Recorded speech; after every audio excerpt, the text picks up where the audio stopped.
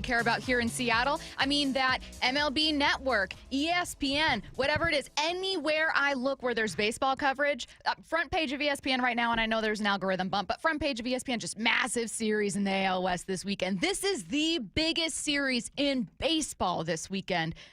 And we're talking about one half of it with the Seattle Mariners, tied with the Houston Astros atop the AL West. Let's talk about what's on the line tonight. Bump, when you're watching this one, what do you feel like is most at stake? I feel like this is an opportunity for the Mariners to kind of change the way they're perceived. It's kind of like a glow up to me. Right? I remember most teenagers change from sophomore to junior year. You leave for the summer, you go travel, you do whatever you do in the summertime. You come back and you just look a bit different. You sound different. You're taller. Maybe you gain some weight, gain some muscle, whatever. You develop. And I feel like this is an opportunity for the Mariners to do that. Obviously, we know what's at stake, right? You're competing for the division. You are tied for the second spot in the AL spot, wild card spot right now. Either team could have a bye and home field advantage in the ALDS. You're playing for a lot of stuff when it comes to getting to the playoffs. But for me, it's that and it's deeper with the Mariners because typically they don't pull through in moments like this. Typically, fans are going to watch these games and be disappointed, minus in 2022. So there's an opportunity for them just to change the way that they are perceived. It's time for a glow up. Can you put yourself in a position to go and win the division and ride off into the sunset, which is called the playoffs? So there's a lot at stake. And these players know it. You asked me last week or a couple of days ago, do they feel pressure? I said it felt different. Now this pressure is different than the pressure that they were feeling a few days ago because it's all lined up for you. You're all squared up. You're looking the Astros in the eye. You're going to their house. From 2019 to 2022, you were 7-32 at their house. Since then, you're 11-16 and 4-0-1 when it comes to the series. You're slowly changing the way that you handle these situations and the way that you are perceived. So this is extremely big. John Morosi tells Wyman and Bob the Mariners have it all in front of them. Everything is in front of the Mariners right now. They've got a chance to, if they win this series this weekend against Houston, enter the final week of the regular season with a ton of momentum, but it does have that feel. I know it's still September and not October, but the intensity and the passion that are going into every one of the Mariner games, it does feel like October right now. Absolutely feels like October right now. Here's Dan Wilson. This is going to be fun. This is going to be fun, and to get some momentum today is big. We got to be prepared, and we will be. This is why you play, and it's exciting. So I think everybody in there is ready to go, and like I said, getting today, get some momentum, and now it's game on. Now, you are right in pointing out the home record that the Houston Astros have at what was then Minute Maid. And you're also right to point at the fact that the Houston Astros have won first place in 8 of the last 9 years. I mean, this has been a dominant team, not just in the AL West, but in the American League. We all know that. We already know that. But this isn't quite the same Astros team. I don't know about you guys. I'm going to be very blunt and honest. I feel a lot of nerves heading into this one. Sometimes I even get this, I hate doomerism and I loathe quitting and meekness, but I still feel it sometimes. I still feel going into a series a ton of excitement, but also a lot of nerves, just this feeling of oh, God, don't do this, which is probably not the feeling a lot of Astros fans have who probably feel a sense of entitlement to that division, having won it so many times. That's all about history, though. That's what's guiding this, because if you look at the actual stats from this season, the Mariners have more home runs. They're third in home runs. The Astros are 17th. They have more home runs, more runs total, obviously. The Astros haven't beat an average, but in almost every offensive metric, the Mariners have the upper hand. And while Houston's story of the season has been that their pitching has been really solid, if you isolate that post-All-Star break, it's actually the Mariners who have had better pitching. They have a better team ERA. Their bullpen has been absolutely amazing during that homestand recently. They have thrown for more strikeouts than have the Astros. So even the thing that the Astros were doing better than Seattle, they aren't doing as well anymore. I say all of that knowing that they're getting Isaac Paredes back. They just got him back today, just activated him from the IL. I say that knowing that Jeremy Pena is on a 6-game hitting streak, had 7 hits in this Rangers series alone, including a home run, and only struck out once. Jose Altuve is playing through a foot injury and still hit a bomb in that series finale, and yet bump. The Mariners have been a better team. I know they have the same record. The Mariners have been a better team this year. I need to will myself to more confidence for this one. You sound like someone who's trying to convince themselves I am. of of the greatness of a team because you realize that in the past, no matter what this team has done, the Astros have found a way to pull through. I hate that team. The Mariners are, obviously won 11 of the last 12. OPS during that span is 888, 23 home runs, both the best in the bigs during that time span. ERA is 2.45, second best in the MLB during that 12-game span. And they are playing better baseball. But I think there's something that cannot be measured, and that is just confidence. It is reputation. It's familiarity of these situations and the clutchness of being able to pull through.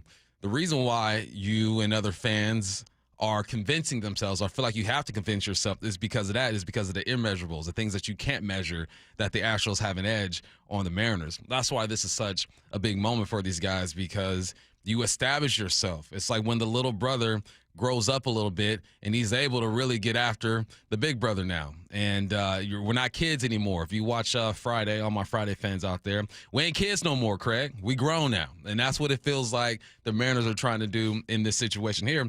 And it's been fun, man. They put themselves in this situation. There were times where I felt like they wouldn't be in this situation just like a month ago. Yeah, not that long ago. But they battled back. So this is going to be fun. You should be nervous. You should be anxious because it means something to you. If I tell my athletes that all the time, and they're, oh, coach, I'm nervous. I'm anxious. I go, just because it means something to you. It's important to you. So we're supposed to feel this way. And I guarantee you, the Astros fans can be as arrogant as they want to. They know their team isn't that great right now, and they know that the Mariners are hot. If the Mariners were coming in on a 5-game skid and weren't hitting the ball, pitches were looking all crazy, then, yeah, it'd be a different story. So I think to some point, it's fake arrogance for the Astros fans right now because they know this is probably the most dangerous this team has been, the Mariners, when it comes to situations like this. And it should be a fight. I hope there's a fight. That's the thing, is because you feel like the Mariners are capable of just blowing this team out the water, and you also feel like they're capable of just letting you down. But that's the beauty of sport. You got to go out there and play the game. You can have all the stats lined up. We just talked about how great this team has been over the last month, or 12 to 13 games. All that is fine and dandy, but you got to lace them up and go out there and play and prove that you can hang with the big dogs. Curtis, I want to talk about a little bit of the math with this series. What would a sweep do versus a 2-1 series win? Is there ever a situation where you could clinch a playoff spot or the division with a sweep? Tell us what we're looking at. So priority number one is just simply to win the series. Take at least 2 of 3. You will then set yourself up pretty nicely for the final homestand of the year. If you take 2 of 3, you're a game up, but also more like 2 games up, because whoever wins this series will also get the tiebreaker in terms of head-to-head record. So if you take 2 of 3, you're essentially 2 up on the Astros. If you take all 3, you're essentially 4 up on the Astros with 6 to play. So meaning if you sweep Houston, then you have 6 games left. You have a 3-game lead in the division plus the tiebreak. You're basically 4 up. So if you go 0-6 the rest of the way, the Astros have to go 4-2 the remaining games on the schedule. If you go 1-5, Houston's got to go 5-1. Basically, you would clinch the division with, like, let's say 2 more wins or whatever. Exactly, yeah. So you would have very little work to do left if you were to sweep Houston this weekend. You cannot clinch the division this weekend, but you can set yourself up really nicely to make those final 2 series a walk in the park. Especially considering that one of those series should be a walk in the park when you're facing the Rockies. The Astros are taking on the A's and the Angels. I don't know if the Angels are in Houston, but I think the A's have the best record in the American League in the second half. I'm suddenly looking at Nick and being like, bro, rookie of the year. Jacob Wilson. Come through. Jacob Wilson. Shea Langoliers. Go 4 get it done, for 4, guys. buddy. Yeah. But so again, it's I point to the math to say that neither team is out of the playoffs if they're swept. Neither team clinches a spot, nor the division if they sweep. But this, make no mistake, is for the division. Yeah, you got some work to do. You're tied 5-5 for the year. Just win. That's what it comes down to. I love when my brain doesn't work like that. Curtis has a gift, and other people don't have a gift. They got to win 5, they win here. Then my brain don't work like that. The athlete in me says, who we playing today? all right, let's go ahead and win this ball game, and then I'll check in with the minds that be when it comes to scenarios. And I'm pretty sure that's how these guys are taking it. Now, there are guys in the organization like Alex Mayer who are breaking down the situation and feeding the organization information. But the guys who got to lace them up, man, who we got today? Hunter Brown? Let's go get it. How are you feeling? What's your confidence level? I mentioned that I was a little bit nervous, though I don't think these players are at all. I think they're ready to get after it. What's your confidence level? I'm nervous. It's like watching my son play against a team that has been whooping their butt, but I know that they're playing well enough to beat them. But there's a mental aspect of this thing, man. It's just you have to believe and you have to perform. And, no, I'm a bit nervous for these guys because I know they're capable of doing it, but you still got to do it. You still got to show me that you can do it. And once you've done it, it's like, all right, now, you just built some championship callus. You're like, we've been through some stuff. So they just have to show it to me. More than capable of doing exactly what you guys are talking about. Got to prove it, though. How do they win? How do they win? Score more runs. No, make Hunter really. Brown When you look like, at it and you think, like, this is the recipe. It is. Score. Hit your bombs. Okay. Be who you been. You know, you just put up a bunch of runs against every series. You've had at least, a double-digit game when it comes to runs being scored. I'm not sure this last one. But be who you've been. Hit bombs. Be solid defensively. Get quality starts from your rotation. Bullpen. Be solid like you've been the past couple of series. Be who you've been. That's what you need to do, and don't have the blow-up innings. If you can do that, you got a chance. I think I'm looking to the pitching for this one with, like, Brian Wu has had 2 tough starts against Houston this year. I think he's allowed like 10 hits in one of them, though not as many runs, and then something like 5 or 6 runs in the other, both losses. But Brian Wu's your best starter. I have the most faith and confidence in Brian Wu. I think I look at Brian Wu and I go, if you get a great day from your starter and a great bullpen, even though they are getting Isak Paredes back, even though Pena is back and is really hot, this Astros offense isn't what it used to be. Jordan is not in this lineup. Jose Altuve is a little bit older. He's playing through foot soreness. It doesn't mean that these guys still can't be great. By no means am I saying that. But this is not the Astros lineup that I picture in my head when I think of the best versions of this team. Heck, half those names aren't even there anymore. Mm-hmm. So yeah. I think that I'm turning to pitching going, you might have to turn to your original play. Even though home runs have gotten you to this point, you might have to turn to that original formula you had and just go, you know what? We're going to win this series the way that we planned to win it all. And that is on the backs of our pitchers with the offense doing enough. And it would be great if it's like a home run from Cal to set a new franchise record or another double from Polanco or just like a feel-good story is great. But, man, if you can pit this Houston Astros offense on their backs, force them to put up a ton of runs, I think you put them in trouble. Yeah, yep. Make them have to be explosive because they haven't been for the most part this year. Yeah. And just be solid on the mound. 425, is there Bold Take Friday today? Is there Bold Take Friday today? What kind of question is that? Of course there's Bold Take Friday. Now, we are going pretty Mariners heavy to start, though we're about to get to headline rewrites. But Astros beat writer for The Athletic Chandler Rome is going to join us in 15 minutes to give us a preview for this series, answer all of our questions about the Astros. And then it's time for Bold Take Friday. You don't have to wait for 10:45 to get them sent in, though. I'm keeping my eye on the text line. So if you want to send yours, 866-979-3776. And it is a Football Friday, powered by the Snoqualmie Casino and Hotel. Let's get to headline rewrites. Extra, extra, read all about it. Headline rewrites. We must make headlines. The real story behind the headlines in today's news with Bump and Stacy.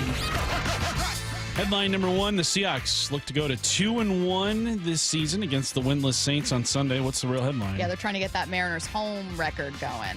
That's what they're trying to lean into. Yeah, they got to get Mariners going. Been doing this? It's been bad for these guys, but I think this is the team to get them going. The Saints are a professional football team. Can't sleep on them. But I feel like there's a possibility for a big day for Sam. You got the run game going last week. Hopefully that continues. There's some things you got to fix in that run game. I'm sure they've been looking at it.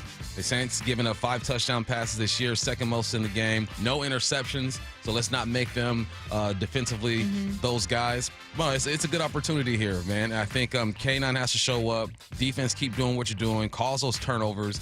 And get the 12s excited again. This, to me, is a chance to build off of what you did last year. You weren't a perfect team last year. You didn't make the playoffs last year. We all know the story. But I think that you were still losing games that you absolutely shouldn't last year. So I keep going back to that Giants game going, you knew how this team wanted to win. You knew what you were susceptible to, being the run, and you lost because they ran all over you. Like, you knew exactly what they wanted to do and let them do it, and they did it I think they won by like 9 points. Like, this was not a one-score game. I look at this game against the Saints similarly, where I go, you know exactly what they want to do. You know exactly. They want to run the ball all over you, and they want to keep you from running. You also know that they're going to focus on Spencer Rattler just trying not to turn it over. I mean, be the version of the defense you really should have been against New York and take this win. That's how you start to grow as a team. You have fewer games each year where it's like, how the heck did you lose that one? Headline rewrites. Headline number 2. The Huskies are 20.5-point favorites for Saturday's Apple Cup against the Cougs. What's the real headline? 3 touchdown favorites on the road. I say this unironically, but woof. Yeah, they should win this game.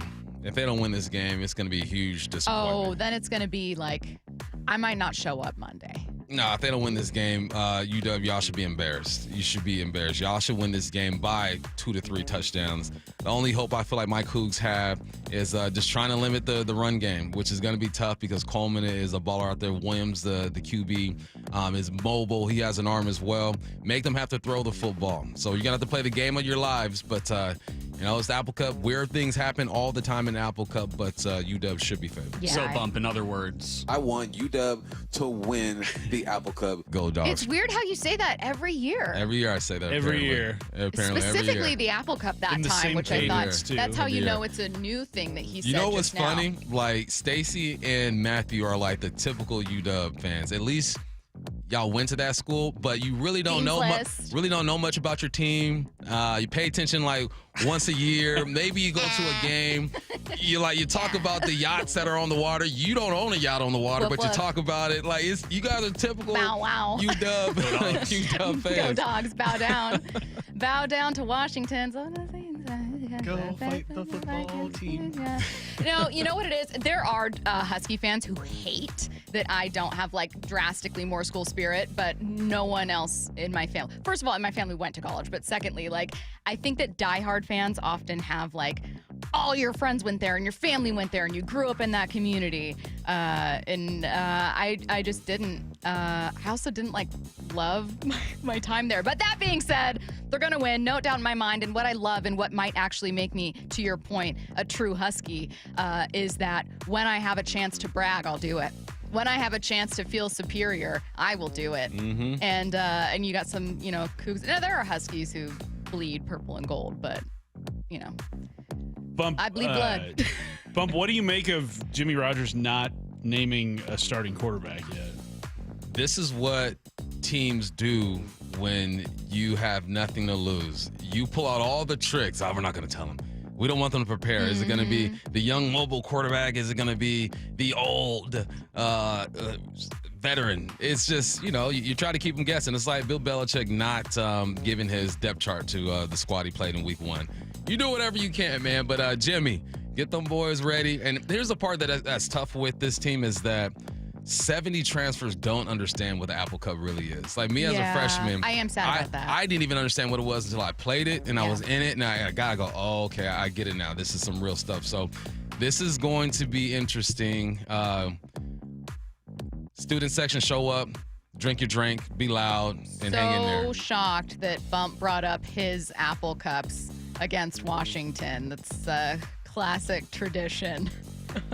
I didn't even bring up the result. I just told you, like, you can if you want. I didn't get it until I played in it. The results, everyone know the results of that by now.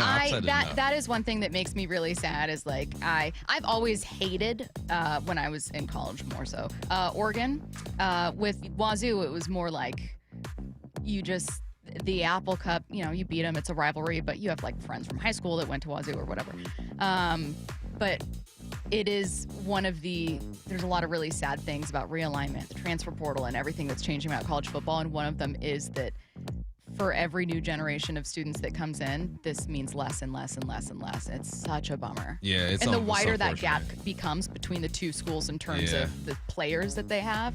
Yeah, but it is what it is, man. You know, Wazoo and Oregon State got left behind, and they don't produce the revenue to kind of hang with these guys. So it's slowly changing. It's going to look different in about 10 years for sure. Headline rewrites. Headline 3, the Bills moved to 3-0 last night with a 31-21 win over the 0-3 Dolphins on Thursday Night Football. What's the real headline? Despite that win, guys, right now it's looking like the path to a Super Bowl goes through Indianapolis. They're juggernauts. They can't be stopped. They haven't punted yet this season. There is a bet that you can make right now that the Colts will punt for the first time on their first drive this year. Yeah, the Colts have been They're the surprise undeniable. Perfect of season. the league for sure. Daniel Jones winning the job over Anthony Richardson. Here's the thing about the Colts, though, is that you played Miami. Everyone's smacking Miami, even though they did make it interesting last night. You beat Denver, who's a solid squad. They could start off 3-0. You got Tennessee coming up. So good for the Colts. It's looking like they made the right decision putting Danny Dimes back there. Mm-hmm. But I'm more concerned about the Miami Dolphins, man. It's if they didn't lose the way they did, right? If it wasn't competitive, I think that McDaniel's seat will be burning hot right now. He might have bought him a few more weeks, and this thing's falling apart. The interesting thing is when do you just dismantle the group? When do you start shopping Tyreek Hill and seeing what you can get from him? You know the Chiefs need themselves a wide receiver. Are you going to call them and have conversations there? There comes a point where you kind of punt on the season, but thankfully they have the Jets and the Panthers coming up. They could kind of bounce back and try to right this thing. Yeah, I mean, at least they kept it close. There was a brief moment there, 21-all, where I thought, man, maybe the Dolphins do this. Even though the Bills have clearly been the better team. I mean, they were in it, but I think you're right. At a certain point, you're 0-3. You're not winning your division. It's simply not happening. Can you get to the playoffs? I don't know. Do you... And if you sell, do you get rid of Mike McDaniel, who seems like a really smart guy, but have you lost the locker room, or are you just not a good team? I was having this conversation with Moyer yesterday. And every coach in the NFL, like Mike McDaniels does his own thing, right? He's one of one. He's original out there. And he seems like he's a player's coach. But even the player's coach has to have that dad in him to where I might not yell or holler, but if I say something, I get stern, everyone perks up and listens. Even Pete Carroll had that on Tell the Truth Mondays. He had names on the whiteboard. Like, he held people accountable. I don't know what the operation is like over there with the Miami Dolphins because I'm not in the building. But it feels like Mike McDaniels needs to have that dad look at his team and pump some fear in. Someone said the Huskies can only blame themselves for realignment. Let me tell you what, I blame one person for realignment, really, and it's definitely not the Washington Huskies. Also, notoriously the first school to leave the Pac-12. Come on. Yeah, USC, UCLA. I get the Washington argument. I get that Washington and Oregon had a chance to save it. They really did, and instead they jumped ship. I completely understand. But that was a sinking ship. You should have been brave. Should have stuck around, but that is not the cause of realignment. The cause of realignment is much bigger than that and is far more closely tied with one man. And and it all Who leads should to never have been TV commissioner. revenue, money. Yep. That man and money. Hubris. So I don't blame. Listen, I got love for UW outside of this week. I understand business-wise why they made the moves that they made. It's just unfortunate that two schools were not capable of making the same moves. We got a couple big names on our platforms this Sunday. Here's where you can find everything. Catch the Mariners-Astros series finale on either the Seattle Sports app or AM 770. The Seahawks face the Saints in a game you can hear on the app and on 710. So again, Mariners are on the app or 770. The Seahawks are on the app or 710. If you've noticed, the common denominator is the app, the Seattle Sports app, where you can flip back and forth between either broadcast and make it super easy on yourself. The Mariners begin what feels like a playoff series and may as well be tonight at 5:10. We're going to preview this Astros team with Chandler Rome next on your home for the Mariners playoff push, Seattle Sports and the Seattle Sports app. It all comes down to this. This is the series we circled so long ago. The series that could decide the American League West begins tonight. The first place tie with the Houston Astros. Just knowing what's on the line now down the stretch. Every game right now is big. It's there to be had. We believe in each other and we're ready to fight. Mariners, Astros. First pitch at 5:10. Pre-game at 4. It's the push to the playoffs. And it's only on Seattle Sports on 710. 1010 and the Seattle Sports app. Saving for retirement was tough enough for us. Yes, and navigating markets can be challenging at times. I understand. That's why at Fisher Investments, we take a disciplined approach with your investments. Tell us more about that. We take an active approach to money management, positioning your portfolio for opportunities we see ahead. So all your clients get the same portfolio? No, we tailor your portfolio to your individual goals and needs. What about communication? We don't like being left in the dark. We check in regularly to keep you informed on the markets and your portfolio. Which means you'll help us stay on track. Yes, our goal is your comfortable retirement.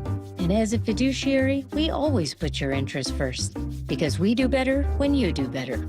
At Fisher Investments, we're clearly different. Learn more at FisherInvestments.com. Investing in securities involves the risk of loss. If you're 55 or older and into that whole saving money thing, T-Mobile has an exclusive phone and internet bundle just for you. Right now, get 2 unlimited phone lines plus 5G home internet for just $30 each per month with autopay, plus taxes and fees. And with 5G home internet, setup is easy with just 1 cord and no technician needed, which is great if you're also into that whole keeping it simple thing. Switch now and experience the best mobile network in the U.S. Visit your local store to start saving. T-Mobile, it's better over here. Based on analysis by Ookla Speed Test Intelligence data Q4 2024 to Q1 2025, Ookla trademarks used under license, unlimited on our network. Customers on voice plan may notice speeds lowered by other customers and further reduction if using more than 50 gigs a month due to data prioritization, video streams, and SD on this plan. Home internet pricing after $20 a monthly bill credit plus $5 for line without autopay. Debit or bank account required. See 5G device coverage and access details at T-Mobile.com. Hey, want to hear something great? Right now at Wendy's, you can get 2 of the #1 selling bacon cheeseburger in all fast food, the JBC, plus medium fries and a medium soft drink for just $8. Want to hear something else great? Double the burger means double the bacon. Now that's a game changer. 2 of the #1 bacon cheeseburgers with fries and a drink for just $8. Gotta be Wendy's. Limited time only. U.S. price and participation may vary. Request $8 JBC meal deal to obtain discount. Individual items at regular price. Progressive knows if you have to choose between everyday life and your RV wins.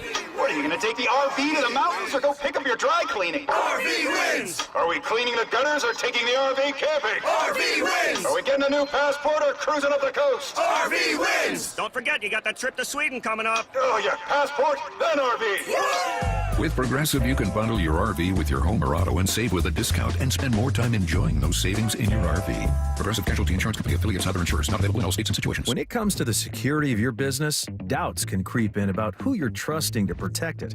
Are they a reliable service? How will I know if something happens? Are they keeping everyone safe? At Bay Alarm, we got you. For nearly 80 years, we've been putting our customers' minds at ease with our advanced technology and personalized support. Feeling insecure about your current security service? Visit bayalarm.com today to talk to a local security expert. This is for all you guys on Viagra. ED pills are no longer needed. The brutal side effects like 4-hour headaches, blurred vision, and that flush feeling can all be put behind you with our treatment. Here at West Coast Men's Health, we have a better approach to ED. Acoustic wave therapy creates blood flow circulation by safely removing the plaque in your arteries and restoring function naturally. Guys, let me be clear. Pills will never fix your problem. Our equipment is the latest technology, and our medical staff is the best in the industry. So give West Coast Men's Health a call today. Speak with our clinic manager. Ask him any question you like, how it works, the science behind it, and even the cost. If you suffer from ED or Peyronie's disease, give West Coast Men's Health a call today. It's not just about better health. It's about a better life. With clinics in Redmond and Tacoma, call 206-519-6541. That's 206-519-6541. Online at westcoastmenshealth.com. From whiplash to herniated discs, there are a few car accident injuries we've all heard of. J.P. Pendergast with Pendergast Law explains that even the most common injuries differ from one another. Pre-existing conditions, health history, beginning of treatment. There are hundreds of factors that make every person and every injury unique. While these variables aid medical treatment, the strongest case recoveries must also take them into account. Could you explain a little bit more? Our team at Pendergast Law is obsessed with turning over every stone to differentiate each case. This requires thorough investigation, diligent listening, and relentless research. We never pursue cases with a one-size-fits-all approach.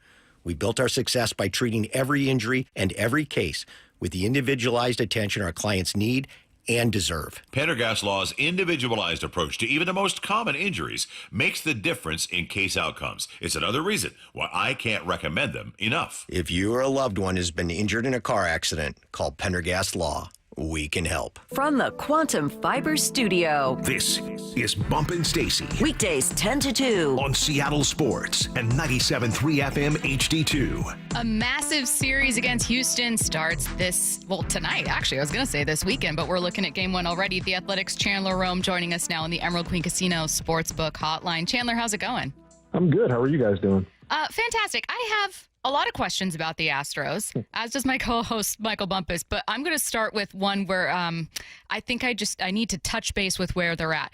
My memory of the Astros this year, prior to keeping closer tabs on them, is, God, they've been dealing with so many injuries, just really getting unlucky there, but the pitching has really kept them in this.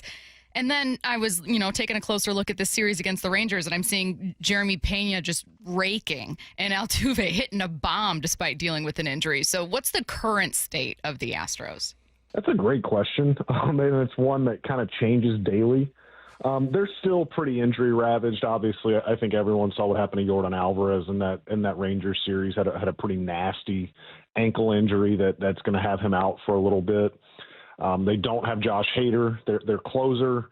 They've got, I believe, 4 starting pitchers now have had season-ending elbow surgeries, and it just seems like they're resilient. It seems like they're able to absorb pretty much anything that comes their way injury-wise. The fact that this team is tied for first place is nothing short of remarkable, just given all the attrition that they've had. So where are they right now?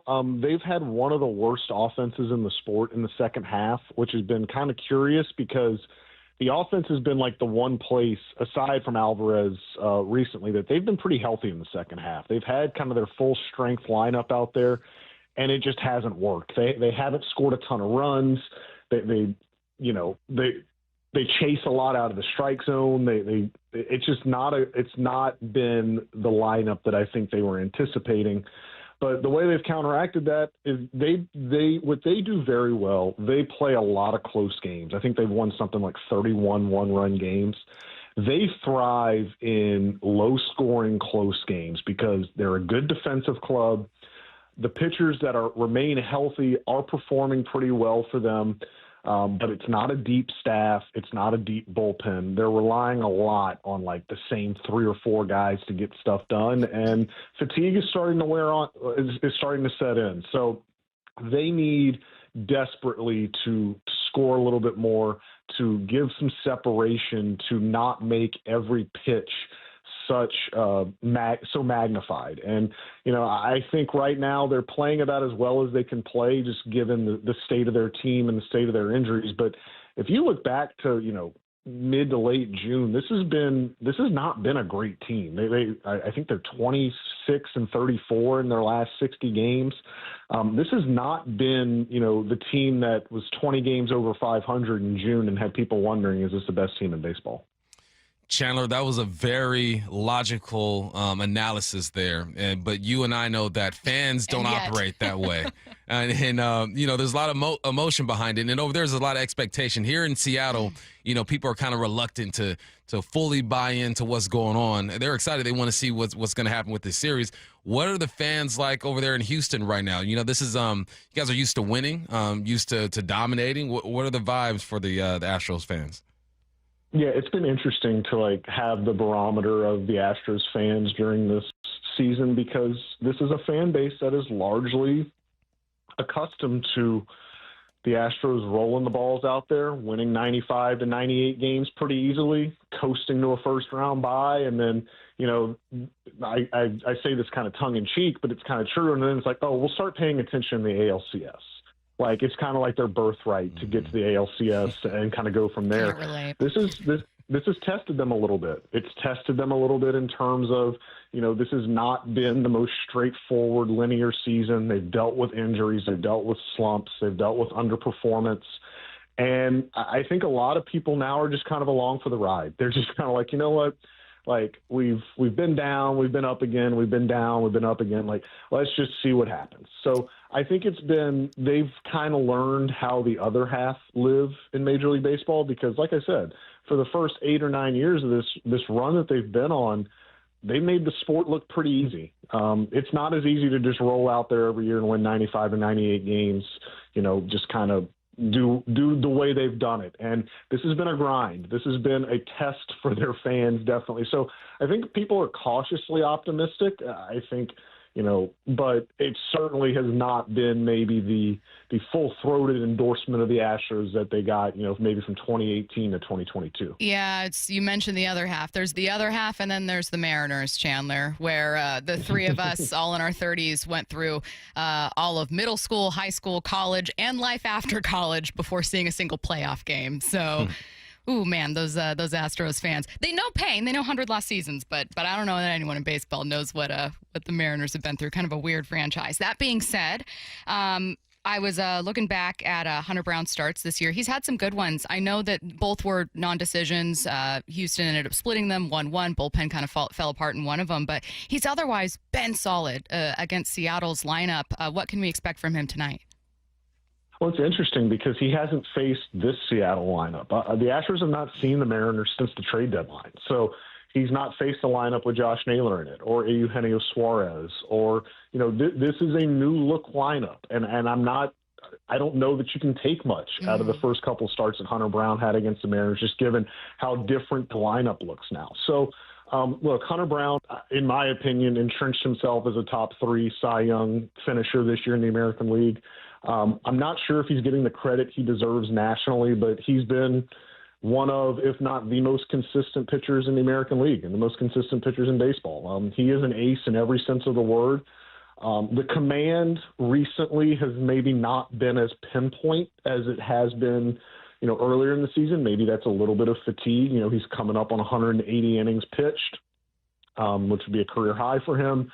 But he's still getting the job done every time out there. And he's had a couple kind of hiccups here and there, but his hiccups have not been massive. It's not as if he's gone out there and just gotten shelled. So he's found a way to keep this team in games. He is the epitome of an ace. Be interesting to see how this Seattle lineup, and I think the thing about the Mariners in general, this even extends to Framber Valdez on Saturday, this is not a team that's had a bunch of turnover. Like J.P. Crawford's been there forever. Julio, Cal Raleigh, even Eugenio Suarez. I know they traded for him again, but he has history there. Yeah. So these guys know Hunter Brown and Framber Valdez so well just because they've seen them so much. So they can come in with, some different approaches, some different ways of attacking them because they know what works and what doesn't. And they've seen these pitchers more than most. So, it'd be interesting to see what the approach is tonight. But Hunter's been fantastic. He's shown the ability in the last year and a half since he's really had this breakthrough to step up in big games and pitch in big games, and tonight's certainly one of them. Well, there's a young man that these Mariners have not seen that going to see Game 3, I believe, in Alexander. Jason Alexander was acquired by the A's. How important has he been during this the second half of the season? And just give me his profile. He's been a godsend for them. And, waiver claim off of the A's, he kind of epitomizes why I think everyone just kind of looks in wonder at the Astros, because it's like this guy couldn't cut it for the Sacramento A's, but the Astros have turned him into a sub-3 ERA starter who has really been, a stabilizing force in the second half. Look, is the stuff elite? No, it's not. It's sinker changeup, and it's the Astros don't want him to face an order more than 2 times because the numbers are pretty drastic if he sees a lineup for a third time. So, it's not as if he's some world beater, but Joe Espada says it all the time. It's like he knows who he is. He doesn't reinvent the wheel. He just goes out there and pitches. He throws strikes. It's not plus stuff, but he just finds a way to keep the team in games, and it's been a revelation for them. There's a reason. It's pretty interesting to look at how they lined up their rotation, that Jason Alexander is the one guy that they made sure started against the Rangers in the last series and is going to start against the Mariners in this series. So their biggest homestand of the year, and he's the guy that they wanted to make 2 of the 6 starts. It speaks volumes about where he's at. He is the Athletics Chandler Rome. And Chandler, again, this is a massive, massive series. And we had some pretty important questions about this Houston team, which I think is making a lot of fans pretty nervous here. You have brought so much information. Thank you so much. Yep. Thanks, guys. Appreciate you. Get your boldest takes in for Bold Take Friday. It's coming your way next, 866-979-3776 on Seattle Sports, your home for the Mariners playoff push. You're heading into Houston? This is why you watch baseball. Brock and Salk. The team is good. They're playing great baseball right now. Morning 6 to 10. Their pitching looks much better than it did earlier in the year, and their lineup is, again, I'll say it, the best in the American League. Everything is there. Everything is dead even now, right? They know you, you know them. This is as good a playoff tune-up as you're ever going to get. Brock and Salk. Morning 6 to 10. Only on Seattle Sports and the Seattle Sports YouTube page. John here with Happy Hauler. Furniture and household items you plan to throw away? We'll take them and prioritize donating and recycling, keeping items out of the landfill. Happy Hauler is Seattle's eco-friendly junk removal. HappyHauler.com, hauling with a heart. Open enrollment for Medicare happens every year, but for a lot of people, it's still confusing. Hi, this is Herb Weisbaum, the Consumer Man. Don't worry, help is on the way with a Medicare Jumpstart Toolkit brought to you by the Insurance Commissioner's Sheba program. Find out what's changing and learn about your options for Medicare with 7 easy steps to get ready for open enrollment. Order your free copy of the Medicare Jumpstart Toolkit at insurance.wa.gov or pick up a copy at your local library or senior center. Rain is coming. Is your roof ready? The rainy season is approaching fast, Seattle, and 3 Tree Roofing has your roof replacement covered. Get $500 off by scheduling your free estimate at 3treeroofing.com. Their professional installers guarantee a seamless replacement this rainy season. 3 Tree Roofing, your Puget Sound roofing experts. For over 113 years, Pacific Lamp and Supply Company has been your #1 lighting specialist in Washington, from the Space Needle in Seattle all the way to the Riverwalk in Spokane. With the largest lighting inventory in Washington, Pacific Lamp's knowledgeable and experienced staff can assist with any lighting issue, including intricate lighting and control designs. Plus, they work with all utilities in Washington to get you the best available lighting rebates. Pacific Lamp and Supply Company, Washington's lighting experts since 1912. Visit pacificlamp.com. Hey man, gaining weight, dragging throughout the day, losing your drive? It could be your testosterone. The team at Revive Men's Health Washington gets men back on track with the energy and drive they've been missing. Meet Tyler, Revive Men's Health Director of Operations and witness to hundreds of success stories. I've seen guys come in worn out, discouraged, and just not themselves. A few months into treatment, they're standing taller, speaking with more confidence. It's like watching someone come back to life, like a light switch gets turned back on. The spouse says, "Thank you, I really have my partner back, better than before." That's the moment it all clicks for me, and that's why I do what I do. Since 2011, Revive Men's Health has helped more than 120,000 men regain their energy and drive. Start your story today with an in-clinic visit or a secure video appointment. Call 206-529-1111 now to book your free testosterone test, exam, and consultation. That's 206-529-1111 or schedule anytime at revivemenshealth.com.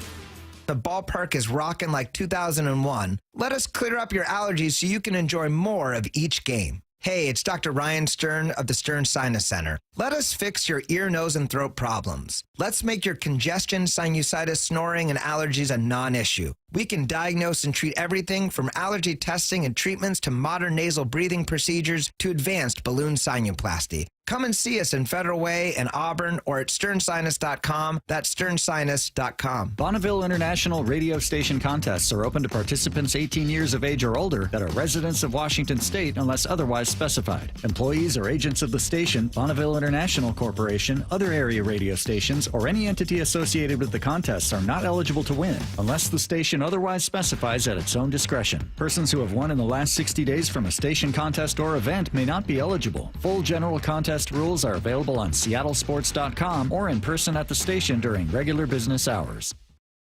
Luxury has arrived at Snoqualmie Casino and Hotel. The hotel is open and you can book now at snocasino.com. The destination spa, the expanded non-smoking gaming floor, the big 2,000-seat entertainment space and convention center, and yeah, the new restaurants, food venues as well. Effortless style and the utmost in relaxation. Go to snocasino.com to book. Seattle's closest is now Snoqualmie Casino and Hotel. September is Prostate Cancer Awareness Month. I'm joined by Tim Hunter, who underwent treatment in February. Tim, what's it like to go through the CyberKnife treatment? Well, you go in, you do a 5-day-in-a-row stint.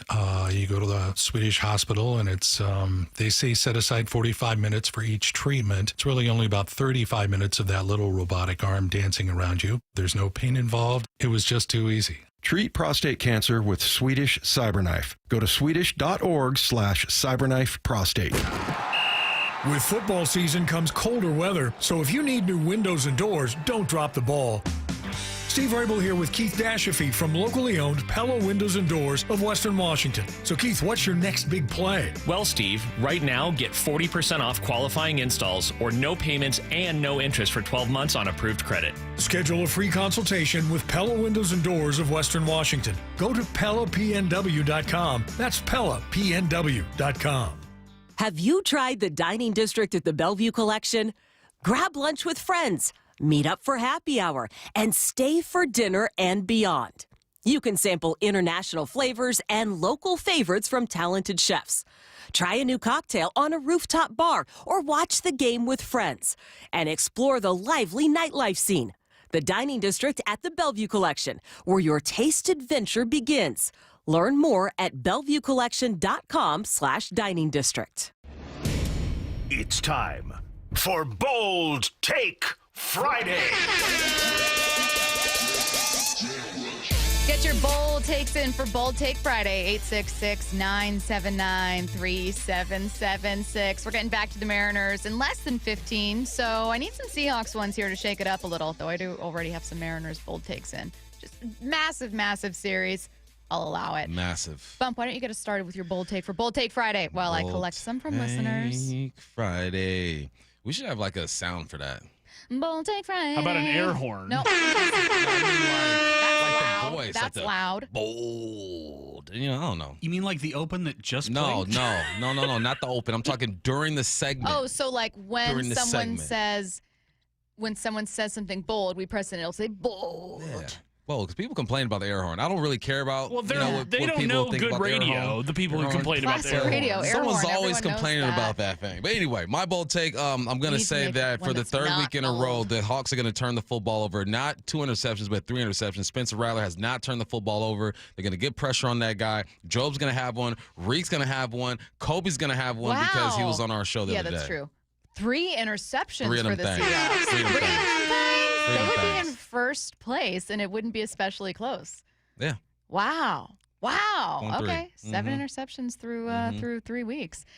Curtis, what's your bold take for Bold Take Friday? My bold take is that, I mean, it's not so bold to say that the third week in a row our guest on the huddle is going to have an interception. It'll be Kobe Bryant or Ty Okada. We got 2 chances this week.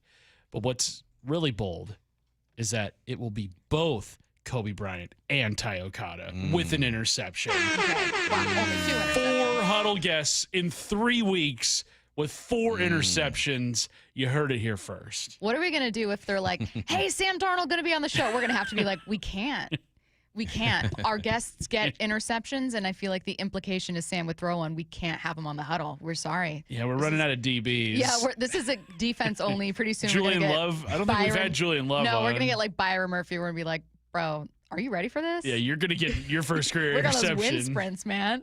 You're getting in that end zone. You will intercept this ball. 866-979-3776. I saw a couple people texting in Kobe Bryant getting a pick. People really feeling Kobe Bryant getting his second pick of the season. Going down. Okay. I do have some Mariners ones. Mariners sweep the Astros, win the West, end up tied with Detroit end of the season to take the 2 seed in the playoffs. They want a big picture bold take, extending beyond just this weekend. They said, no. The Mariners are going to be the 2 seed. They're going to win the West, Be a 2 seed. It's going to be a good weekend. Okay, 206. Bold take. JSN 150 and 2 tutties. Let's go. Let's go. I think if he does go 400 yards, that'll be 3 in a row. He'll tie the franchise record that Steve Largent and DK have for 3 consecutive 100-yard games. I'm with that. My bold take says the 508. I'll see bump and raise him this. Seahawks will have 2 defensive scores. Ooh. Against the 8s, he said. You get 2 defensive scores, that's ball game. Yeah, that's a wrap. That's done, so. You call your shot. Let's go. Big Cat gets 4 sacks. 1 per quarter, says the 425. I like them breaking it up. Very, very consistent approach for Big Cat here. The Seahawks only allow 37 rushing yards from the 509. That's exceptionally bold. Alvin Kamara had 99 on the ground last time. The Saints had 121 against the 49ers. I actually think that that's your single greatest threat on Sunday, is this Saints team trying to run all over you. Yeah, I don't think it's a single biggest threat. I think their receiving core is actually not bad. You have Rashid Shaheed. You have Olave. This will be the fastest receiving core that they've seen all year. But, yeah, clearly they want to get Kamara the ball and get him running. But you know what? This Kellen Moore offense is kind of like the ones that we've seen and that we like. Play action, hand the football off, roll out, backside post. So as long as the safeties are deeper than the deepest, you could be okay, but there's some explosiveness with this core. Bold take Friday. Stacy comes out of the pen in the 9th for the win. Can you guys imagine if you were watching this game? And then, you know that one gif of Leonardo DiCaprio from, I think, Wolf of Wall Street, where he sits up and he points at the TV? Mm-hmm. And that's going to be you guys, but you're going to be just shocked and scared. You're going to be like, send her back to the pen. Do not let her touch that ball. Do not let her on the mound. The gif that I'm thinking of is... Little Sasquatch. It's of the Phillies. JT Realmuto's out for he's the catcher, and he's out for a pitching change, and he sees the reliever coming in, and he just shakes his head, and he's just like, not this guy. That's going to be Cal. Just not this guy. Please, anyone else. She's not going to get it to home plate. It's just going to be bad.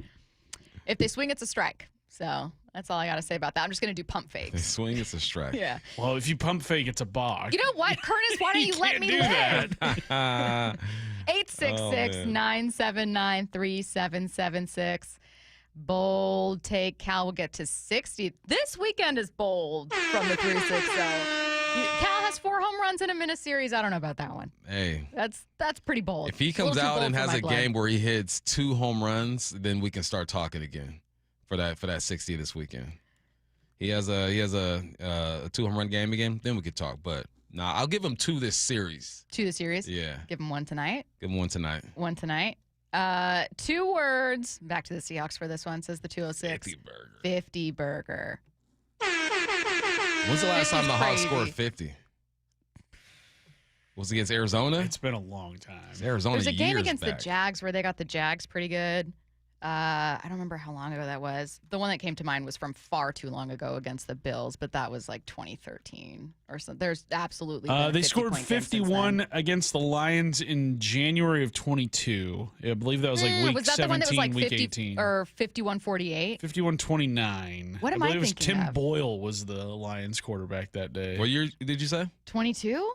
In 2012, they did it twice, 58-0 against the Cardinals, back-to-back and weeks, then right? 50-17 against the Bills. Yeah, That was a crazy stretch. they were a juggernaut for like a 3-week stretch there. Because I think the And then they won a 49ers, they Super blew them Bowl. out too. Yeah. All right, back to the Mariners. Shannon Drayer joining us next on your home for the Mariners playoff push, Seattle Sports and the Seattle Sports app. Watch live high school football. This Friday, it's the Seattle Sports Game of the Week, presented by STSPN. He's in! Touchdown! Friday night, Seattle powers collide when O'Day visits Seattle Prep at 7 p.m. The senior comes up with a big INT. Watch the game exclusively on the Seattle Sports app, Seattle Sports on YouTube, and SeattleSports.com. Intercepted! See the full 2025 season schedule at SeattleSports.com/high school. Dave Wyman here, and since I stopped playing football, we've been fortunate to live in the same house for over 20 years. That type of longevity is a good thing, except 20 years in the same house means a lot of things start to break. Most recently, it's our windows. Virtually every seal has broken, and that's why I reached out to Harley Exteriors. They're local, they're huge fans of our teams, and big listeners to the station. Better yet, they have the best product. Olympic Series windows offered exclusively through Harley Exteriors are manufactured in Washington, designed for Pacific Northwest homes and climate. That means cooler in the summer and warmer in the winter. To celebrate the start of football season, the guys at Harley Exteriors are offering no interest and no payments for an entire year. Also, buy one window and get the second one 40% off. And take another $200 off your entire project. Call 833-HARLEY. That's 833-HARLEY. Or go to harleyexteriors.com. Did you know in Washington State, you can see a physical therapist without a referral from your doctor? That's right. Thanks to Direct Access, you can skip the wait and get the care you need right away. Shannon O'Kelly, how has Direct Access changed the game? Direct Access for us, Brock, is a game changer. Why? Is because there is so much research and data out there that says if you get in early when you have a musculoskeletal problem or an injury, the earlier you get in and we can start care, the better outcomes and the decreased downstream cost, okay? So it's so important. Our providers are all doctors of physical therapy. They're all trained to identify situations and problems.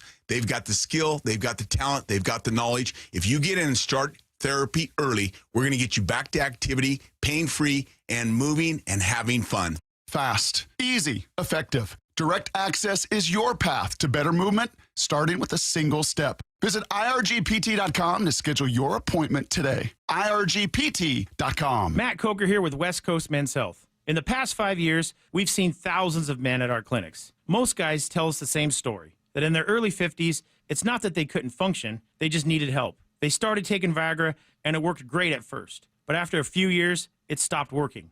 The problem is that their arteries had become more restricted since they started taking it, because Viagra does not unclog arteries. Here at West Coast Men's Health, we use acoustic wave therapy to target the real problem. We break down plaque and clear up the arteries so blood can flow like it did in your 20s. This restores function. And guys, listen to this. You won't have to take a pill anymore. So if this sounds like you, give West Coast Men's Health a call today and see how we can help. With clinics in Redmond and Tacoma, call 206-519-6541. That's 206-519-6541. 206-519-6541. Online at westcoastmenshealth.com. Keeping your engines healthy means protecting them in season and out. Experts trust Stable to do that. And third-party testing confirms it. Stable is the industry leader in preventing fuel-related issues, no matter if you use it in your car, boat, or outdoor power equipment. In season or out, at every fill-up or when you store, start with Stable. Ready to order? Yes. We're earning unlimited 3% cash back on dining and entertainment with a Capital One Saver card, so let's just get one of everything. Everything? Fire everything. The Capital One Saver card is at table 27, and they're earning unlimited 3% cash back. Yes, Chef! This is so nice. Had a feeling you'd want 3% cash back on dessert. Ooh, tiramisu. Earn unlimited 3% cash back on dining and entertainment with the Capital One Saver card. Capital One, what's in your wallet? Terms apply. See CapitalOne.com for details. Everyone wants to get the best deal they can when they buy a car. What about when you want to sell your car, though? Of course, you want to get the most money possible, but how can you get the most you can without trying to sell it yourself? Stacy Rost here, and that's where my friends at Wayscar Ford in Auburn step in. Not only will they buy your car today, but that's just the beginning. Once they resell your old car, they send you another check for 50% of the profit of the sale of your old car. They've already given back over $800,000 to their customers. You can go to the website to see pictures of giant checks for yourself. It's such a great offer, and I know exactly what you're wondering right now. How are they able to do it? It's not a consignment because you get paid for your car right away. Wayscar Ford pays you right up front. They buy your car for fair market value. No more insurance, no more maintenance, no more storage, no more headaches. Then they pay you half the profit when they resell your car. It's just that simple. Get the most money possible for your old car at Wayscar Ford Isuzu in Auburn and let them do the work. WayscarFord.com. That's WayscarFord.com. Let's go! This is Seattle Sports. Streaming through the Seattle Sports app. KIRO AM Seattle. KIRO FM HD2 Tacoma. Home of the Seahawks, Mariners, and everything Seattle sports. Seattle Sports Snapshot. The Mariners begin their biggest series of the year tonight. Mariners and Astros tied atop the AL West. Winner of this series gets a massive upper hand in that divisional fight and potentially the 2 seed. Detroit only a game up right now. Houston's won the division for 5 years in a row and in 8 of the last 9 seasons, but does that stop this time? The Mariners, who haven't won the AL West since 2001, have more home runs, stolen bases, and since the All-Star break have thrown more strikeouts and have a better ERA. Snapshot brought to you by Miller Lite. When it's game time, it's Miller time. From the Quantum Fiber Studio, this is Bump and Stacy on Seattle Sports. Streaming through the Seattle Sports app and at seattlesports.com. Now, here are your hosts, Michael Bumpus and Stacy Ross. Here we go now. Joining us right now in the Emerald Queen Casino Sportsbook Hotline, it's Mariners insider Shannon, Drayer, and Shannon. This series feels like a playoff series. It's got all the hype around one, and it may as well be a preview here. Curtis already helped us kind of set the stage for what's at stake. Do you get the impression, talking to these players, being in the clubhouse, that this is a very, very confident Mariners team? I do, and I think it really helps. And they didn't, let me make this perfectly clear, they didn't seem like they were knocked off their game when they did drop game 2 in Kansas City. It wasn't all of a sudden, oh no, we're back to the same road team. What are we going to do? The next morning in that clubhouse, you would have thought they won the game. They were, it was early, but they were in good spirits. The music was playing. The energy was fantastic. Everybody was, they were all doing things together. You don't have one guy who's in one corner or anything like that. It was fantastic. So I do think that the confidence that they have going is confidence that they've had going for a while now. And now I think they're hungry. And I think something that I've heard from them quite a bit over the last couple of weeks is we've got to go take it. Well, now the opportunity is right in front of them. Shannon, is that something new about this team, them kind of bouncing back the way that they did with that loss to Kansas City on the road, or is this just a natural maturation of this team and where they are today? Not really. They'd been like that for most of the season. They were very resilient, regardless if it was losing a player to injury or losing a game or a couple of games. But you were starting to see a little bit of it, and how wouldn't you? It's not fun to lose games. And those 2 road series, I think, took a little bit of toll, but they were able to bounce back from that. And that's really the first time that I've seen that. Brian Wu starting tonight's game. 2 tougher outings against Houston, but Shannon, I think if I were to pick a single starter I'd want to see in a very important game, it would be him. What can we expect tonight? Yeah, it'll be interesting in what to look for from him. I think, we know him so well. He has been so consistent throughout the season, keeping a wary eye on where he is in his innings count. He's almost 50 innings over what he pitched last year, which, of course, was a career high, but we really haven't seen any drop-off of stuff or anything like that. So, he is coming off a good start. He is coming off a start where I think he went through a little bit of a rocky phase where he didn't have quite his best 4-seam fastball, and he wasn't using it as much. He might not have felt as good about it. I think he feels good about it right now. And I also think that, something that he has added to his game this year is the confidence that he has and the competitor that he is. Those things are always in there, but it is something that he has continued to layer upon layer upon layer in the way that he has been developing and the things that he consciously goes out there and tries to add to his game. And I think that's going to be big. He is very heavy into the mental skills, very heavy into the breathing and controlling everything he can possibly control out there. That's going to be huge in game 1. We've talked about how tough a place it is to play in Houston this time of the year. It is going to be extremely loud. The fans are going to be there early. It's going to be a very, very hostile environment. He knows what the stakes are, but I think he can manage that as well as anybody. How good was it? The bounce back, I want to say of Suarez. How important is it to see him playing the way that he's playing right now? I think it's huge. I think they need that right-handed bat in the order. I think that's very important, and, it just gives you a little bit more room for error in other spots if some other hitters can't, if they're kind of if they're slumping a little bit as well. But also, I mean, this lineup just, how intimidating can it be if you have Cal Raleigh going, if you have Gino Suarez going, if you have Josh Naylor, if Polanco is doing what he's done for the majority of the season. It's a tough lineup. And Suarez, for the better part of 7-8 days, was an almost automatic out in that lineup, and that is the bigger implication of it. You're giving the pitcher a break.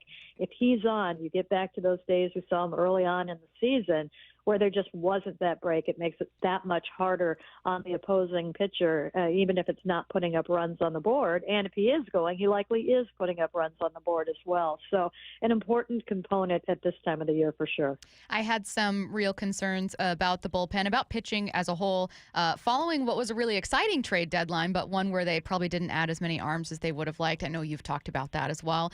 But that homestand, the bullpen was just absolutely nails. And obviously taking 2 or 3 from Kansas City, certainly helps aid in your entire conversation about them improving on the road. Tell us a bit about that group heading into this Houston series. Is there anyone that we're watching closely because they've had a couple bad outings? Anyone who is really building on something? Just a temperature check on a bullpen that I feel a bit better about of late. Well, I liked what we saw mostly, to start the road trip, which is important. So they were able to also take what they did at home, which was phenomenal, and it actually extended to the final 3 games, the whole series, the Atlanta series. But they do not have the off day. Houston is coming off the off day, so their bullpen is going to be more rested. This bullpen will come in with a lot of confidence and knowing that if we throw strikes, good things can happen, and that's something they got away from a little bit, particularly early in the count. They were nibbling some of them around the edges here and there and getting hit some. So I think that they have good confidence. What's going to be different in this one is, you don't really have a place to utilize Gabe Spire. Gabe Spire was basically, that's who you went to for Alvarez. Houston's lineup is so right-handed heavy. They really don't have another significant lefty in that lineup.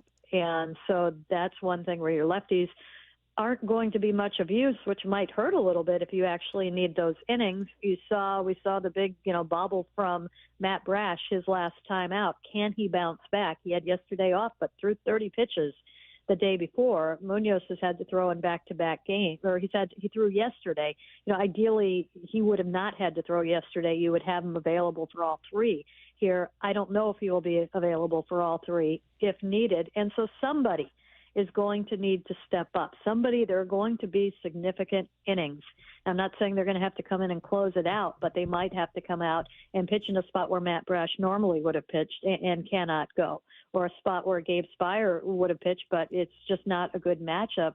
And I think the person to keep an eye on in that situation, I think is a very good person for it, is I think Edward Bizzardo is going to throw some significant innings in this series and could be leaned on in this series. He has pitched well against the Astros before. His confidence is off the chart on any given day, so I think that's important as well. But I think that they are probably going to need him to bridge, if not even, do kind of the little bit of traditional setup or go after the tougher right-handed spot of the lineup, probably multiple times in this series. The worst part about being a fan of this is that you have no control over the situation, right? You got to sit back, you got to watch, and let it all unfold. But Dan Wilson has a little bit of control of this situation, but also as a coach. I've coached before. I'm sure you've been in this situation too, Shannon, where, all right, you've prepared your guys, and now they have to go out and do it. How have you seen Dan kind of handle this whole situation and the pressure of this late run? It's been interesting because we've been watching him as a first-year manager. Yes, I know he started last season, but it was only a month and a half, 2 months, and it was just hit the ground running. What are we doing? And now he has had time, not only that experience in an off season, but the experience of bringing this club along every step of the way this year. And you do see some things in that he's a very player-first manager. And you do see things that it's tough to get anything out of him. He is going to keep things very close to the vest. And that could be with the emotions, too. He'll try and show the same face day in and day out to the media. But I do think that we have seen him in the second half, and particularly in the last month, do things that he hasn't done before, do them with lineups. So obviously, they went away from all of the platoons. It's like, okay, you're the guys now, go out, play, reward me. Gino Suarez did not give that day off when he was on 7 days of misery, and I think day 8 he comes out and goes 4 for 4. There are things that he does that you can tell that these are definitely Dan decisions right now. Not that they aren't before, but, he is going with his experience, maybe a little bit of his gut, in addition to all the information that he has, as opposed to maybe going with a lot more information early and the feeling that he is going to go out there and let them get into the season and show the confidence in the players. He's managing like a manager manages this time when your team is in it. We're seeing good decisions from him. We're seeing, things that every now and then surprise you, but maybe in a good way. And when he talks to us after the game, you do see more of a determination rather than, we're going to be okay. There are a lot of games to play. I have confidence in these guys. There's a little bit more steeliness, I think, from him after the games and before the games as well. So it's been interesting to see just how slowly in the second half everything's just been tightened up a little bit in a good way. As far as, the player usage and who he's using and how much he is using them, and then also the moves that he makes in game. I found it very interesting to see, and it just seems that, this is what you want to see from your guy. I think there's a particular intensity that you are seeing from him right now, and I think, he knows how to manage that, and at the same time how to keep the clubhouse loose and playing loose, which they are right now as well. And I think he's in a good place. Is there a team currently in the American League playoff picture where you think, God, we'd all love to see Seattle win the AL West and maybe even take the 2 seed from Detroit? Like there's certainly paths that are great, but is there a team that you think it would be great if the Mariners could avoid them until an ALCS kind of appearance, because you just have some concerns or maybe some questions about how Seattle lines up? Well, I don't think it can happen, but playing in New York is something I would like to see them avoid. I wouldn't mind seeing them play the Boston Red Sox in Seattle. That'd be great. I wouldn't mind seeing them play Houston in Seattle. That's fine too. I don't know as much about Toronto. I think they've had more of their ups and downs. I think they match up okay against Detroit as well. I think they're in pretty good shape. Yeah. Shannon, I described this series with the Astros as an opportunity for the Mariners to kind of change the way that people view them, right? I call it like the glow up. I remember from sophomore to junior years when my body, my voice, my mind changed the most in high school. And I'm looking at this as that opportunity for the Mariners. What would that do for you if the Mariners were able to just execute and do exactly what they needed to do to put themselves in the best position? It would make up for what they've done the last 5 months. I mean, it's hard because you watch this team, and more so than any other year, I mean, they're in a great spot right now. There's been a lot of roller coaster and a lot of pain and a lot of times when you're like, well, what are they doing? And you're thinking that it's all over. I wish that road could have been a little bit smoother to where they are right now. And where they're at right now is fantastic. This could not be more exciting to have. I'm not going to say everything comes down to, because they're in a good wild card spot regardless, but to have this much on the line and to have the team that has the most power over you right in front of you, and at the same time, you've got it all in your own hands. Your fate is 100% in your hands. This could not be a better time right now. This is fantastic. This is as nervous as you are and as everybody's waiting for the game to start and, pacing back and forth and, growing mustaches and paying witches and everything else. I mean, this is great, and I wish it had lasted a little bit longer. I wish you didn't have to go through the 2 just miserable road trips to get there. Yeah. So if they continue to go the way that they are going, I will forgive them for that. But, personally and watching and following, it's this year has been a grind. Yeah. It has been a grind, but it got them to this. Yeah, I agree. I was listening to Mike talking about it this morning, and it's like this is kind of like the best thing about baseball. And the thing that comes with your team improving and being in a position to win the division or being in a position to play games that matter are the nerves and are the excitement and are the worries. And so, yeah, it feels like early playoff baseball, and that's very, very, very cool. Series kicks off at 5:10 tonight, again, going through the weekend in Houston. Seattle against the Astros, both tied right now for first in the AL West. She is Mariners insider Shannon Drayer. Thanks, Shannon. Thanks, Shannon. Hey, if I can throw one thing out there, if you are nervous and if you are pacing and if you are waiting to see what happens at 5:10 and need something kind of fun, this week's Cal Raleigh show he sat down, he talked about the frame of mind of where the team is, got into the serious stuff for about 15 minutes, and then nothing but fun after that. He took listener and reader questions, and there's some gold in there. He was a lot of fun. I highly recommend that on the websites, on YouTube, whatnot. I was just going to tell everyone, if you have the Seattle Sports app, you can find it on there. You can find it. It has its own podcast page. It's also incorporated with Wyman and Bob, and you can find the video with Shannon, obviously doing a great job hosting this series all season long up on Seattle Sports YouTube page. Thank you, Shannon. Thanks, Shannon. You got it, guys. Thanks. All right. Well, if that wasn't obvious already, we got a couple big games on our platforms this Sunday. Here's where you can find everything. Catch Mariners, Astros, the finale on the Seattle Sports app or on AM 770. Meanwhile, the Seahawks face the Saints in a game you can hear on the app and on 710. So if you're listening to radio, 710 for Seahawks, 770 for Mariners. If you have the app, you can swap between both broadcasts. That's what I do. Highly recommend it. Let's get to 4 Down territory. This is 4 Down territory, going inside the game. With former Seahawks and Coug wide receiver Michael Bumpus. First down, what is the bare minimum for the offensive line this Sunday? They have to be assignment friendly. There were several plays last week where just assignments were off. You're blocking the wrong guy. You're not sliding the protection. You're not protecting your quarterback. Sam Darnold stood in the pocket several times, took a hit to the chin where it was clear who was supposed to be picking up the blitzer. Just the little things. You're going to get beat physically on plays. That is going to happen. This is in the NFL. This is sports. In any sport, guys are going to make physical mistakes. The mental mistakes is where you take the next step. And they've gotten better week by week. But I think that's the thing that's holding this offense back from really being able to execute at even a higher level. Is just being assignment friendly. If you're running the wide zone, know what combos you are, what linebacker you're going to pick up. If Sam is dropping off into to pass coverage, know which guy you're picking up if he's blitz. Communicate. Those are little things that can be fixed. The physical losses are going to happen every single play. There's going to be someone who loses that battle, but you at least have to attempt to do the right things. If this offensive line can do that, this offense is liable to have a big day. So just be assignment friendly. Second down. What are some matchups to watch when the Saints and Hawks square up? Yeah, this is going to be some good ones. But obviously, you're going to look at Alvin Kamara. Did you know he's never had a 1,000-yard rushing season? Never had one. He's had a bunch of 900s and been close. He's never had a 1,000 receiving yard season, but he's always had over 1,000 yards from scrimmage. Always pretty much hovering around 1,500 yards every single year. That one kind of baffled me a little bit. I thought for sure he went over 1,000 yards.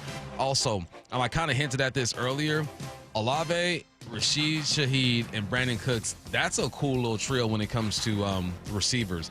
If Alvin Kamara is able to get going, you know what that does. The Hawks want to do that to other teams. You get linebackers biting up, get safeties' eyes in the backfield.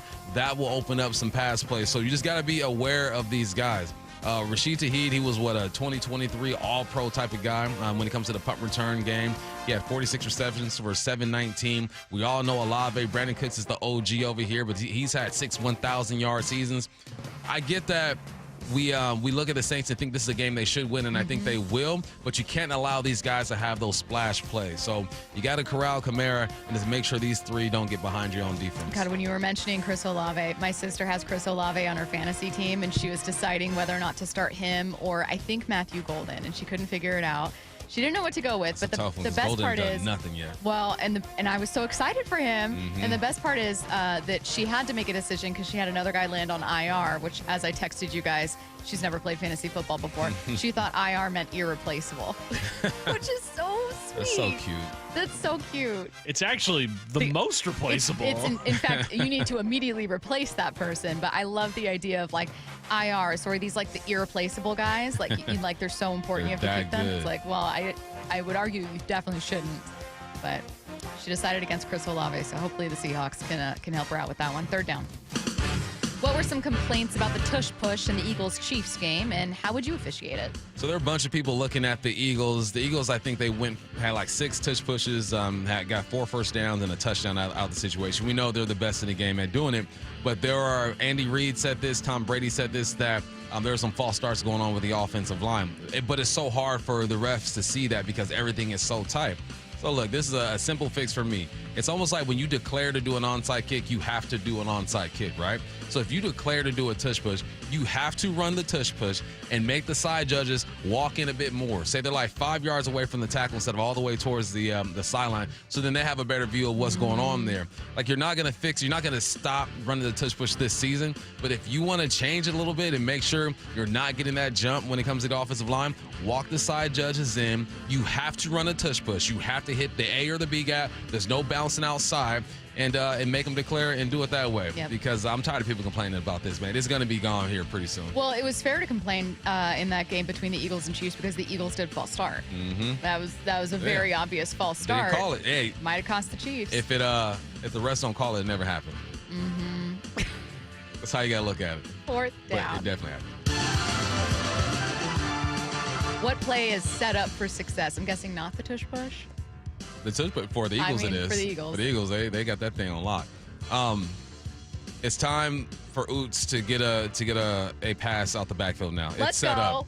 It's set up. I mean, he's been doing a great job. You saw the block that he had against the Steelers. He's been used at a high clip now. He is on the scouting report. People are looking at Oots and saying, okay, how are we going to attack this 275-pound man who we interviewed last night on Hawks Live? He was awesome. But it's ready. He's ready for him now to run up the A gap like he's lead blocking and leak out. For him to run the opposite way of the running back like he's doing split zone into leak out. It's ready to go now. We saw it once during the preseason. He had a big game there. I think they've been holding on to it. When you need a big play on 3rd and short, I think it's going to happen. You know what? I'm going to go out there and say it's going to happen this game. Oots is going to have a reception out the backfield because that play is set up. Did you ask him what he thinks about Barnyard? I didn't. Dang it. Dang, I forgot. That was a good one from Wyman. Yeah, that's a good one. Barnyard. I like that one. Because I love them using. I texted you during the Steelers game in our work thread to be like, hey, they've never done this before, right? Like, this is now the 2nd or 3rd time they've used A.J. Barner, direct snap, pick up that yard. Like, it's just a little play that's working for them. It's working. And I think, remember the first week they put Miller out there and tried like a quarterback delay? And I'm like, look, just sit him to the side. All right, you figured out your own tush push. All right, we don't need Milrow in there. Milrow, and then you're losing a active player on the roster too. You don't need 3 quarterbacks suited up. You have it all figured out now. It's the Barnyard. Give it to AJ. Let him go. Any other nuggets from your guys' interview with Robbie? He has a 34-inch vert at 275 pounds, which is crazy to me. My man can dunk. He said when he played basketball, he was just in there to foul and to dunk. He said that he had an uncle who played football at Auburn. He loves fishing, he loves hunting, and he's addicted to golf, so we're going to hook up. Yeah, I was going to say, you guys are going to be best friends. Yeah, we'll be good to go. Yeah. He doesn't really play many video games. He's more of just a study guy, go home. I think his lady was there with him. They hang out. Yeah. And he showed up in the shortest shorts I've ever seen, like a true fullback. Hang on.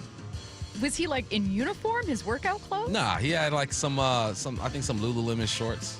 And they were short. I'm like, show those thighs off, man. I ain't mad at you. I mean, I guess if I had that kind of vert, that kind of strength, those kinds of quads, I'd be wearing short shorts all over the place. Sure. 206 called me out. I said on a big 3rd down. It's a big 3rd down. It's a big 3rd down. God, I forgot. That's my new favorite thing. I got to say it more often. I've really been wasting time not saying that. You guys have been watching games differently. You know what I mean? Like, I just need to be way more obvious with everything I say. It's just more fun to watch games that way. Got to make a play here. Genuinely more fun to say, he wants that back. Yeah. Every pick, he wants that back, I bet. Can't miss high here. Can't miss high. You need points. Got to catch those. Got to catch those. Got to catch that. I like you need points, too. That's a good one. Need points here. Need points here. Big 3rd down's my favorite, though. Hey, can't settle for 3. Can't settle for 3. Down by 4. You can't settle for 3. You simply can't. It's a Football Friday powered by the Snoqualmie Casino and Hotel. Coming up next, ESPN's Tim Kurkjian. It all comes down to this. This is the series we circled so long ago. The series that could decide the American League West begins tonight. The first place tie with the Houston Astros. Just knowing what's on the line now down the stretch. Every game right now is big. It's there to be had. We believe in each other and we're ready to fight. Mariners, Astros. First pitch at 5:10. Pre-game at 4. It's the push to the playoffs. And it's only on Seattle Sports on 710 and the Seattle Sports app.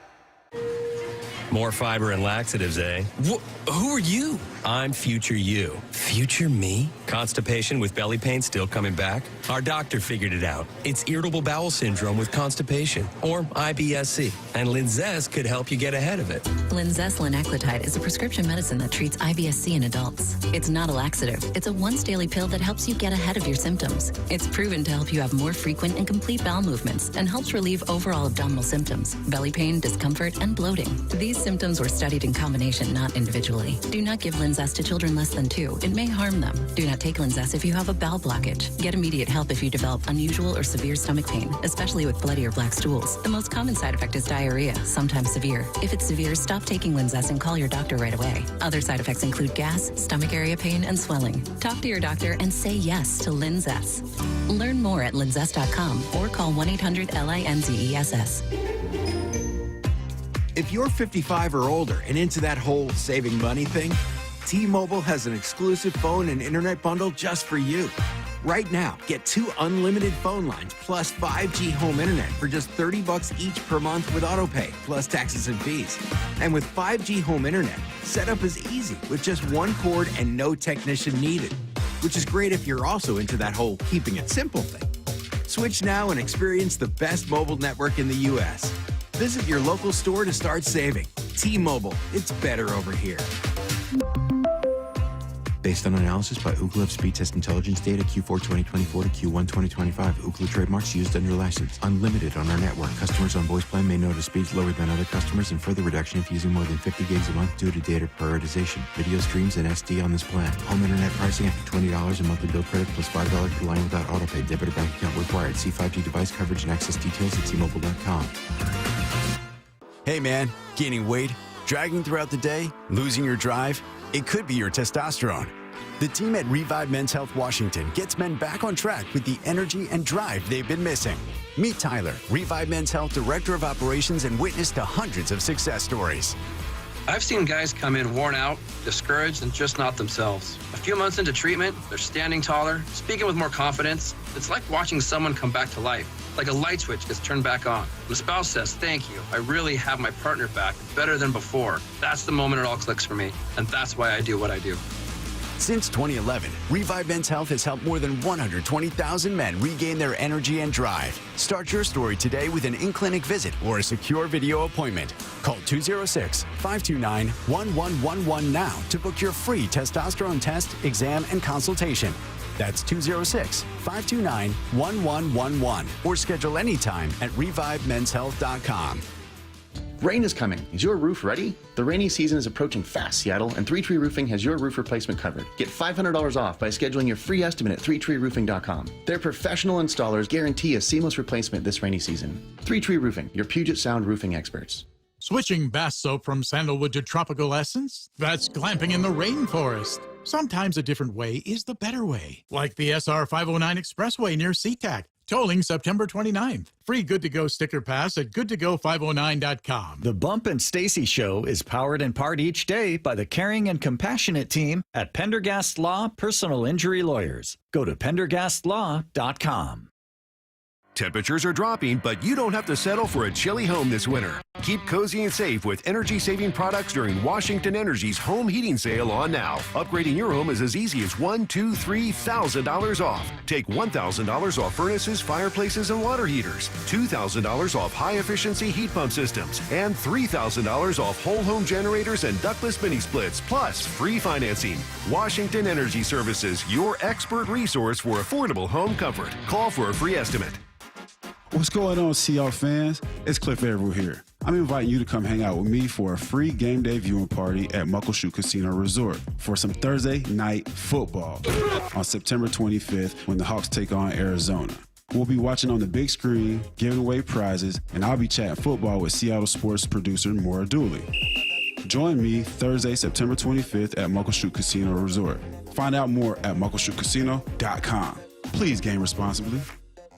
Dave Wyman here, and since I stopped playing football, we've been fortunate to live in the same house for over 20 years. That type of longevity is a good thing, except 20 years in the same house means a lot of things start to break. Most recently, it's our windows. Virtually every seal has broken, and that's why I reached out to Harley Exteriors. They're local, they're huge fans of our teams, and big listeners to the station. Better yet, they have the best product. Olympic Series windows offered exclusively through Harley Exteriors are manufactured in Washington, designed for Pacific Northwest homes and climate. That means cooler in the summer and warmer in the winter. To celebrate the start of football season, the guys at Harley Exteriors are offering no interest and no payments for an entire year. Also, buy one window and get the second one 40% off. And take another $200 off your entire project. Call 833-HARLEY. That's 833-HARLEY. Or go to harleyexteriors.com. From the Quantum Fiber Studio, this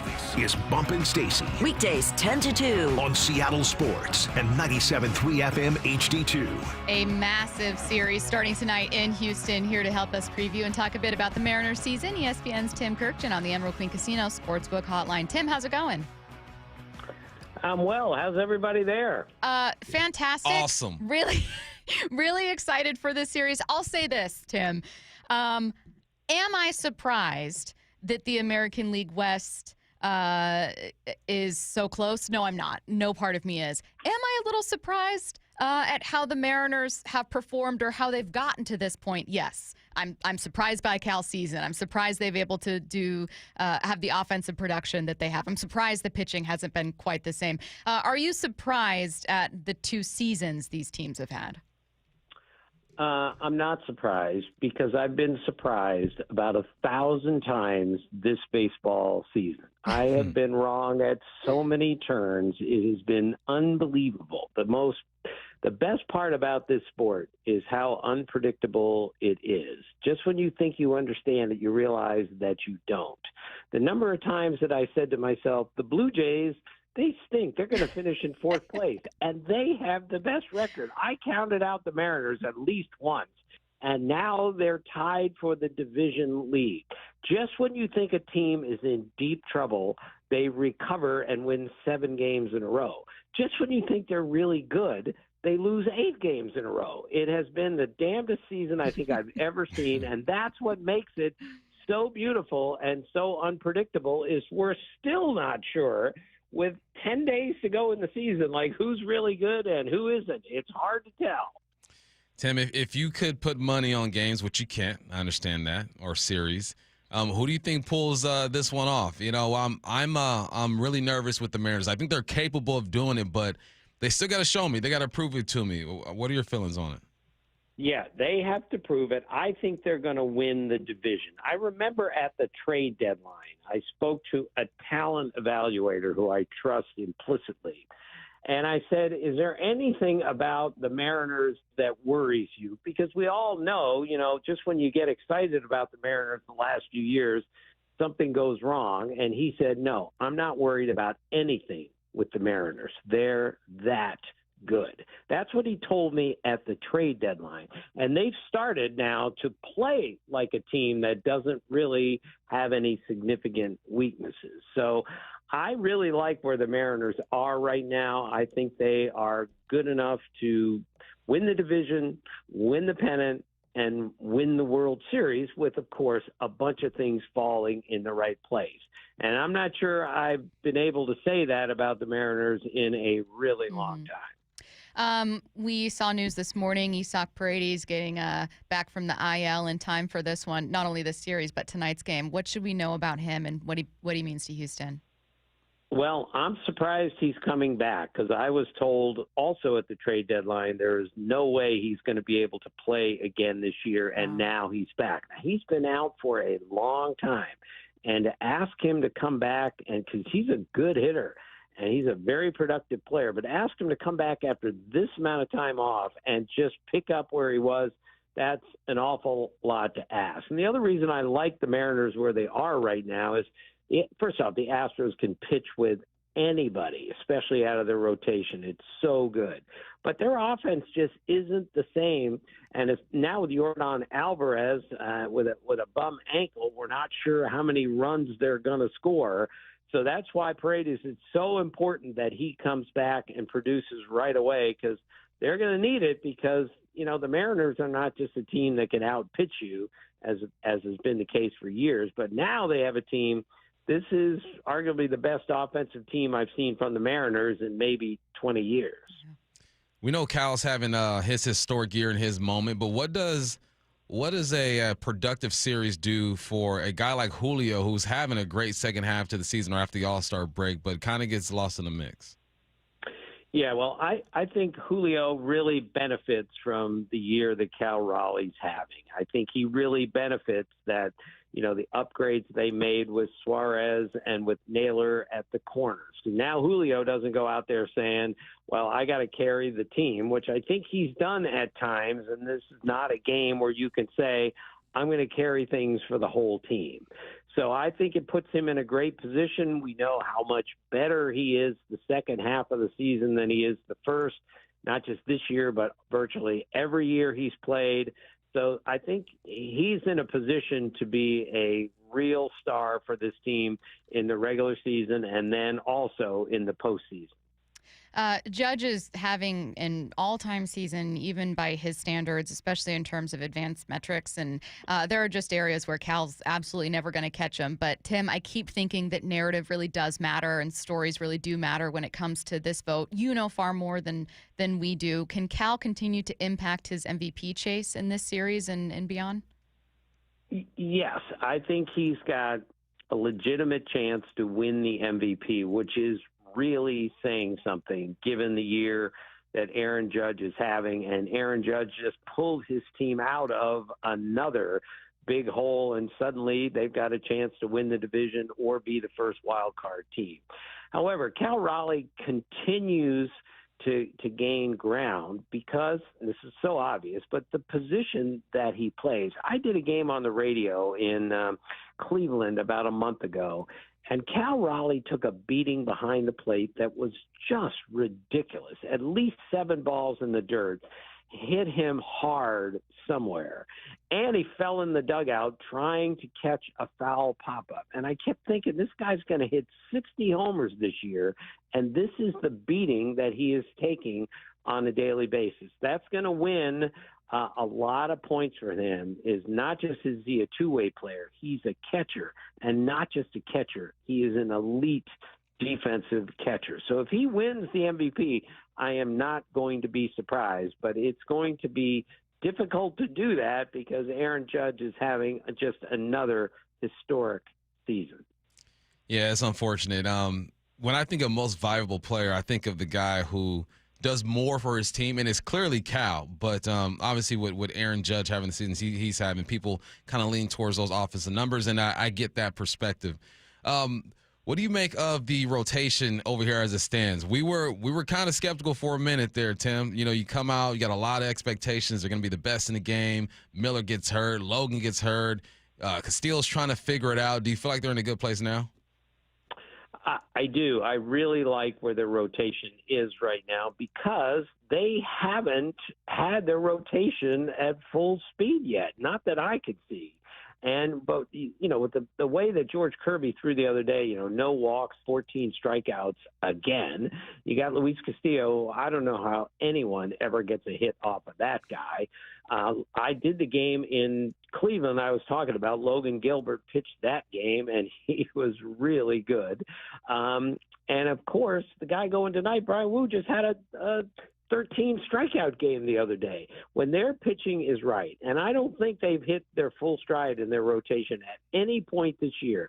When their rotation is right, it's as good as any in baseball. And it sure looks to me like it's starting to line up that way. 5 very good starting pitchers. All right, well, I think that you've left some listeners feeling a little more confident, a little less nervous about this one. Though it's obviously a big series, always nervous when there's a really, really, fun series with a lot on the line, and this is the best time of the baseball season, barring playoffs, of course. He is ESPN's Tim Kurkjian, kind enough to join us on the Emerald Queen Casino Sportsbook Hotline. Tim, we appreciate it. Thanks so much, man. Thanks, Tim.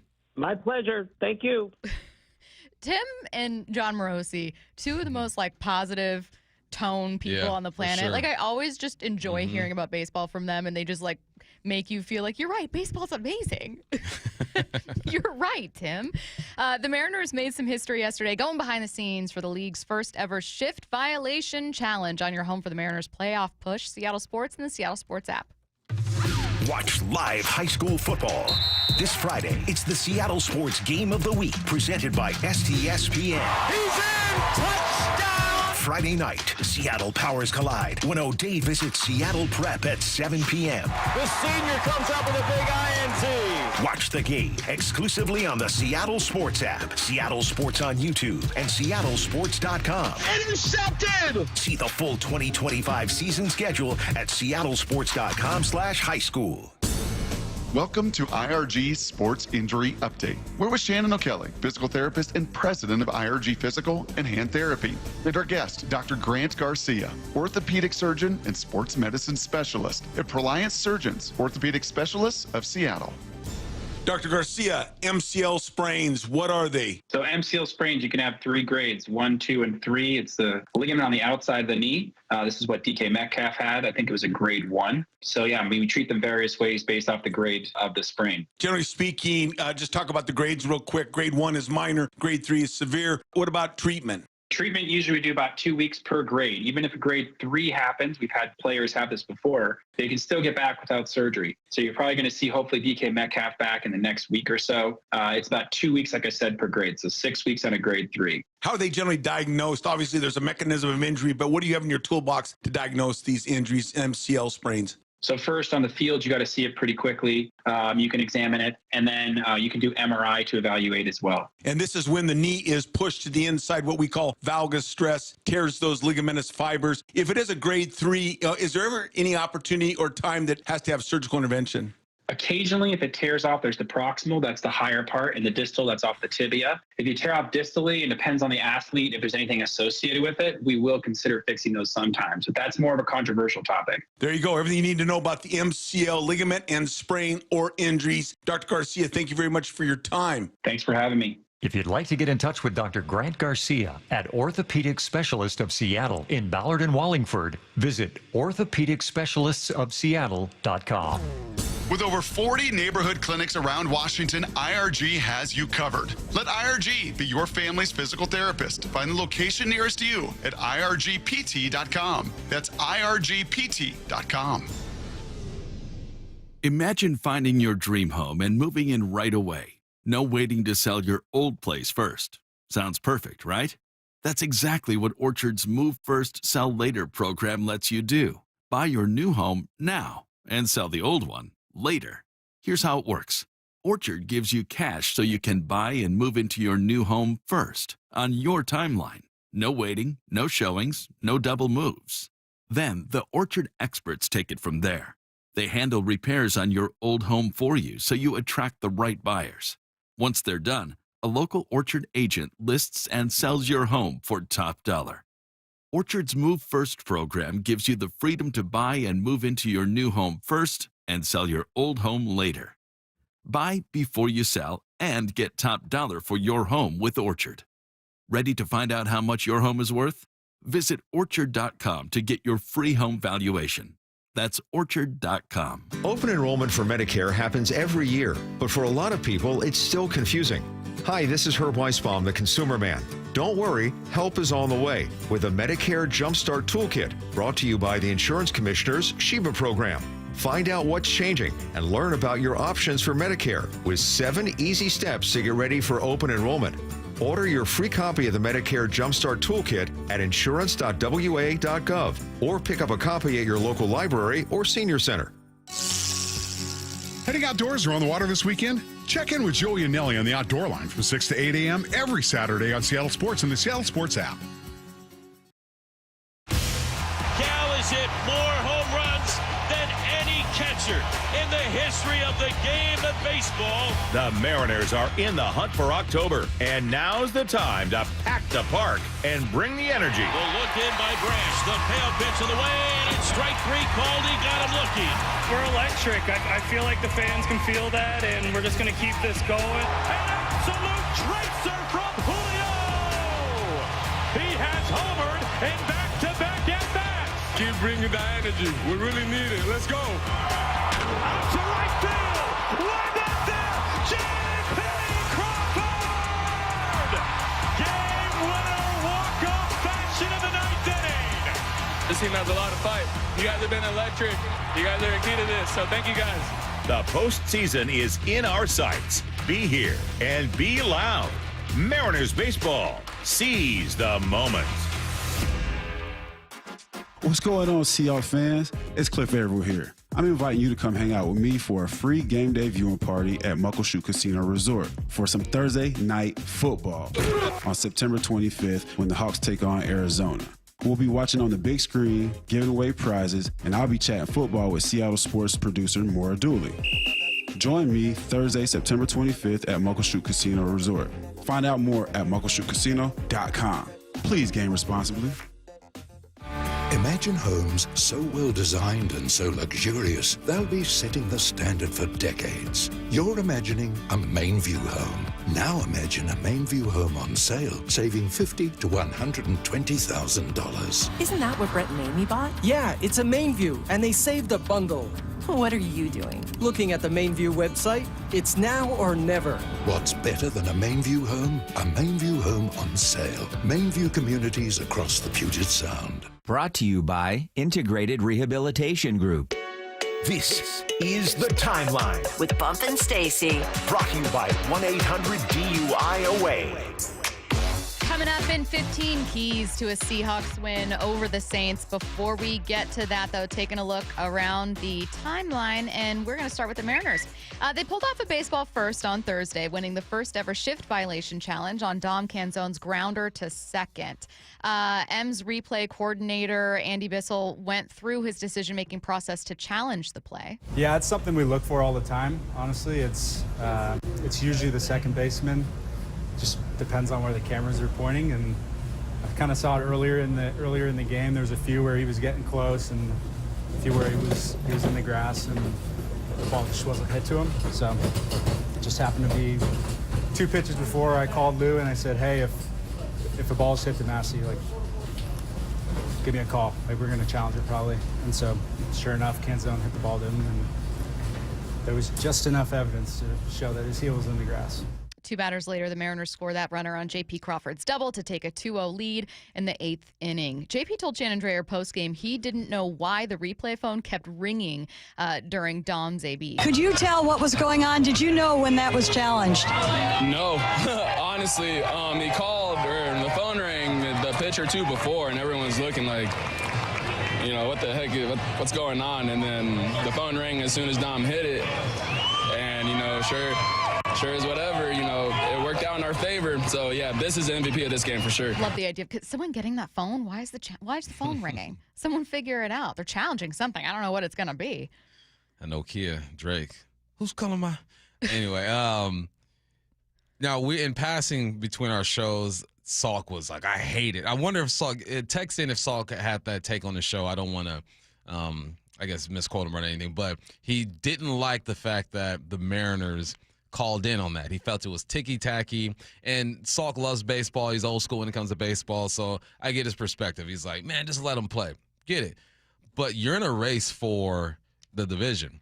You are in a race to get a bye during the playoff. If someone is violating a rule and you can call them out on it, I'm going to do it. It's not like you're breaking any rules. Mm-hmm. You know, that generated a run, essentially. You know, it reminds me of Reek Woolen just hustling to get Warren, then all of a sudden you get an interception out of it. If you don't hustle, you don't get the interception. If you don't make that call right there, you don't get that extra run. Now, you didn't need that extra run.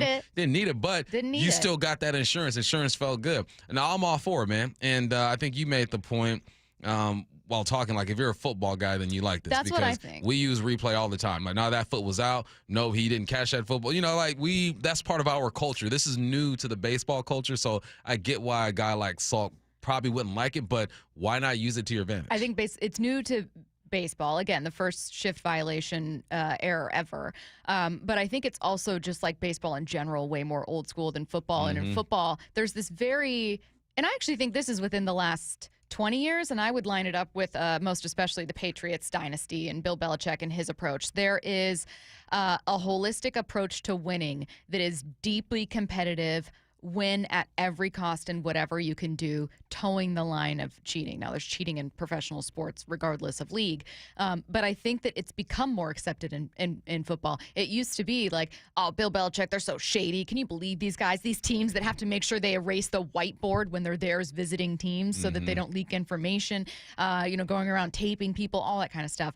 But then, like, it started to become, I think, charming to a lot of people. Like, it started to become, oh, look at the 4D chess that Belichick's playing, doing some kind of intentional clock violation. And, oh, my God, look at, Mike Vrabel doing the same to him. And exploiting those little loopholes suddenly kind of became fun for people to watch because it felt like you were taking your craft of coaching to the next level. Again, it's a different approach with football. I think that's, I don't want to say celebrated, but respected or just accepted in a very different way. So, look, being from a football background, I went into it going, man, I am not old school enough to hate on this rule. Broke the rule. Maybe it's because it benefited the Mariners, but the rule's the rule, man. You broke the rule. You're healed. And then you saw what he was doing. He was kind of kicking at the dirt in the grass right there to kind of, I guess, give himself a few more inches of space over there. I don't even know. He was just being Massey petty. was tripping. But you broke the rule. It is what it is. Yeah.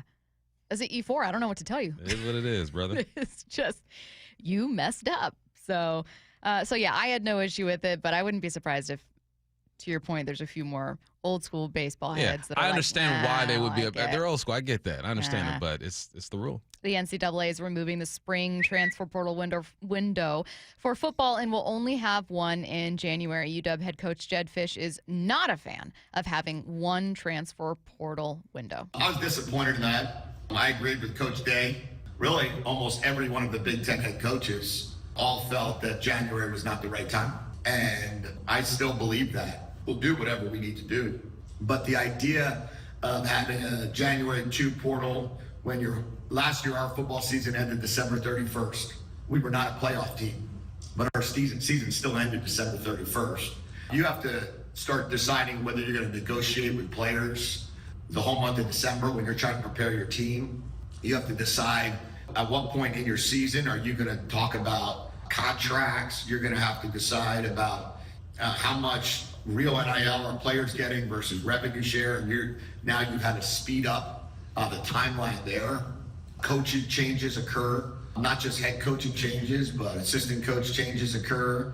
And now you have to sit there and try to figure out, can you hire somebody before January 2nd so they can meet the new position coach? I'm sure there are some coaches or some guys that leave programs that get to meet a new coach and wish they didn't leave the program.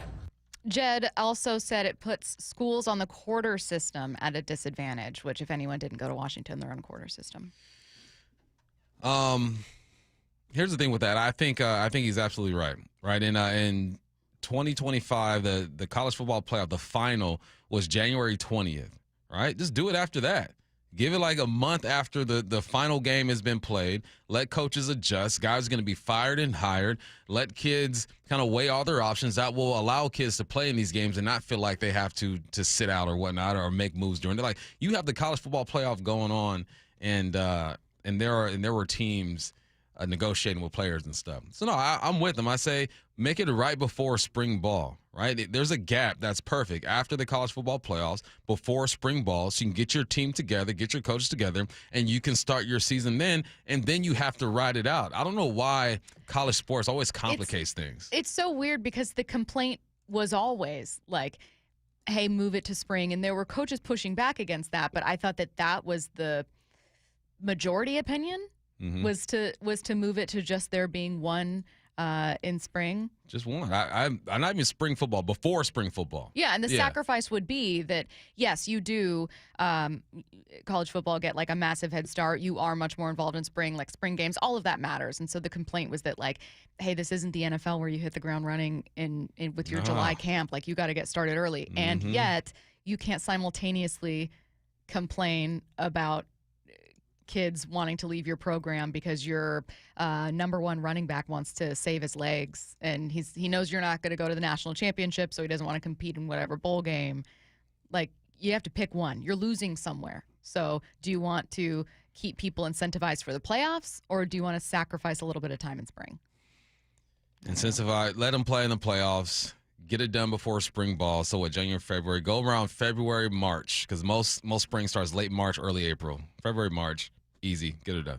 Time for the IRG injury report, brought to you by IRG Physical and Hand Therapy. Looking at the Seahawks injury report from Thursday's practice, a couple non-participants include Zach Charbonnet, who's been a non-participant with a foot injury for back-to-back days. Nicky Manwari, that we already knew that he's not going to be playing, coming back from that high ankle sprain. The good news is Derek Hall went from being limited on Wednesday to a full participant on Thursday, alongside Ernest Jones, same thing, and Abe Lucas, same thing. All of those guys, after being limited on Wednesday, tracking to play. Coming up next, keys to the Seahawks win over the Saints on your home for the Mariners playoff push. Seattle Sports and the Seattle Sports app. ESPN senior MLB insider Jeff Passett with Brock and Salk. This is what we've been waiting for, right? This team getting hot at the right time. And the way the Mariners are playing right now, who am I to suggest they can't do anything, right? Like, they're just on the kind of heater right now. I'm really glad for Mariners fans. They're trending toward what could be a very memorable October.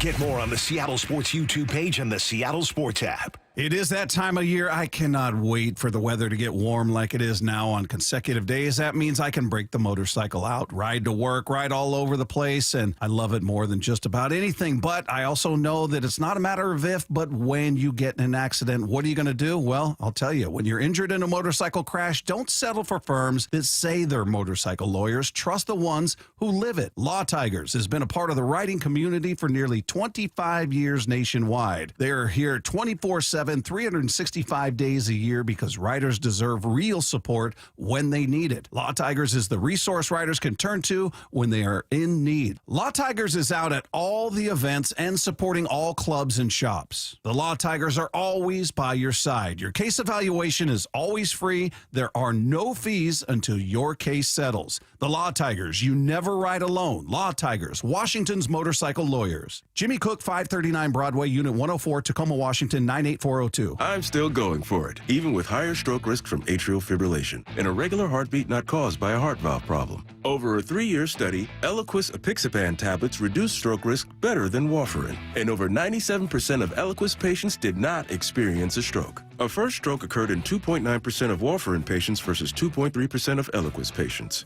Don't stop prescription Eliquis without asking your doctor. Stroke risk may increase. Eliquis can cause serious and potentially fatal bleeding. Don't take if you have an artificial heart valve, abnormal bleeding, or antiphospholipid syndrome. While taking, you may bruise more easily or bleed longer. A spinal injection increases blood clot risk, which may cause paralysis. Get medical help right away for unexpected bleeding or bruising, or back pain, tingling, numbness, muscle weakness, or incontinence. Aspirin products, NSAIDs, SSRIs, SNRIs, and blood thinners increase bleeding risk. Tell your doctor about planned medical or dental procedures. Learn more at Eliquis.com or call 1-855-ELIQUIS. So my mother is thinking of switching from Verizon to Pure Talk, but she's worried the deal sounds too good to be true. Michael, she said, how can those Pure Talk people offer me the same basic service as Verizon for so much less money? I said, Mom, go ask Google how much Verizon spends on advertising and promotion. A few seconds later, my mother said, oh my goodness, $12 billion a year? That must be a typo. I'll tell you what I told my mom. It's not a typo. Verizon spends $12 billion a year on advertising and promotion, and their customers are paying for it.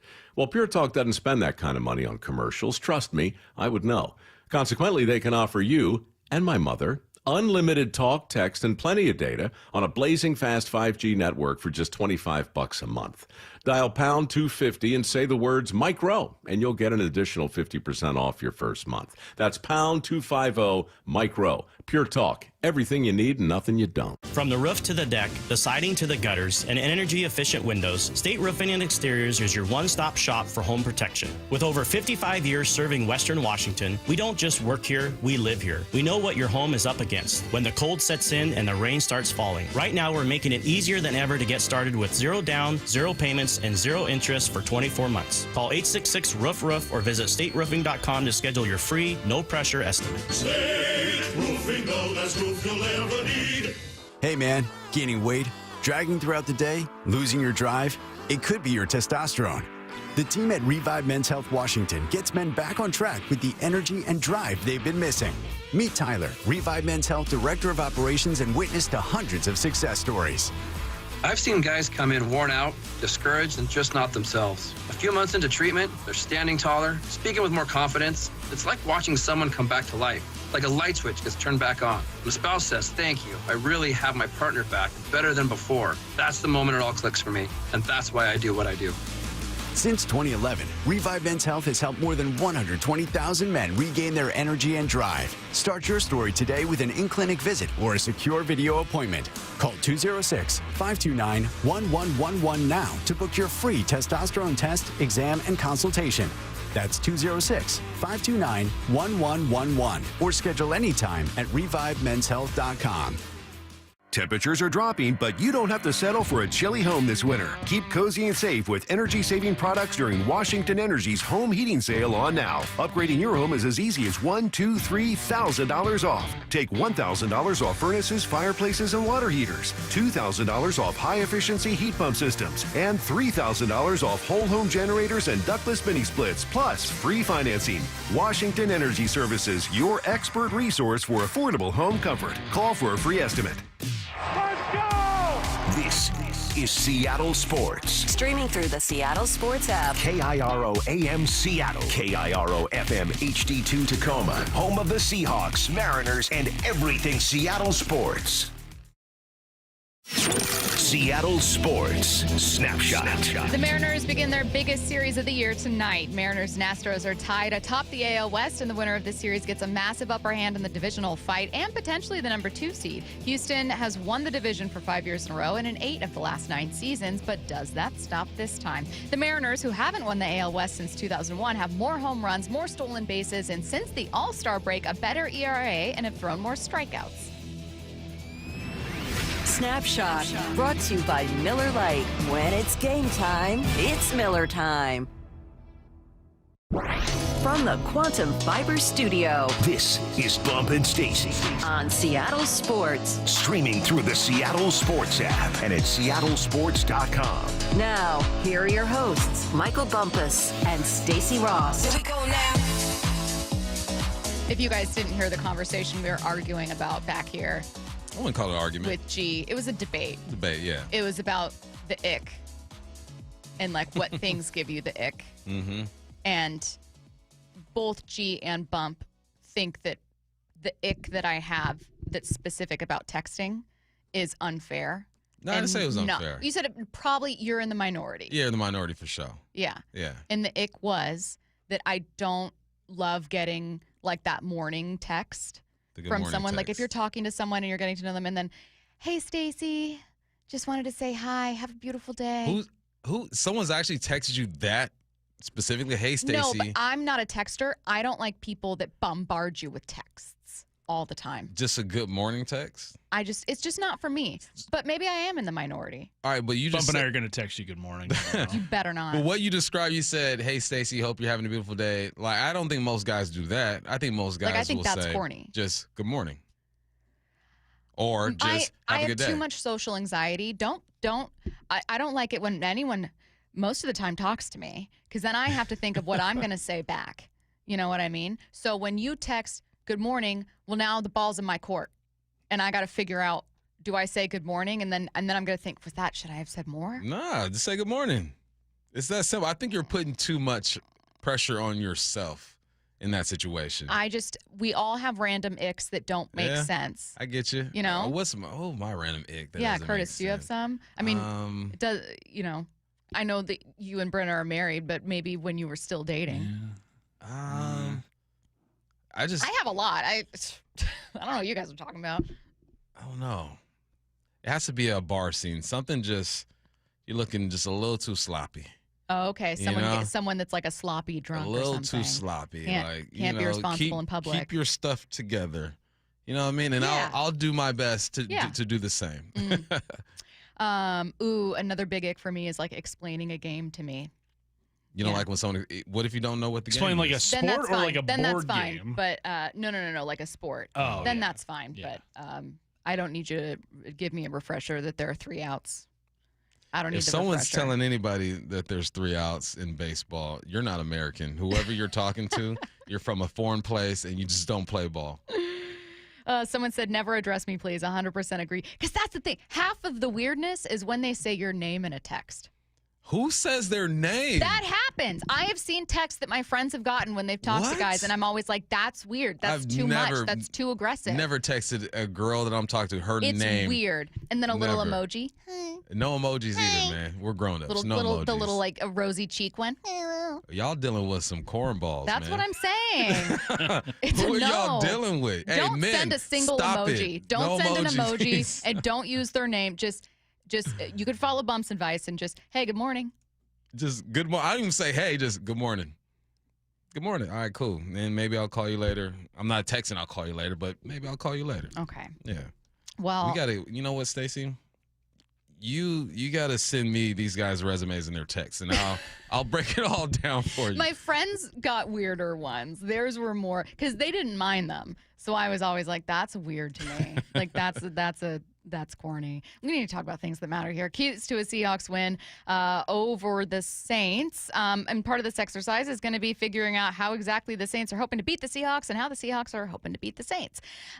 So let's talk about the offensive production we were seeing. I'm guessing that's going to be a massive focus for you in this one. Sam Darnold talking about how encouraging it was to see the improvement in week 2 from week 1. When you train so hard and you put the work in OTAs, training camp, during practice throughout the week, getting ready for a game, to just see it come into fruition on Sundays, it's always nice to see. You understand coming in here on Mondays after the game, the kind of work that we need to be able to put in to get even that much better. But it was good to see us take some steps in the right direction as an offense. It was encouraging to see.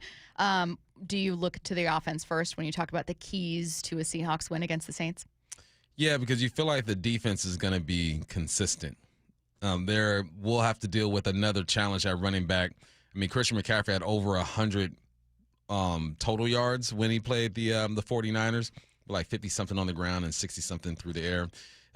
Similar challenge with Kamara. So if you can do that, just limit him to about 100 total instead of 100 apiece, getting over 200, then you feel like the defense is going to be fine. But, yeah, it's about the offense, man. That's one of the things I love about football is that film is most important in football. Basketball, they watch film. Obviously, baseball, you watch film as well. But in football, the opportunity to get better week by week is greater because film plays such a big role in the game. So that's what I liked. I like seeing the adjustments that were made from week 1 to week 2, and I look forward to seeing what adjustments are made to week 3 or how they just build off of the game plan that they had against the Saints. You show stuff, you put it on film, and the plays that you have success with, obviously you're going to run again, but you have plays off of that. So that's the one of the things I love watching is the growth of an offense week by week. I think another key for Seattle is going to be stopping the run. It's a very obvious one, but let's talk about how they've actually done there. Right now, they've allowed 95.5 rushing yards per game, and even then I think it's a little bit skewed because, look, you look at that game against the Steelers and you see some big chunk plays, but overall, did it feel like the Steelers were running all over you? No. It didn't to me. Did it feel like the 49ers were running all over you? No, it didn't to me. I thought you limited them. You really got beat there by like deep plays to Ricky Pearsall and then 2 touchdowns to your tight ends. That's how they beat you on that day. And third downs. Horrible on third down, 3 of 10 there. But I've not felt like this is a defense that's been run all over. What's your confidence level in their defense against Alvin Kamara and the Saints, and do you see that as well as a big key to a win? Yeah, stopping the run is always a big key, man. If you want to lose, or if you're going to lose, I would say you prefer to lose by just a team being able to pass all over the yard. Because when you lose being dominated on the ground, I mean, they control time of possession. Physically, they beat you up. It's demoralizing. Sometimes you got guys on the outside in one-on-one matchups who just make plays. Like when you are being gashed in the run game, that means your defensive line is being dominated. That means your linebackers aren't getting to where they're supposed to be. Maybe your DBs aren't getting off of blocks. There's so many things that happen that create a nice crease for a run lane, and it's physical. You feel like you're getting beat up. So stopping the run, I think, is always priority number 1. Obviously, you're not saying, oh, just let them throw across the yard, but you want to stop the run. And when you're playing against, I think, the second or third most dynamic running back in the game, I'll put Gibbs in that mix as well. He's good out the backfield. But when you're dealing with a guy who can line up in the backfield, then you can motion him out, and he's got a favorable matchup, and he's a route runner. He can run routes. It just stresses you out. So, yeah, stopping the run. Priority number 1, you stop the run. You force Spencer Rattler to try to beat you through the air. I think that's the recipe. All right, keys to a game, stop the run, force Spencer Rattler to beat you. And again, hasn't thrown an interception this year. Right. Also has been somewhat limited in attacking. Though you think the Saints are maybe being overlooked just a little bit. You're still favoring Seattle in this one. This should be a game that Seattle should win. But you said, look, they've got some good pass catchers. You talked about them a little earlier in the show. Spencer can be more mobile, though he hasn't. Like, if they could just get out of their own way, this is a tough matchup. Yeah, it is. I think it's tougher than what people think. Obviously, I think the Hawks should be favored to win this game. They are favored to win this game. But the Saints produce some problems. We mentioned Kamara already. You have Olave on the outside. I'm watching film of him. He looks good. You have Shaheed, who's one of the fastest players in the game. You got Brandon Cooks, the OG, who's a veteran who knows how to get open. Like it's not a horrible skill group they have over there. And you never want to overlook people. And sometimes all it takes is one or two plays to keep a team in the game or give them the belief that they can play with this team. I think it's important that just you establish yourself early if you are the Seahawks. You don't let the big plays jump off early. Offensively, you get off to a good start. I mean, you did something last week that you haven't done since 2023, which is score on your first possession.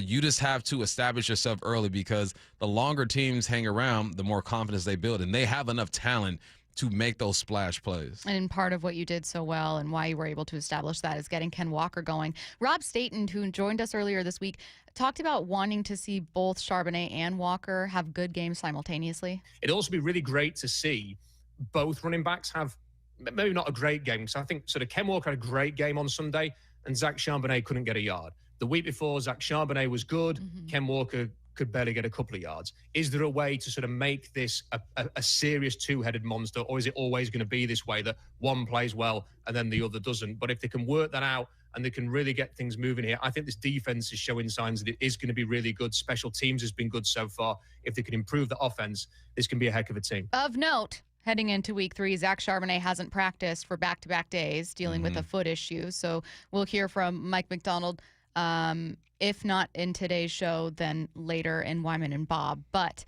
that being said, if a key is going to be you get the run game going, you're better on offense. Well, what'd they do so well there in week 2? Like, how do you repeat that? How do you get week 2 Ken Walker and not week 1 Ken Walker, who was averaging 2 yards a carry? You attack the middle of the defense, and you're assignment friendly when it comes to blocking on offense. I mentioned this in 4-down territory. The offensive line didn't have the greatest day when it comes to being assignment friendly, because sometimes you're going to get beat in your one-on-one matchups, but if you just get to the right spot and get a body on a body, you give your running back a chance. Also with Ken Walker, with Zach Charbonnet, most of his runs were the toss in the wide zone. Once the run got going last week, it was because they started attacking the middle of the defense. They started running inside zone, and they still went to the wide zone in the toss. Ken Walker scored on a 19-yard run on a toss kind of look. But even with that, they'd figured something out. They ran a pin pull type of deal with the tight end in the end. Saber blocks down on the end. You pull your tackle around, and you release your guards to the second level. Like, they found something there, and they adjusted off of what the defense was giving them. It was 3rd and long, so they were playing off a little bit.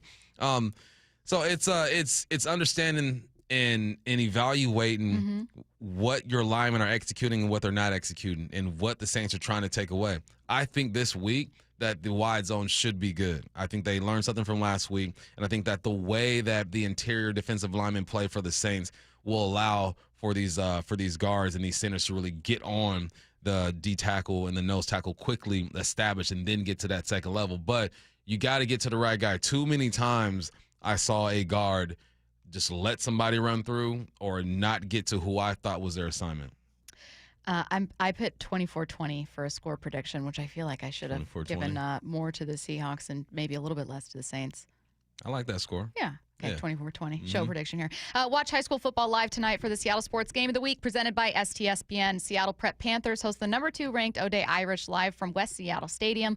Watch the game live tonight at 7 p.m. exclusively on the Seattle Sports app, seattlesports.com, and the Seattle Sports YouTube page. For full 2025 matchups, visit seattlesports.com/high school. Also, as a reminder, we are going to get back to baseball a little bit coming up at 12:30 with the Farm Report, then take a look around the NFL, kind of a Seahawks heavy second hour here. But we are taking your calls coming up at 1. We're kind of feeling Mariners. I don't know. Tell me if you guys are. 866-979-3776. Don't call right now, but text us and let us know if you're open to some Mariners calls. I think that could be fun ahead of a massive series. All right now let's get to headline rewrites. Extra, read all about it. Headline rewrites. We must make headlines. The real story behind the headlines in today's news with Bump and Stacy. Headline number one, the Seahawks look to go to 2-1 this season against the winless Saints on Sunday. What's the real headline? Yeah, they're trying to get that Mariners home record going. That's what they're trying to lean into. Yeah, they got to get Mariners going. Been doing this? It's been bad for these guys, but I think this is the team to get them going. The Saints are a professional football team, can't sleep on them. But I feel like there's a possibility for a big day for Sam. You got the run game going last week. Hopefully that continues. There's some things you got to fix in that run game. I'm sure they've been looking at it. The Saints giving up 5 touchdown passes this year, second most in the game. No interceptions, so let's not make them defensively those guys. Well, it's a good opportunity here, man. I think K9 has to show up. Defense, keep doing what you're doing. Cause those turnovers and get the 12s excited again. This, to me, is a chance to build off of what you did last year. You weren't a perfect team last year. You didn't make the playoffs last year. We all know the story. But I think that you were still losing games that you absolutely shouldn't last year. So I keep going back to that Giants game going, you knew how this team wanted to win. You knew what you were susceptible to, being the run, and you lost because they ran all over you. Like, you knew exactly what they wanted to do and let them do it, and they did it pretty. I mean, I think they won by like 9 points. Like, this was not a one-score game. I look at this game against the Saints similarly, where I go, you know exactly what they want to do. You know exactly. They want to run the ball all over you, and they want to keep you from running. You also know that they're going to focus on Spencer Rattler just trying not to turn it over. I mean, be the version of the defense you really should have been against New York and take this win. That's how you start to grow as a team. You have fewer games each year where it's like, how the heck did you lose that one? Headline rewrites. Headline number two, the Huskies are 20.5-point favorites for Saturday's Apple Cup against the Cougs.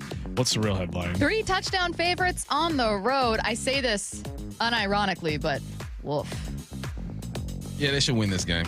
If they don't win this game, it's going to be a huge disappointment. Oh, then it's going to be like, I might not show up Monday. No, if they don't win this game, UW, y'all should be embarrassed. You should be embarrassed. Y'all should win this game by 2 to 3 touchdowns. The only hope I feel like my Cougs have is just trying to limit the run game, which is going to be tough because Coleman is a baller out there. Williams, the QB, is mobile. He has an arm as well. Make them have to throw the football. So you're going to have to play the game of your lives. But, it's the Apple Cup. Weird things happen all the time in the Apple Cup, but UW should be favored. Yeah, so, Bump, in other words, I want UW to win the Apple Cup. Go Dogs. It's weird how you say that every year. Every year I say that. Every year. Apparently Specifically every year. the Apple Cup that time, which I thought, that's how you know it's a new thing that he said. You know what's just now. funny? Like, Stacy and Matthew are like the typical UW fans. At least y'all went to that school, but you really don't know much about your team. You pay attention like once a year. Maybe you go to a game. You talk about the yachts that are on the water. You don't own a yacht on the water, but you talk about it like you guys are typical UW UW fans. Go Dogs, bow down. Bow down to Washington. Go fight the football team. No, you know what it is? There are Husky fans who hate that I don't have like drastically more school spirit, but no one else in my family. First of all, in my family went to college, but secondly, like I think that diehard fans often have like all your friends went there and your family went there and you grew up in that community. I just didn't. I also didn't like love my time there. But that being said, they're going to win. No doubt in my mind. And what I love and what might actually make me, to your point, a true Husky is that when I have a chance to brag, I'll do it. When I have a chance to feel superior, I will do it. Mm-hmm. And you got some, Cougs. Now, there are Huskies who bleed purple and gold, but, Bump, I bleed blood. Bump, what do you make of Jimmy Rogers not naming a starting quarterback yet? This is what teams do when you have nothing to lose. You pull out all the tricks. We're not going to tell them. We don't want them to prepare. Is it going to be the young mobile quarterback? Is it going to be the old veteran? It's just, you try to keep them guessing. It's like Bill Belichick not giving his depth chart to the squad he played in week 1.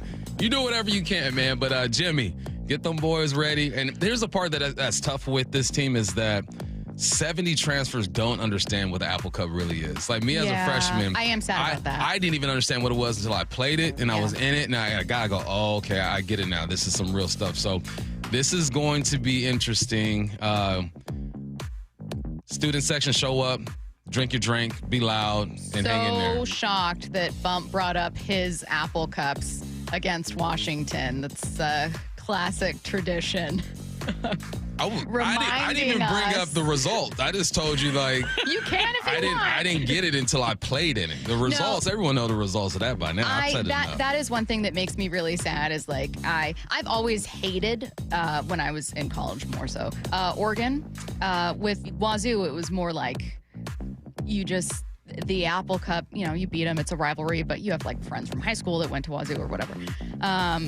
But it is there's a lot of really sad things about realignment, the transfer portal, and everything that's changing about college football. And one of them is that for every new generation of students that comes in, this means less and less and less and less. It's such a bummer. Yeah, it's and the wider that gap becomes between the two schools in terms of the players that they have. Yeah, but it is what it is, man. Wazoo and Oregon State got left behind, and they don't produce the revenue to kind of hang with these guys. So it's slowly changing. It's going to look different in about 10 years for sure. Headline rewrites. Headline 3, the Bills moved to 3-0 last night with a 31-21 win over the 0-3 Dolphins on Thursday Night Football. What's the real headline? Despite that win, guys, right now it's looking like the path to a Super Bowl goes through Indianapolis. They're juggernauts. They can't be stopped. They haven't punted yet this season. There is a bet that you can make right now that the Colts will punt for the first time on their first drive this year. Yeah, the Colts have been the surprise of the league for sure. Daniel Jones winning the job over Anthony Richardson. Here's the thing about the Colts, though, is that you played Miami. Everyone's smacking Miami, even though they did make it interesting last night. You beat Denver, who's a solid squad. They could start off 3-0. You got Tennessee coming up. So good for the Colts. It's looking like they made the right decision putting Danny Dimes back there. But I'm more concerned about the Miami Dolphins, man. If they didn't lose the way they did, right? If it wasn't competitive, I think that McDaniel's seat will be burning hot right now. He might have bought him a few more weeks. And this thing's falling apart. The interesting thing is when do you just dismantle the group? When do you start shopping Tyreek Hill and seeing what you can get from him? You know the Chiefs need themselves a wide receiver. Are you going to call them and have conversations there? There comes a point where you kind of punt on the season. But thankfully they have the Jets and the Panthers coming up. They could kind of bounce back and try to right this thing. Yeah, I mean, at least they kept it close. There was a brief moment there, 21-all, where I thought, man, maybe the Dolphins do this. Even though the Bills have clearly been the better team. I mean, they were in it, but I think you're right. At a certain point, you're 0-3. You're not winning your division. It's simply not happening. Can you get to the playoffs? I don't know. Do you... And if you sell, do you get rid of Mike McDaniel, who seems like a really smart guy, but have you lost the locker room, or are you just not a good team? I was having this conversation with Moyer yesterday. And every coach in the NFL, like Mike McDaniels does his own thing, right? He's one of one. He's original out there. And he seems like he's a player's coach. But even the player's coach has to have that dad in him to where I might not yell or holler, but if I say something, I get stern, everyone perks up and listens. Even Pete Carroll had that on Tell the Truth Mondays. He had names on the whiteboard. Like, he held people accountable. I don't know what the operation is like over there with the Miami Dolphins because I'm not in the building. But it feels like Mike McDaniels needs to have that dad look at his team and pump some fear in. Someone said the Huskies can only blame themselves for realignment. Let me tell you what, I blame one person for realignment, really, and it's definitely not the Washington Huskies. Also, notoriously the first school to leave the Pac-12. Come on. Yeah, USC, UCLA. I get the Washington argument. I get that Washington and Oregon had a chance to save it. They really did, and instead they jumped ship. I completely understand. But that was a sinking ship. You should have been brave. Should have stuck around, but that is not the cause of realignment. The cause of realignment is much bigger than that and is far more closely tied with one man. And and it all leads to TV revenue, money. Yep. That man and money. Hubris. So I don't blame. Listen, I got love for UW outside of this week. I understand business-wise why they made the moves that they made. It's just unfortunate that two schools were not capable of making the same moves. We got a couple big names on our platforms this Sunday. Here's where you can find everything. Catch the Mariners-Astros series finale on either the Seattle Sports app or AM 770. The Seahawks face the Saints in a game you can hear on the app and on 710. So again, Mariners are on the app or 770. The Seahawks are on the app or 710. If you've noticed, the common denominator is the app, the Seattle Sports app, where you can flip back and forth between either broadcast and make it super easy on yourself. It's a Football Friday powered by the Snoqualmie Casino and Hotel. We're going to stick with the Mariners here, though, for the Farm Report. Learn a bit more about Rainiers hitting coach Shawn O'Malley. He joins us next on your home for the Mariners playoff push, Seattle Sports and the Seattle Sports app. You're heading into Houston? This is why you watch baseball. Brock and Salk. The team is good. They're playing great baseball right now. Morning 6 to 10. Their pitching looks much better than it did earlier in the year, and their lineup is, again, I'll say it, the best in the American League. Everything is there. Everything is dead even now, right? They know you, you know them. This is as good a playoff tune-up as you're ever going to get. Brock and Salk. Morning 6 to 10. Only on Seattle Sports and the Seattle Sports YouTube page. Do you have a car you want to sell, but you just don't want to go through all the hassle? With all the scams and security risks out there, more and more people just aren't comfortable selling their own car. So how do you get the most money for your used car without having to sell it yourself? Stacy here with the answer. It's Wayscar Ford in Auburn. Not only will they purchase your car and pay you right up front for it, but it gets way better. Once they resell your old car, they share half that profit with you. The question I get most from friends and colleagues is, well, what's the catch? How can they offer this? It's actually super simple. All the money they save by not traveling to buy cars at auctions, like purchase fees, shipping, and travel expenses, is what allows them to offer this. They'd rather share that money they save with you rather than outside vendors. They encourage you to shop around, but look, if Wayscar Ford can pay the same or more as competitors and then share half their profit with you once they resell your car, why would you sell your car anywhere else? They've already shared over $800,000 with their customers, and it's only at Wayscar Ford. WayscarFord.com. Check them out today, WayscarFord.com. This is for all you guys on Viagra. ED pills are no longer needed. The brutal side effects like 4-hour headaches, blurred vision, and that flush feeling can all be put behind you with our treatment. Here at West Coast Men's Health, we have a better approach to ED. Acoustic wave therapy creates blood flow circulation by safely removing the plaque in your arteries and restoring function naturally. Guys, let me be clear. Pills will never fix your problem. Our equipment is the latest technology, and our medical staff is the best in the industry. So give West Coast Men's Health a call today. Speak with our clinic manager. Ask him any question you like, how it works, the science behind it, and even the cost. If you suffer from ED or Peyronie's disease, give West Coast Men's Health a call today. It's not just about better health. It's about a better life. With clinics in Redmond and Tacoma, call 206-519-6541. That's 206-519-6541. Online at westcoastmenshealth.com. Mike Rowe here with a quick question. Is your concrete sinking? Whether it's your driveway, sidewalk, or patio, those uneven surfaces are not just ugly, they're dangerous. That's where Groundworks comes in. They use state-of-the-art concrete lifting solutions to prevent tripping hazards, and they're the best at what they do. Schedule your free inspection at groundworks.com/row. And while you're there, check out my latest dirty job. It's a good one. Licensed in all states where work is performed. See website for details. It is that time of year. I cannot wait for the weather to get warm like it is now on consecutive days. That means I can break the motorcycle out, ride to work, ride all over the place, and I love it more than just about anything. But I also know that it's not a matter of if, but when you get in an accident, what are you going to do? Well, I'll tell you, when you're injured in a motorcycle crash, don't settle for firms that say they're motorcycle lawyers. Trust the ones who live it. Law Tigers has been a part of the writing community for nearly 25 years nationwide. They are here 24/7, 365 days a year because writers deserve real support when they need it. Law Tigers is the resource writers can turn to when they are in need. Law Tigers is out at all the events and supporting all clubs and shops. The Law Tigers are always by your side. Your case evaluation is always free. There are no fees until your case settles. The Law Tigers, you never ride alone. Law Tigers, Washington's motorcycle lawyers. Jimmy Cook, 539 Broadway, Unit 104, Tacoma, Washington, 98402. when your outside matches how you feel on the inside, that's kindness. And so I think that is the one thing that the Lee Johnson Auto family encourages us, is to be like really authentic and really be intentional in how we treat our customers and how we treat each other. To have a good company, have a good culture, have a good crew that takes care of your customer base, you have to take care of your crew. You can't have miserable people and expect them to give a customer a good experience. Walking in here, meeting some of the employees already before I was even hired on, welcoming me in, gave me a good indication what this company was all about. So if I were to make an hour and a half drive here and to have fun here for 8 to 9 hours a day versus if it's the other way around, then I'll take it. It's not a script. It's a belief. The LJ Way is the Lee Johnson Auto family. When you own a business, it feels like everything's on you. Orders, deliveries, employees, on you.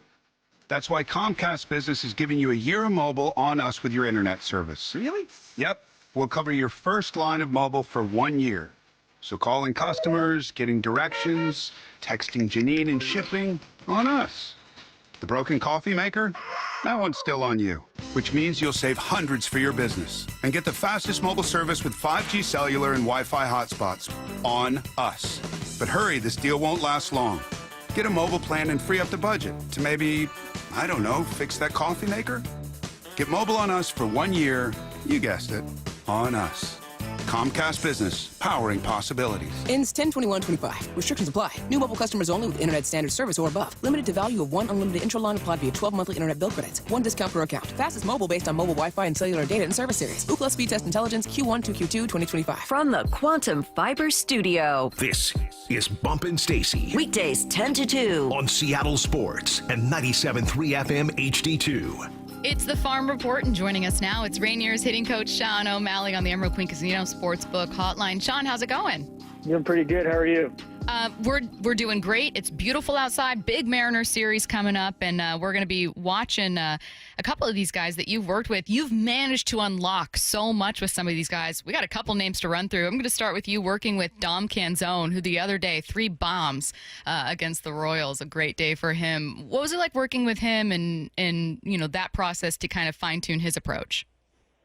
Yeah, Dom Bomb Zone. You know, he did. He's great. He's such a good talent. I mean, working with him, you see the ball when he hits, especially in BP, the ball just comes off so different than most guys, and you're just like, man, we got to figure out what he wants, what he needs to do, and how he feels. And so we just kind of walked backwards. We walked back to, like, you know, the years that he felt really good and where he felt sexy, and then I was like, okay, well, let's try that. And it was just kind of unraveling the pieces. Like, as a hitter, you always try new things, and you're always trying to be better, and sometimes that's not always the answer, right? So we just try to go back to what he did well and where he felt good. And, you know, I was just kind of there walking him through his own thoughts, just guiding him in the right direction, focusing on the right things, basically. Appreciate the focus on feeling sexy at the plate. This is an important. Yeah.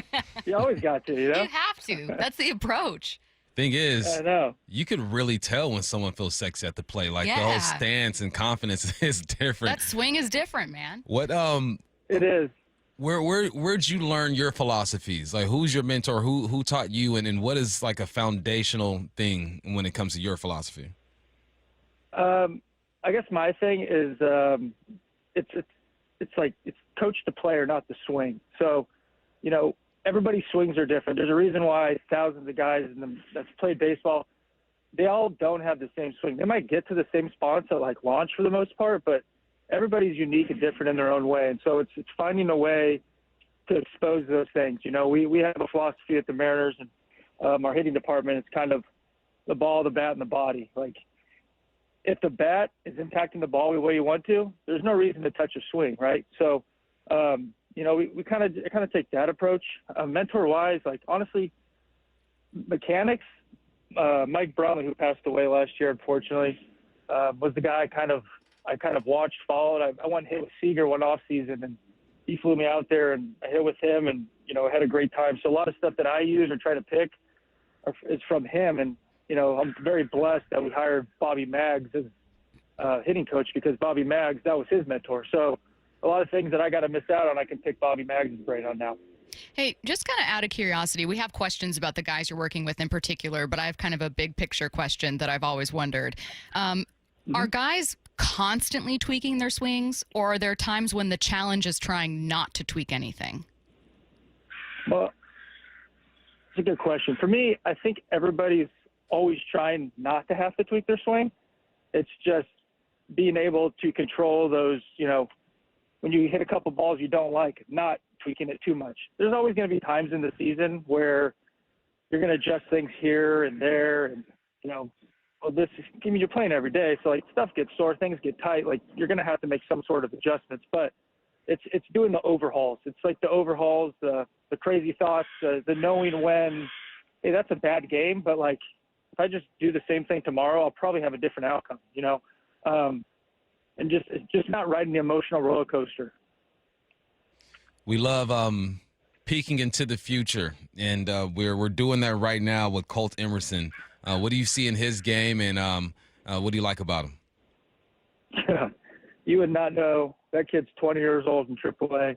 That guy, I don't know. I don't know how to describe it. It's unique. This is the first time I really got to see him play in person. I've heard about it. Obviously, everybody in this organization loves him, not only as a baseball player, but as a person. And it's just, this kid he just looks different. He's confident. He doesn't look overmatched by anybody. And to say that at 20 years old, I know at 20 years old, I would have came up here and looked terrible. And this kid, he slides right in like he didn't miss a step, like he's been here all year. So, if I had a prediction, I would assume good things are to come for him in Seattle. Who's maybe someone who, and that could be your answer, but who's someone you've worked with where, the first time you kind of got hands on him and working with his swing and working on his approach, you were like, oh my God, we can unlock something so incredibly special here? I'd probably say probably Dom, honestly, and Leo. Like you've seen what Leo Rivas has done too this year, and it's been pretty impressive. And the beauty with him, like I've had Leo for, I don't know, 3 years, 4 years now, like parts of 3 or 4 years. But, his is not a swing thing. His is get focused on the right things. He was a little guy like me in the sense of like, hey, utility guy, like slap the ball around. And this year we've just been focused on like, hey, let's just try to hit the ball in the air because he inherently is going to hit line drives, in my opinion. So it's like, you can afford to make some outs in the air because he's probably going to hit a line drive. But, everybody knows if you hit a ground ball in the big leagues, you're out. So, somebody that's adopted that in the sense of like an approach mindset, Leo's been, one of the coolest, stories that I've ever been around. Yeah. Ben Williamson, we had a taste of him this year. How's he looking down there, and how are you trying to unlock him? He's looking great. Started off, came down. We did some swing adjustment stuff, and started off really hot. And then now he's kind of in that navigating the adjustment part. Where he needs to make it, where he doesn't. Is there anything to change, or is he just not getting results? So a lot of it's just like the feel factor right now, and he's doing great. People got to understand too. Sometimes failure, not just going out there and hitting homers every time is a bad thing. Like failing. Failing's a good thing because if you're failing, you're learning, and I feel like that's what Ben's doing right now. He's, even if it isn't a 4-for-4 night, he's piecing together his approach and his swing and everything to set him up for the future. So this is a bit related. I was actually thinking of that while you were answering because I was thinking, God, when we obviously watch the Mariners and we talk about guys that are in a slump, I can sit here and go, oh, JP's in a bit of a slump. JP's been a big leaguer. JP knows what it's like to get into one and get himself out of one while you're working with some guys who have been in the bigs, obviously, and, maybe they're fine-tuning an approach or spending some time down there. You're also working with guys that are still experiencing failure for the first time. What's it like to kind of coach some guys through that, especially the younger ones? It's actually pretty fun. It's like, think of it like parenting, you want to protect your kids, you want to help them, but when their emotions strike, you want to make them feel better. But at the same time, right. It's good for them to experience it and good for them to feel it because then they know how to navigate through it when it happens again. You can't just always protect them, right? So here it's like you just hope that you establish a good enough relationship where they're vulnerable and they open up to you. And then you can communicate, and then you can talk them through it. And then you can just see the weight fall off their shoulders where it's like, oh, this is okay. Like, I don't need to panic. And it's like, no, you don't. And so, then it's like, well, what do we do? And we get here. It's like, well, we just keep going. There's nothing we can do. We play tomorrow at 7:05, So it's really fun just to try to slow their brains down and, just help them navigate the whole situation. Yeah, I'm a parent and a coach myself, and I think that's the most rewarding thing, right, is watching a guy do something that he couldn't do the following day. Is there a name that is on the rise that people might not be talking about that you feel needs a little bit of attention? It's a good question, man. Honestly, there's a lot of guys on this team this year that deserve a lot of attention. I wish I could just pick one. I mean, Williamson, I have some pretty high hopes for him coming up in the future. Harry Ford, obviously, Cole. I mean, I could go on and on, but I can't think of one right off the top of my head that I'm like, that's just not fair just to say one, I guess. If you want to come watch the Rainiers, they'll come on out and you can see them all. Yeah, I was going to say. Too deep out there. Honestly, the fact that you're like, man, I'm thinking of like 10 or 11 guys all at once, that's actually great news for the Mariners. And speaking of seeing Tacoma plays in the 2025 PCL Championship Series next week. He is Rainiers hitting coach Shawn O'Malley. Shawn, thanks for your time, man. Thanks, we Shawn. appreciate it.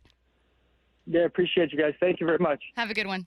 Latest on Jaden Daniels coming your way next on the Home for the Mariners playoff push, Seattle Sports and the Seattle Sports app.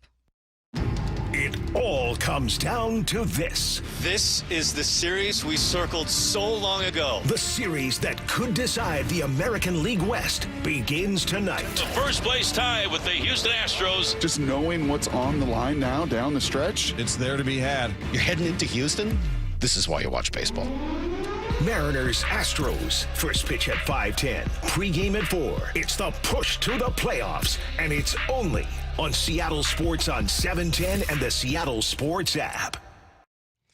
Hey, what's up? It's Michael Bumpus for Silver Reef Casino. I want you to get into the car, go north on I-5, get off exit 260, and you are there. They got an amazing steakhouse. They got the cantina as well. They also have big, spacious rooms for you. They got options. Also, they got the Loomis Trail Golf Course for all my golfers out there. Fall golf is ready to go. Hit the fairway because there's water everywhere. Also, soak in the last of the summer glow with their golden hour giveaway at Silver Reef Casino Resort. Every Saturday, 6 p.m. to midnight, they're holding drawings with a $10,000 grand prize winner. But don't miss the epic finale on September 27th, where one lucky winner will take home a massive $50,000 grand prize. Are you feeling the golden hour vibes? Come find out if you are a winner. I went to Silver Reef Casino. It was a blast. Had some fun. The drinks are good. SilverReefCasino.com. Go visit. You're listening to Leaf Filter Radio, and the guru of gutter protection himself, Chris Coonahan, is here to take your most pressing leaf-related questions. Hey, everybody. Chris here. I understand we have Ron on the line. Ron, where are you calling from? Uh-oh. Ron, are you calling from a ladder? Well, I was. I wanted to ask Chris what I need to do to get my gutters ready to have Leaf Filter installed. Oh, Ron, you don't have to do anything. A Leaf Filter Trusted Pro will come out and clean out your gutters, realign and seal your gutters, and install Leaf Filter, America's #1 gutter protection system. So I didn't need to get on this ladder? Ron, Leaf Filter Trusted Pros are in your neighborhood and ready to help. Just visit leaffilter.com/deal to schedule your free gutter inspection and get up to 30% off. Thank goodness. What was that site? That's leaffilter.com/deal for your free gutter inspection today. See representative for warranty details. Promotion is 20% off plus a 10% senior or military discount. One discount per household. If you're 55 or older and into that whole saving money thing, T-Mobile has an exclusive phone and internet bundle just for you. Right now, get 2 unlimited phone lines plus 5G home internet for just $30 each per month with autopay, plus taxes and fees. And with 5G home internet, setup is easy with just 1 cord and no technician needed, which is great if you're also into that whole keeping it simple thing. Switch now and experience the best mobile network in the U.S. Visit your local store to start saving. T-Mobile, it's better over here. They based on analysis by Ookla Speed Test Intelligence data Q4 2024 to Q1 2025. Ookla trademarks used under license. Unlimited on our network. Customers on voice plan may notice speeds lower than other customers and further reduction using more than 50 gigs a month due to data prioritization. Video streams and SD on this plan. Home internet pricing after $20 a monthly bill credit plus $5 per line without autopay. Debit or bank account required. See 5G device coverage and access details at T-Mobile.com. Stacy Rost here. It's time to recognize a woman in our sports community with the 2025 Women of Inspiration Award. The nominations are in, and the Seattle chapter of WISE, which stands for Women in Sports and Events, needs your help selecting a winner. Voting is open now until September 26th at woiseattle.org. The winner will receive a generous cash donation from WISE and their partners for the cause of their choice. Help honor a local woman today. Vote by September 26th at woiseattle.org. The Bump and Stacy Show is powered in part each day by the caring and compassionate team at Pendergast Law Personal Injury Lawyers. Go to pendergastlaw.com. If you have unfiled taxes or are in debt to the IRS, this is important news. Did you know the IRS has programs specifically designed to help people struggling with tax debt? Powerful tax assistance programs that can save you thousands if you qualify. No one knows these programs better than the experts at Optima Tax Relief, America's most trusted tax resolution firm. A-plus rated by the Better Business Bureau, their award-winning tax attorneys and licensed professionals have resolved over $1 billion of tax debt for their clients. One call to Optima can start the process, helping to put an end to your worries about wage garnishment, asset seizure, and other aggressive IRS actions. Find the best options to solve your tax problems. Call the experts at Optima Tax Relief today for a free consultation. Call 800-343-6460. 800-343-6460. 800-343-6460. Optima Tax Relief. Some restrictions apply. For complete details, please visit OptimaTaxRelief.com. Imagine finding your dream home and moving in right away. No waiting to sell your old place first. Sounds perfect, right? That's exactly what Orchard's Move First, Sell Later program lets you do. Buy your new home now and sell the old one later. Here's how it works. Orchard gives you cash so you can buy and move into your new home first on your timeline. No waiting, no showings, no double moves. Then the Orchard experts take it from there. They handle repairs on your old home for you so you attract the right buyers. Once they're done, a local Orchard agent lists and sells your home for top dollar. Orchard's Move First program gives you the freedom to buy and move into your new home first and sell your old home later. Buy before you sell and get top dollar for your home with Orchard. Ready to find out how much your home is worth? Visit Orchard.com to get your free home valuation. That's Orchard.com. From the Quantum Fiber Studio. This is Bump and Stacy. Weekdays 10 to 2. On Seattle Sports and 97.3 FM HD2. Jaden Daniels was not at Commanders practice on Friday, meaning it's looking likely Marcus Mariota will start in place of Daniels on Sunday against the Raiders. I'm guessing good news for Pete Carroll's team. I almost said Oakland team. Still getting used to it even now. Looking to bounce back, obviously, from a loss to the Chargers on Monday. He wasn't even at the practice. Like, he didn't come outside. He was just in the facility somewhere. I'm sure he was, supporting hiding. his friends, being a good teammate, going to meetings. They said he wasn't at the practice. They got to keep him safe, though. I guess. Marcus Mariota, this is your time to shine, man. You've done this plenty of times in your career the past, 4 years. You've been with the Raiders, ATL, Philly, now Washington. This is why you have a veteran backup. He's 31 years. He's only 31. Dang, it feels like he's older than that. But your time to shine, man. And if you're the Vegas Raiders, you're hoping you get this done because things are starting to slide for you fairly quickly. Just the way that Geno's been playing. If Geno gets outplayed by Marcus Mariota, we got some problems. There have been and will be a lot of backups playing in week 3. So, again, going to have Marcus Mariota playing for Jaden Daniels. It looks like Carson Wentz is going to start for Minnesota for sure on Sunday. He was asked about being on his 6th team in 6 seasons. It's definitely given me a different perspective, going from being a starter, just traded, cut, all the things, then being a backup the last 2 years behind some, future Hall of Fame quarterbacks. getting to see it done at a very high level has given me some perspective.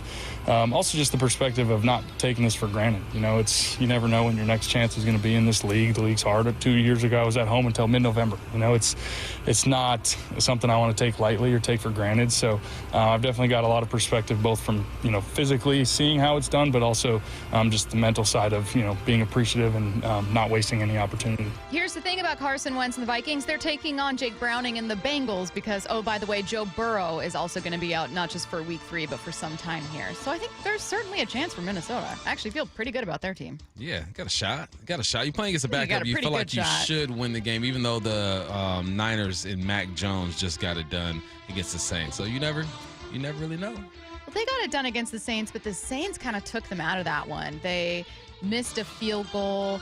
They fumbled the ball in field goal territory. There's 6 points in a 5-point game. It's like the 49ers gave you reasons to lose. I think Minnesota with Carson Wentz wins that game against the 49ers. It's a better defense than the Saints have. It's better. We'll never know. I guess we'll never know. We'll never know.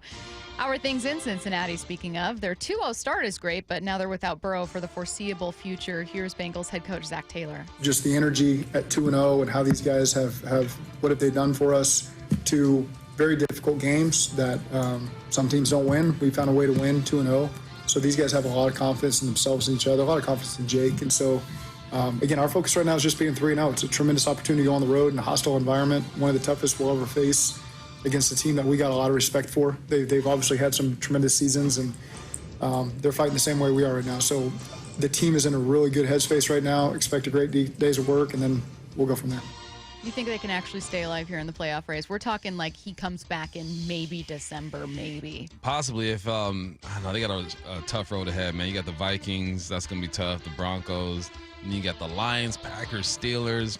Nah, it's going to be tough, man. Jake Browning have to play like his best football he's played in the NFL. But he's put some games together. He's got some 300, 400-yard gains, several touchdowns.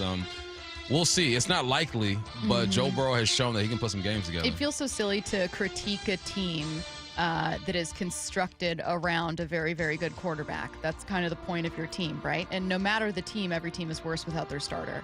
However, I feel like there are teams that can make it a little bit further without their quarterback than the Bengals, who decided just not to invest in their defense, who have decided to go pretty thin there, who have invested a ton of money in their top 2 wide receivers because it complements their quarterback, but otherwise don't have an elite offensive line and are still looking for a more stable run game. Like the entire team is Joe Burrow, Jamar, and Higgins. That's the whole thing. I wouldn't say they didn't invest in their defense. They did bring Trey Henderson back. They drafted about 4 guys on defense. They just didn't go out and fill some other gaps. Their investment looks a bit different. I bet you if you talk to them, they'll say, yeah, but look, we got Henderson and we got this guy and this guy. But we all know with this offense, with this team, it's all about the offense. You got to put up 30. Eagles All-Pro left tackle Jordan Mailata really doesn't want to hear critics of the tush push, specifically Adam Schefter. I'm pretty good what Adam Schefter said, to be honest. And I ain't the one calling the plays on my team, so I'm just sorry, pardon my language, pardon my French. I'm not calling the plays, and I don't care what Adam Schefter says. Sorry, mate. Well, I think it was the first announcer. Whichever announcer said it was a rugby play deserves jail time. Like, for real. You think it's not? I think it's a beautiful piece of art, yeah. It's definitely a work of art. It's a lot of coordination, a lot of organized mess, and every other team can do it. Why can't they convert? You can do it. Let me do this. You guys can do it. This is my official plea to all the teams out there. You can run the tush push just like we can. I don't know that I think they can, but I do agree with everything you said as far as like what's the problem with it? Everyone's allowed to do it. Go do it then. The only place he's wrong is that it does resemble rugby. Like, you can't deny that. It resembles rugby. But it's not against the rules. Everyone can do it. They're just better at it. If the NFL's not going to ban it, just stop complaining about it. Don't get in 3rd and 1. Don't get in 4th and 1. There are solutions to this. The Seahawks have named their Week 3 captains Cooper Kupp, Sam Darnold, Ernest Jones, Drake Thomas. Almost. You hate the rotating captains. I do. I really don't like it. I get why he does it. Respect to Mike Macdonald, all love, but almost, man. Would you rather the Seahawks have rotating 3 to 4 captains or constant 8 captains? Nah, I say you have, if you're going to rotate 2 for sure captains every week, and then rotate the other two. But what if you have to choose either a rotating cast where each week it's only 3 or 4? Okay. Yep. A normal number of captains, but it's rotating. Or 8 permanent captains, but it's 8. 8. I go 8. I don't like the rotating. I get it. Look, but this is almost, you got Cup, Darnold, Ernest. Those are captains for sure. Drake, welcome to the party. Good for him. Last one here very quickly. The Cowboys and Bears are Fox's game of the week. So does Brian Schottenheimer also have an issue with Tom Brady's role with the Raiders? I talked to Tom yesterday and Kevin Burkhardt and Aaron Andrews and their producers and stuff. And, I'm very open with all those guys. I mean, there's no secrets in this business, guys. I mean, let's be honest. Pete Carroll and I know each other as well as anybody. Pete has 3 of my playbooks. You know what I'm saying? I mean, I know Pete. I know what Pete's saying to his team. And the questions that Tom and those guys ask, it's to do a job. And so I have no problem with it. I think each person has their own opinion, and there's people that feel like it's an advantage. And then, for Tom and the Raiders, then that's for them. But that's for them. All right. That's what I'm saying. You got film out there. Everyone has film on everybody. Everyone knows someone through somebody. And you don't have to reveal what you don't want to reveal to Tom Brady in those production meetings. You can control the situation, but if he wants information, he's going to get it regardless if it's from you or from someone else. So I understand people's concern, but this is the NFL. Information is shared all the time and is easily accessible. What would a series win tell you about this Mariners team? You are calling for this one, 866-979-3776. Again, what would a series win tell you about the Mariners? That's coming up next on your home for the Mariners playoff push, Seattle Sports and the Seattle Sports app. It all comes down to this. This is the series we circled so long ago. The series that could decide the American League West begins tonight. The first place tie with the Houston Astros. Just knowing what's on the line now down the stretch. Every game right now is big. It's there to be had. We believe in each other and we're ready to fight. Mariners, Astros. First pitch at 5:10. Pre-game at 4. It's the push to the playoffs. And it's only on Seattle Sports on 710 and the Seattle Sports app. Hi, I'm Justin Shirley. We offer 0 down, 0 interest, and 0 payments for 24 months on new roofs. Call 866-ROOF-ROOF now. State Roofing and Exteriors. Held to a higher standard since 1968. Our bats are back, and the ballpark is rocking like 2001. I'm Dr. Ryan Stern with the Stern Sinus Center. For those of you sick of searching for another allergy medication, we offer a solution that will save you time, money, and frustration. Rynair is a simple, minimally invasive procedure that significantly reduces postnasal drip and stuffiness. We're taking new patients. Schedule your appointment in Auburn or Federal Way or go to sternsinus.com. The fall, well, it's a great time to reset your workouts on new stuff, and Top Fitness has some great deals going on right now. Hey, Brock Hewitt here, and you've heard me talk about working out in your home gym. It's the best. From flooring to everything that goes in that gym, like treadmills, ellipticals, and strength training systems, well, Top Fitness provides it all. Top Fitness represents the very best brands available, like Washington's own Precor, yes, the company that created the elliptical, and Inspire Fitness, the leader in strength training machines, along with so many others. Give Top Fitness your room dimensions right now, and you know what? They'll do the rest. They'll do a complete fitness room design. And right now, get 0% interest financing, mention you heard it from me, and receive an additional $100 off any new treadmill or home gym. It's no secret that everyone, from personal trainers to professional athletes, love Top Fitness. Top Fitness has locations in Tukwila, Linwood, and Bellevue, or visit them online at topfitness.com for more info. That's Top Fitness, your best place for home fitness equipment. Hey man, gaining weight, dragging throughout the day, losing your drive? It could be your testosterone. The team at Revive Men's Health Washington gets men back on track with the energy and drive they've been missing. Meet Tyler, Revive Men's Health Director of Operations and witness to hundreds of success stories. I've seen guys come in worn out, discouraged, and just not themselves. A few months into treatment, they're standing taller, speaking with more confidence. It's like watching someone come back to life, like a light switch gets turned back on. The spouse says, "Thank you, I really have my partner back, better than before." That's the moment it all clicks for me, and that's why I do what I do. Since 2011, Revive Men's Health has helped more than 120,000 men regain their energy and drive. Start your story today with an in-clinic visit or a secure video appointment. Call 206-529-1111 now to book your free testosterone test, exam, and consultation. That's 206-529-1111 or schedule anytime at ReviveMen'sHealth.com. Dave Wyman here, and since I stopped playing football, we've been fortunate to live in the same house for over 20 years. That type of longevity is a good thing, except 20 years in the same house means a lot of things start to break. Most recently, it's our windows. Virtually every seal has broken, and that's why I reached out to Harley Exteriors. They're local, they're huge fans of our teams, and big listeners to the station. Better yet, they have the best product. Olympic Series windows offered exclusively through Harley Exteriors are manufactured in Washington, designed for Pacific Northwest homes and climate. That means cooler in the summer and warmer in the winter. To celebrate the start of football season, the guys at Harley Exteriors are offering no interest and no payments for an entire year. Also, buy one window and get the second one 40% off. And take another $200 off your entire project. Call 833-HARLEY. That's 833-HARLEY. Or go to harleyexteriors.com. 1-877 Cars for Kids. KARS Cars for Kids.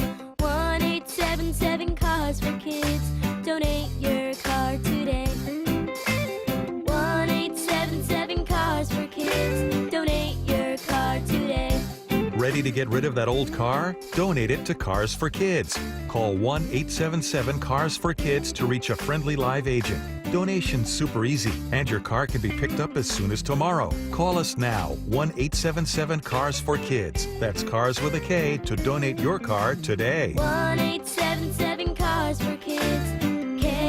KARS Cars for Kids. 1-877 Cars for Kids. Donate your car today. Did you know you can donate real estate too? Go to carsforkids.org. That's carsforkids.org. Emerald Queen Casino, the entertainment capital of the Northwest. The best place to watch all your favorite sports. Featuring wall-to-wall viewing screens, 6 windows, and 30 kiosks. Be there at emeraldqueen.com. Emerald Queen Casino, the entertainment capital of the Northwest. Let's go! This is Seattle Sports. Streaming through the Seattle Sports app. KIRO AM Seattle. KIRO FM HD2 Tacoma. Home of the Seahawks, Mariners, and everything Seattle sports. Seattle Sports Snapshot.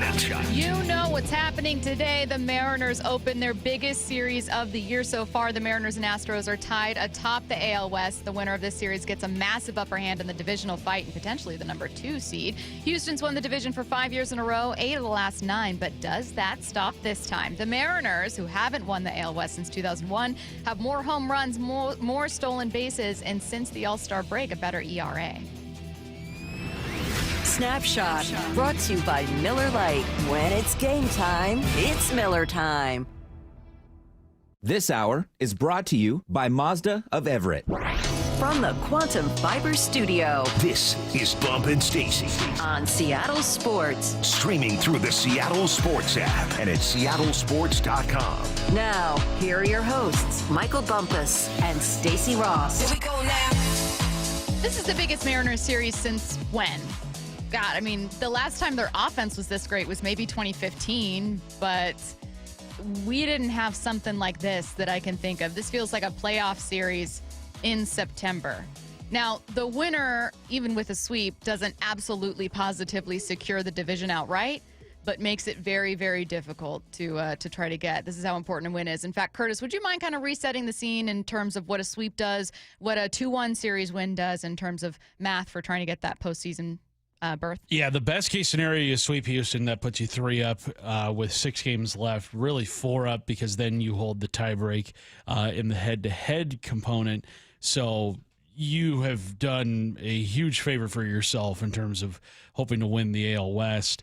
If you take 2 of 3, that puts you 1 up, essentially 2, because you would still hold the tiebreak over Houston. So the worst the Mariners can do right now this weekend in order to still have a lead in the AL West and hold the tiebreak is take 2 of 3. That's your goal this weekend, at least 2 of 3. And your goal right now is to call, because we're talking about the Mariners. This is a massive series, 866-979-3776. You think they can do it? You think they can win this series? And what would a series win tell you about this Mariners team? Let's go to Jeff, our first caller. Jeff, you think they can do it? What would a win tell you? Oh, do we have Jeff? Can you hear us? We do not have Jeff. My name's Jeff. I wonder what Jeff was going to say.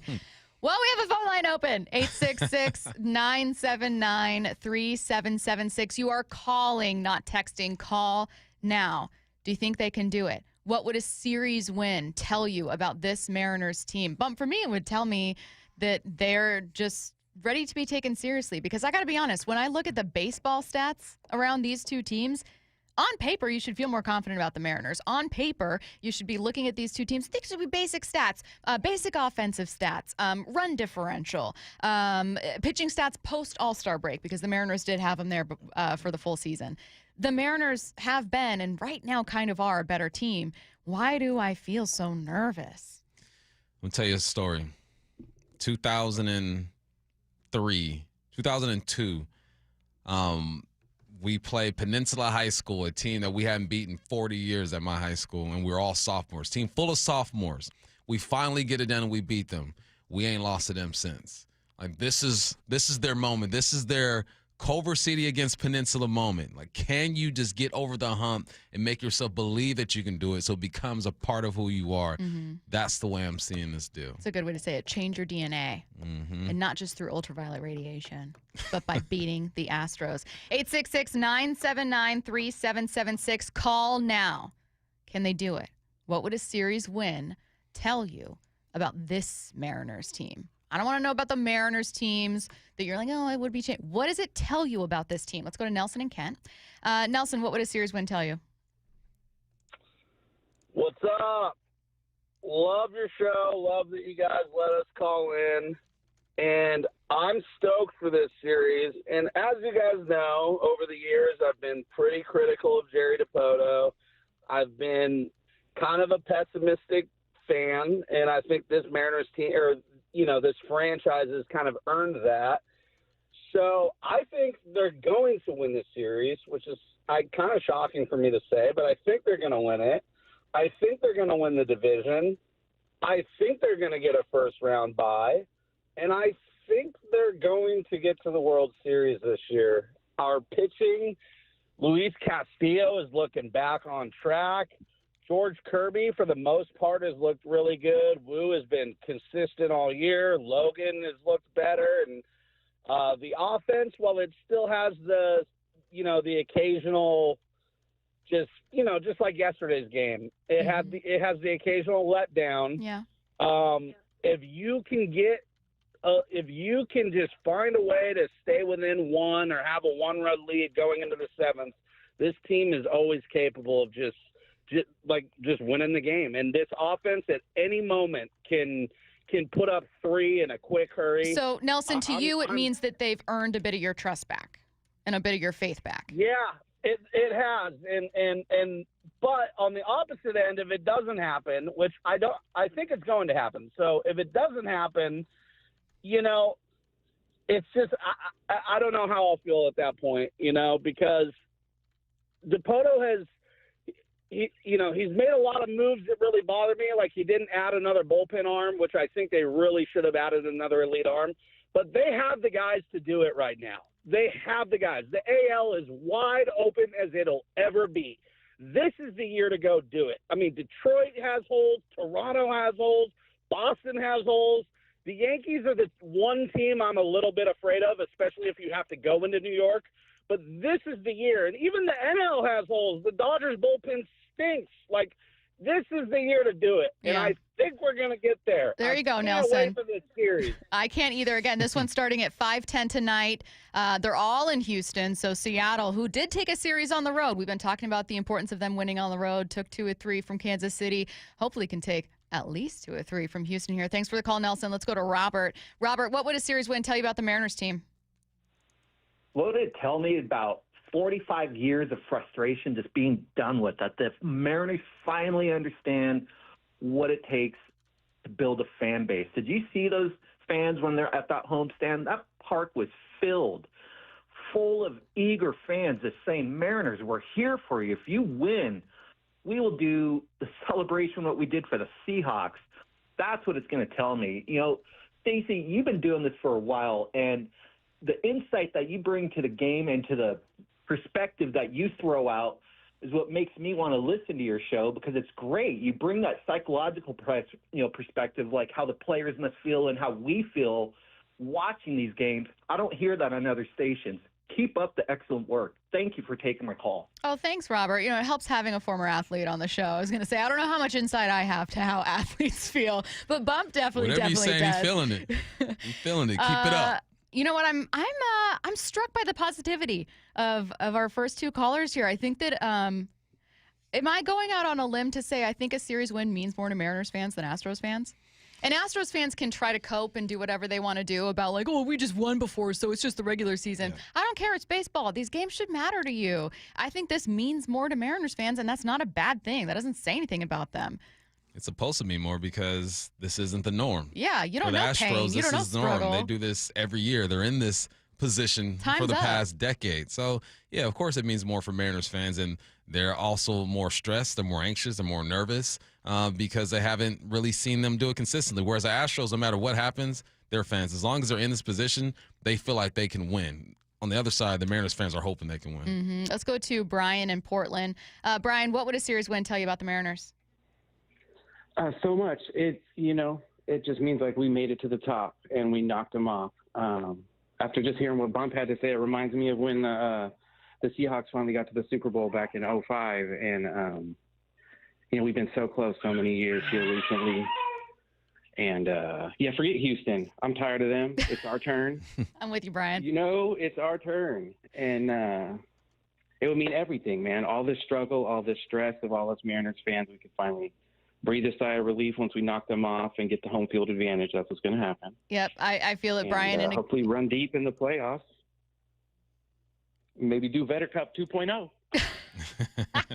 Looking all the way at that National League rematch there in a World Series. I like it. Thank you, Brian, calling from Portland, saying, hey, what it means is that, Bump, it means we finally climbed the mountain. And I like him pointing out that 2005 Super Bowl, which obviously we all know the Seahawks ended up losing, but the point was also that you got a taste of what it felt like to be there and be a contender. Not only are the Mariners, we all know this stat, the only team to never make it to a World Series, but you haven't won your division since 2001. 2001? I think what's most important is that, you want the fans to feel it and to start believing that this team is capable of doing it, but you want your pillars to feel that and make that part of them. Like, we've been in this situation before. We've taken the Astros to the last hour of the season and gotten by them, and that becomes who they are, because that's why the Astros, part of why the Astros are so tough is because Altuve knows, we've done this before. Pena, even young Pena, I've done this before. They have it in them, so it's time for the Mariners to do that. I have a 425 saying trying to call in, but it's not letting me. We just freed up 2 lines, so if you were trying to call in, go ahead and call now. That number is 866-979-3776.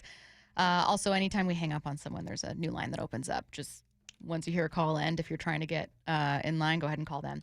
Let's go to Jeff on line 4. Jeff, what would a series win tell you about the Mariners? It showed me that they're ready to win now instead of just the regular season, showing the Astros hey, this is our division now. We've already shown that we've won 31 and 18 in the division. We already dominate the division. Houston is about 500.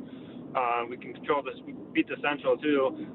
Just worried about the East. But if we win now, it'll show we're ready to make those hard games in the playoffs and win those games, too.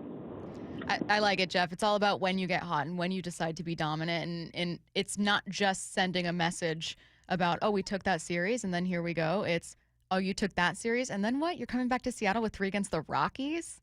Yeah. If you sweep Houston, win 2, that's yours. Yeah, it's all yours, man. It's the hard part about this team being hot right now, like winning 11 of the last 12, is that you're thinking, okay, well, can they win 6 out of the next 9 that are up? That'd be a tall order, but I'd rather have them coming into this series winning games and looking the way that they have been rather than hoping they can get hot. It's a weird place to be because it's tough to win as many games that are required in this short span. But they show that they're capable of doing it. So let's do it. Let's go to Leon calling from Everett. Leon, what would a series win tell you about the Mariners?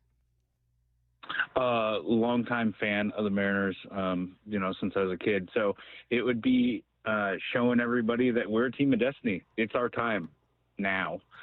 Finally, we're gonna knock the Astros off, and it's fitting we're going through there to get to the World Series because we're gonna do it. This is it. I just feel everything's aligning. Our pitching's coming back at the right time. Everybody's getting hot. We only need to win 11 games in the playoffs. We already just won 11. We can do this. It's our time. Thanks for the call, Leon, saying, hey, fan since I was a kid, and not only is it our time, but kind of hinted at and I kind of like that it has to happen this way. There's a little bit of a narrative to taking it from Houston in Houston, Bump. It's this is what moves are made of, right? Cal having the season that he's having. You bring Suarez back. You get Naylor at the trade deadline as well. Robles was gone for a while. Boom, he comes back. Dom Canzone is one of the role players who's doing his thing. The rotation has been through so much this year with injury. Seems like they're figuring stuff out. We're ready to toss away the bullpen. They're trying to figure it out now, and now you set yourself up to take down the big dog. So, this is a movie. Imagine Cal gets to 60. I don't think he will this series, but gets to 60. You knock out the Astros. You get into the playoffs. You have your bye. It's set up for some dramatic stuff here. Let's go to Christopher calling from Gig Harbor. Christopher, what would a series win tell you about the Mariners team? I want to be optimistic on the Mariners, but I'm a pessimistic Seattle fan. I would say we're probably going to go 1-2 in this series. Well, why do you feel that way? I feel that way because Houston's always had our number. Houston's always played us tough. They've always beaten us. I look at the 2022 playoff run that we had, and they were the team that was the team that swept us. And I see this. I don't want to say we're going to get swept, but I'm just being my optimism's kind of low at this point. I'm very happy for the Mariners and what they've accomplished this year. And the Mariners have played really hard, but also what's indicative to this is our road record is not the best. Up until the Royal series, it felt like we got swept in every series on the road in August. So I'm kind of just throwing my hands up in the air. I wish we'll get the series win because it would mean a lot to this region for us to win the West. But my main reason for calling was I was going to give Michael Bumpus a hard time because I was on that Peninsula Seahawks team that he beat when he played us.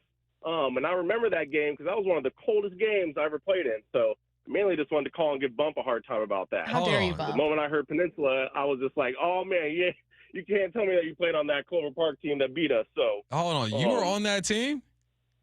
Yep, I was on that team. Coldest game I ever played on. You remember how it went down, the blocked field goal? Yep, I remember that. Wow, that's crazy. I remember that because we were supposed to beat you guys. Yep. We were favored in that game. We went in highly confident because the year prior to that, you guys came to our stadium and we had beaten you. It was the first time we ever had played Clover Park, and then we're like, oh yeah, we're about to get this win, and then blocked field goal, couldn't get the run game going, and then you guys beat the brakes off of us at that point. Well, nice to meet again, Christopher. Nice to meet again. Yeah. Thanks for the call, Thanks, Christopher. Man. I want to say that. Appreciate you. Yep. Bye. Small world. Hella That's crazy. Small. That's nuts. That's funny. Thanks for calling, Christopher. Let's go to JT. JT, what would a series win tell you about the Mariners? Oh, hi, you guys. Love your show. Thanks for having me on. Well, this is showtime. This is what we live for. This is really a pre-playoff series. If we win it, if we sweep them, we're going to be the champs of the West. And we haven't had this kind of a offensive lineup. It's just fun to watch every at-bat. And not only that, these are the core players that all team up together. Julio is finally starting to live up to his potential. And it's exciting. It's exciting as the Dickens. And the bullpen is the key. I agree with you on that one. Thanks for calling, JT. JT, I like a couple points from JT. One, talking about everything first of all, this being the best offense we've seen in a really long time. And not only that, but the pieces that you were hoping could grow into important pieces have done it, like Julio, or the pieces you acquired are performing like Naylor. But also, I think I'm looking at the arms. The indicator, the big factor in this one, starters bullpen. If they could get this done and develop this championship type of identity or champion type of identity, there's some guys on the way, too. I mean, we got some guys at the lower level who are tearing it up right now, too. So it's building. This is a big moment in Mariners history right now if they can get this done. Jennifer calling from Lacey. What would a series win tell you about the Mariners? Well, I'd be overjoyed if we got that. And I just think that this year we have so many records that are already broken. And I just feel like it's our year to take it all the way. We definitely sleep better in our household when we have a win, but we definitely live and die with this team. But I feel like there is just sort of something clicking. I don't think we've ever had this deep a lineup, and along with the pitching. And, after supporting the Cougs for years, Bump, there's something different about Coug fans, and that's what I feel like Mariner fans are similar. We just we always believe, and I am just extremely excited for every single game we have, the next 9, and then going in, and I want a World Series. I agree with you, Jennifer. And I agree with you about those records, man. We have Alex Mayer who joins us from Mariner Stats and Info for the Dugout, and he has so many crazy ones. It's not just Cal's record, which is obviously unbelievable, and the one that we're kind of all watching. It feels like a movie, but you want to talk about the number of players on this team that were getting 25-25, 30-30. Josh Naylor with a career high in stolen bases, and it's not close. Julio and Randy have done some crazy things. You've got something like, 6 guys with 30-plus home runs and a handful, not a handful. You got a couple with 40-plus. It's just absolutely insane, the collection of offensive feats that this lineup has accomplished. I just realized that Mariners fans and Cougs fans are really connected. By pain? Yeah, we are. We're really connected. So I appreciate you pointing that out. I feel you with that one, Jennifer. Thank you, Jennifer. I can guess who you're rooting for also on Saturday for the Apple Cup. Right. And in JP's words, let's up and go. Yeah. Thank you. Drink Thanks lots for of keeping it wine, radio Jennifer. friendly, Lots Jennifer. of wine and say your Hail Marys and all that good stuff. Have a good one. You guys take care. Thanks, Bye.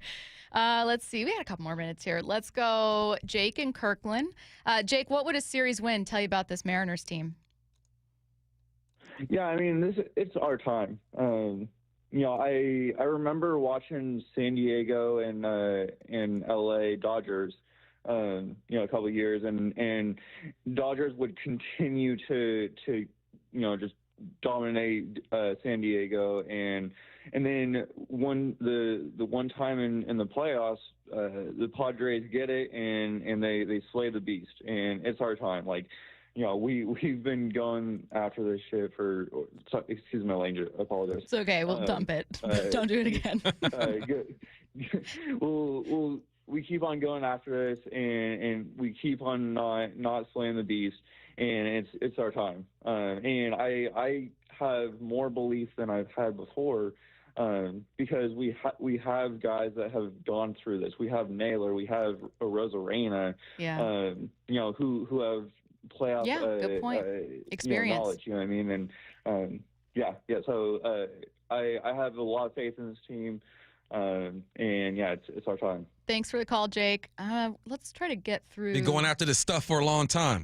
Going after this stuff for a long time, says Jake. Let's go to Mondo. Mondo, what would this series win tell you about the Mariners? Mondo. I used to have a homie named Mondo growing up. I wonder if it's the same person. Jerry DiPoto it would tell me that Jerry DiPoto is actually the guy for Seattle.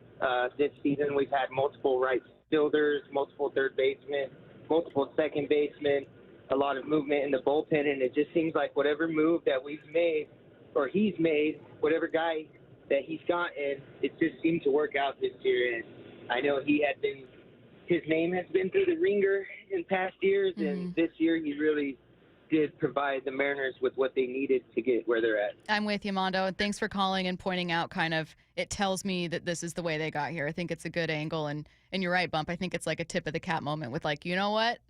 Mariners decision makers made the right calls. I know earlier Nelson said, I wish they would have got an arm. Look, man, we heard multiple reports that they made some serious offers for arms, and the Twins kind of flipped it. You get that one friend who, close friend, but you guys argue so much and you always want to be right, and it's hard to admit when they're right. That's what Jerry DiPoto is to all the Mariners fans. You got to admit, he did it. Him and the gang get it. Got it done this trade deadline. Let's go to Kate. Kate, what would a series win tell you about this Mariners team? It would tell us that they're a team and they all work together and they have such good chemistry among them and the good vibes only. And so just how teamwork works and that can win. There's Cal Riley, who's a star, but they're all so amazing. I mean, just that new catcher who came up. Oh yeah, and Harry made Ford. a big play. It's just beautiful watching them right now. Appreciate it, Kate. And a fair point about what it tells you is they're all collectively playing together.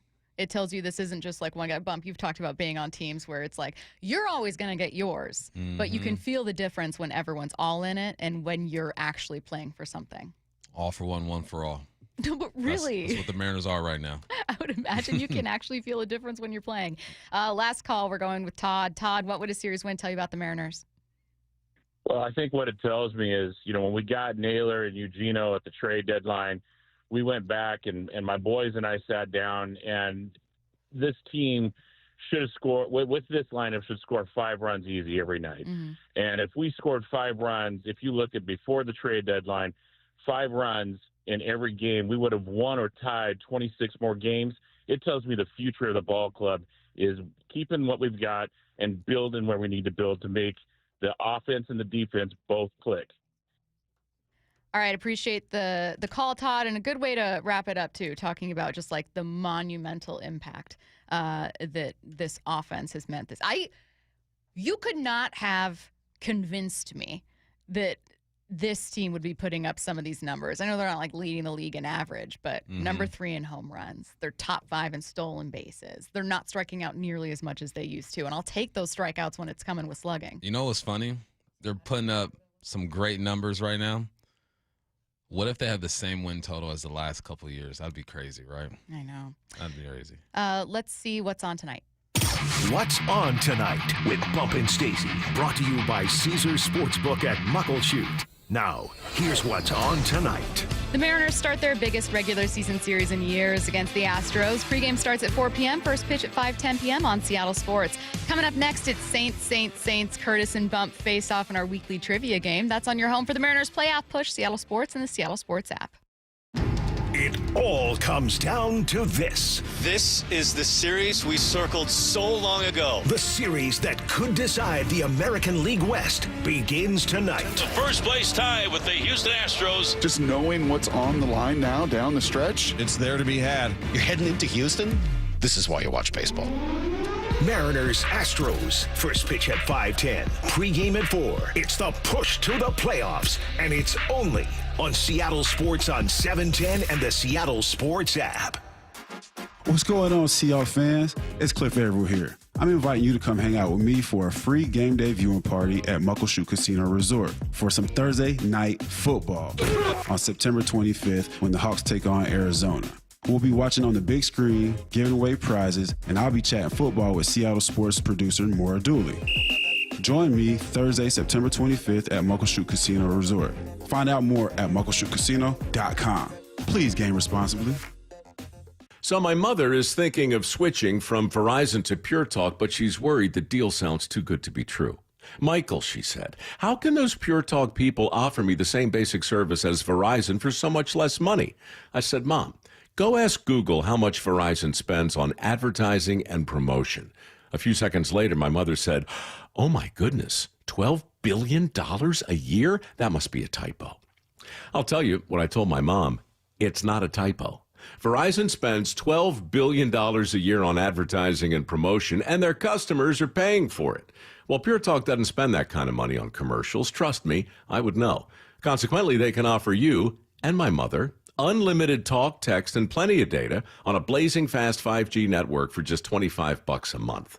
Dial pound 250 and say the words Mike Rowe, and you'll get an additional 50% off your first month. That's pound 250 Mike Rowe. Pure Talk. Everything you need and nothing you don't. Wesley Financial Group is not a law firm, and Chuck McDowell definitely not an attorney. This is Chuck. If someone talked you into buying something really silly and you want to get out of that silly little thing, my advice, get the facts. Call me and I'll send you our timeshare exit kit absolutely free. Inside, you'll learn how timeshare works and all your options for cancellation. Call Wesley now for your free exit info kit. 800-486-9600. That's 800-486-9600.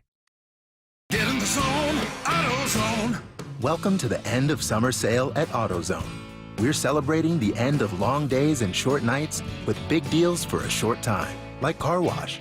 Right now, you can save 20% on the Armor All Complete Car Wash Kit. Need new brakes? Duralast brake pads are free with the purchase of Duralast rotors. We've also got oil deals and more.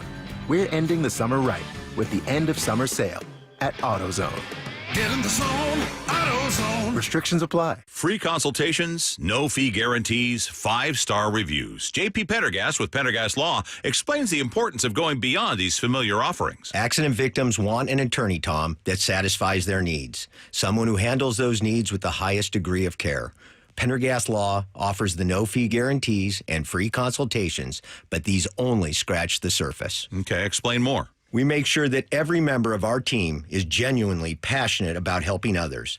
Customer service and communication are our top priority. It's how we take care of our clients so they always feel one step ahead of the insurance companies. Our strong reputation for high standards provides comfort and confidence when it's needed most. Pendergast Law offers the free consultations, the no-fee guarantees, and, of course, they are 5-star rated. But what really makes them different is their genuine passion for helping others. I can't recommend them enough. If you or a loved one has been injured in a car accident, call Pendergast Law. We can help. That's PendergastLaw.com.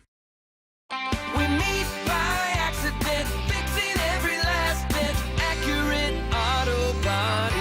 If you've been in an auto accident, you have the right to take your vehicle to any repair facility. Accurate Auto Body has been family owned and operated since 1994, and they work for you, not your insurance company. Your insurance company may not love them, but you will, because We meet by accident, fixing every last bit, Accurate Auto Body. Hey man, gaining weight, dragging throughout the day, losing your drive? It could be your testosterone. The team at Revive Men's Health Washington gets men back on track with the energy and drive they've been missing. Meet Tyler, Revive Men's Health Director of Operations, and witness to hundreds of success stories. I've seen guys come in worn out, discouraged, and just not themselves. A few months into treatment, they're standing taller, speaking with more confidence. It's like watching someone come back to life, like a light switch gets turned back on. The spouse says, "Thank you. I really have my partner back, better than before." That's the moment it all clicks for me, and that's why I do what I do. Since 2011, Revive Men's Health has helped more than 120,000 men regain their energy and drive. Start your story today with an in-clinic visit or a secure video appointment. Call 206-529-1111 now to book your free testosterone test, exam, and consultation. That's 206-529-1111 or schedule anytime at revivemenshealth.com. Do you need a new roof? Then visit 3treeroofing.com to get $500 off your roofing project by scheduling a free estimate.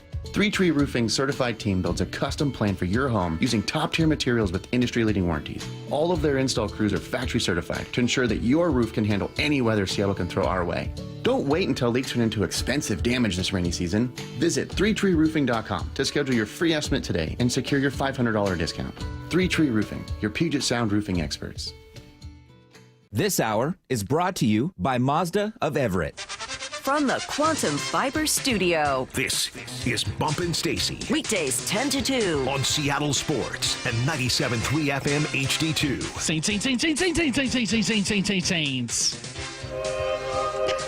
I knew it. I didn't know. I was like, where are you going to go with this direction. There we go. Wait for the high note. There it is. Wow. That's beautiful. Passion. Is that you? You didn't put it on the It track? was Matt, actually. Oh, that's beautiful, Matt. Voice of an angel, what can I say? Wow. It's Saints. We are getting you ready for Week 3, Seahawks Saints. This one at Lumen Field with 8 trivia-style questions between Curtis and Bump. Bump is 2-0 to start the season. Let's see if Curtis I'm can like the put Kansas City Chiefs. Let's see. Well, Who did the Chiefs got this week? Giants. They get the Giants. Oh, dang. And as we found out from ESPN As New the York, prophecy the fix is foretold. in. No. Will Curtis win this one? We will get to a tiebreaker at the end. I'll explain the rules if we get there. Bump, earlier this week, we talked about how Saints quarterback Spencer Rattler hasn't yet thrown an interception. Now, we're only through 2 weeks and a Thursday night game here, but that's still pretty impressive considering that 20 passers have thrown at least one interception this year. But who's thrown the most? Who's throwing the most I have multiple interceptions? choice if you want it. Of course, I'll take the multiple Okay. choice. It's only 3 choices. All right. J.J. McCarthy, Joe Flacco, Geno Smith. Geno Smith. Okay. Is that your answer? All right, final answer. That is correct. Geno Smith. I read Geno's got the most of any quarterback since the start of last year, too. Dang. Like through 2024 to now. He's got the It's most. like collectively. Yeah. Uh-oh. Curtis, only one quarterback this year has thrown 6 or more touchdowns with no interceptions. Who is it? You also have multiple choice. I'll take the multiple choice. Okay. Is it Lamar Jackson, Jordan Love, Justin Herbert? I'm going to say it is Lamar Jackson. It's Lamar Jackson. Yeah. Bump's already nodding. Tied. He's pretty good at this quarterback thing. Bump. The first time the Seahawks and Saints met in the postseason was right here in Seattle on January 8th, 2011. The Seahawks famously became the first team to reach the playoffs with a losing record through a full season. And of course, there was the Beastquake. Then, because I've already done a Beastquake question, came the slightly less famous but actually longer run, 2014's Beastquake 2.0. This also included a not safe for work gesture for Marshawn as he fell backwards into the end zone. Against which team? I was just down there. It's hot as heck. It was 106. Called the Arizona State game. Cardinals. It's against the Cardinals. Was against the Cardinals. I love that Rob Staten has that as his backdrop every week we have him on. Curtis, a second mini quake was registered in Seattle in 2023. Inspired by the Beastquake name, it is named for the superstar singer whose tour caused the earthquake. Who is That'd it? be Taylor Swift. Taylor the Swift. Eras It's tour. the Swift Quake. Yeah. Okay, She had 2-2. girls chilling in the parking lot listening to her music. Brenda got the coffee table book of the Eras tour, so like I'm well versed in Yeah. all that. We watched the Disney Plus special. I'm moving on. The Saints defense allowed the 3 longest plays from the 49ers last week to come on third down. Each of their 3 longest plays came on third down. The Seahawks' 3 longest plays against the Steelers also all came on the same down. But was it first, second, or third down? It was first down because the JSN play, I believe, was 43-yarder was on a first down. Yeah, oh, no, because that 19-yard rush by K9 was on a third down. That was the longest rush. I'm going to say third down. Yeah, third down. It was first down. Oh, but here's the talked thing. myself out of But it. here's the thing. Curtis's question was, what was Seattle's longest play against the Steelers, which you just said. He would have got 43-yarder. that anywhere, though. He would have got that. Do you think you would have gotten that anyway? Yeah. All right. Well, am I giving you a point for that? No, you can't give it to him. What do I do now? I don't know. I'm You skipping should the have whole said category. nothing. All right. Okay. I will eliminate. Curtis, you had a 3 multiple choices for your next question. I'm going to eliminate 1 and make it 2. Okay. Just that to- makes it easier, doesn't it? Well, yeah, but you didn't get a shot at a question at all. So Okay. that way, his All other, right. yeah, I just eliminated a category. Okay. Bump. The fix is in. No, stop it. Bump. 2 big receiving records, and a Saint holds one of them. Who holds the NFL record for most receptions in a single season? And who holds the NFL record for most receiving yards in a single season? Colston has the receiving, the receptions. What was the other one? Receiving yards. Yardage. Yards in the season? Mm-hmm. That's Cooper Kupp. Yards. Oh, no. No, it's not. No, Cooper it's- Kupp almost got it. unfortunately- It's Calvin. Unfortunately. It was Calvin. You're wrong on both fronts. It's Calvin Johnson, and the record is held by Michael Thomas. Thomas. You know this. Wow. What's Colston's first name? Marcus? I guess that's what jacked me up. Oh, 'cause Marcus. okay. Yeah. Well, Curtis, a chance to win it All here. right, here we go. On March 14th, 2006, Drew Brees signed a free agent contract with the New Orleans Saints. True, or I'm just kidding. He'd go on to lead the New Orleans Saints to a Super Bowl win, multiple division titles, and would remain the starter for 14 seasons up until that stinking Tom Brady went on a roll with Tampa Bay. Brees actually held the NFL record for most career passing yards, but now he doesn't. Brady's in first. Brees is in second. Who else makes up the top 5? Top 5 of all time. Yeah, you have multiple choice. So Breeze and Brady are 1 and 2. Do you not want multiple choice? You could try it without, just for special effects. Well, if there's only 2 multiple choices, that would only take me to 4, right?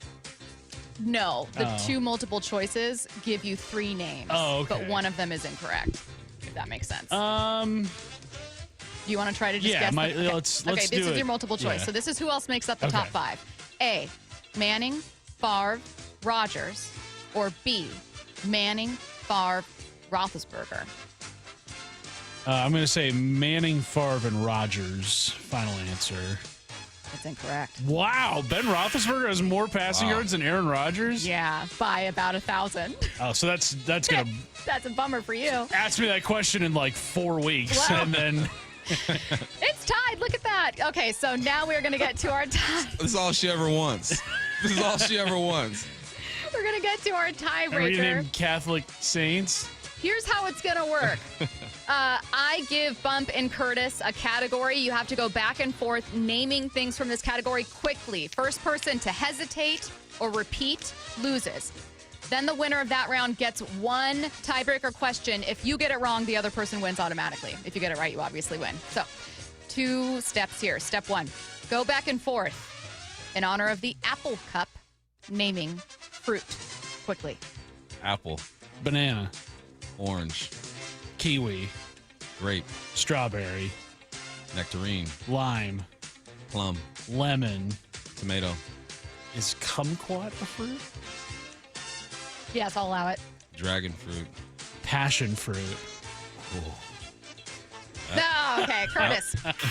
For the win. Again, if you get this wrong, Okay. Bump wins automatically. It is multiple choice. Okay. This very famous patron saint of travelers has been worn on necklaces and pendants for years as a symbol of protection and good luck. Is it? Do you know the answer already? No, I have no idea. Okay, well, you're not very Italian, are you? I'm not, no. It's actually Portuguese. Yeah. It's St. Jude, St. Christopher, St. Patrick, St. Anthony. St. Jude, St. Christopher, St. Patrick, St. Anthony. I'm going to say St. Anthony, final answer. It's St. Christopher. Ah! No, I'm so glad I didn't win that tiebreaker. I would have known this in a heartbeat. I have one. No I would way. not have known that. Yeah. Well, I'm surprised. I actually thought that this one would be a little too easy, but I'm St. I'm Jude. not Catholic, so Yeah. hey. Yeah. neither am I. Bump, you win. You are 3-0 to start the season. That's a janky win. Well, okay, Hey, listen. My that's a questions were Curtis solid. Rogers Week 10 win when she's running out of stuff to say. The test would have been fine. You know, the questions, they seemed cool when I was making them. I feel like my quizzes always fall apart. That's part of the whole deal, though. That's the you opinion. know? Yeah. There's an aura of randomness to these that you just never quite know. It's like playing mini golf. Yeah, sure. Well, you could be the greatest golfer in the world, but here comes the clown's mouth. That's a Stacy Ross question. There's a windmill. There's a windmill. Here's a sand trap. So rude. Okay, we are going to hear from Mike Macdonald ahead of week 3 coming up in this segment, but we've got a couple minutes for your questions, so get them in for what I need to know. 866-979-3776. Watch live high school football. This Friday, it's the Seattle Sports Game of the Week, presented by STSPN. He's in! Touchdown! Friday night, Seattle powers collide when O'Day visits Seattle Prep at 7 p.m. The senior comes up with a big INT. Watch the game exclusively on the Seattle Sports app, Seattle Sports on YouTube, and seattlesports.com. Intercepted! See the full 2025 season schedule at seattlesports.com/high school. Everyone wants to get the best deal they can when they buy a car. But what about when you want to sell your car? Of course, you want to get the most money possible, but how do you get the most you can without selling it yourself? Well, that's where my friends at Wayscar Ford in Auburn step in. Not only will they buy your car today, but that's just the beginning. Once they resell your old car, they send you another check for 50% of the profit of the sale of your old car. Seriously, they've already given back over $800,000 to customers. It's such a great offer, and I know exactly what you're thinking. Okay, but how are they able to do it? But it's not a consignment. You get paid for your car right away. Wayscar Ford pays you right up front. They buy your car for fair market value. No more insurance, no more maintenance, no more storage.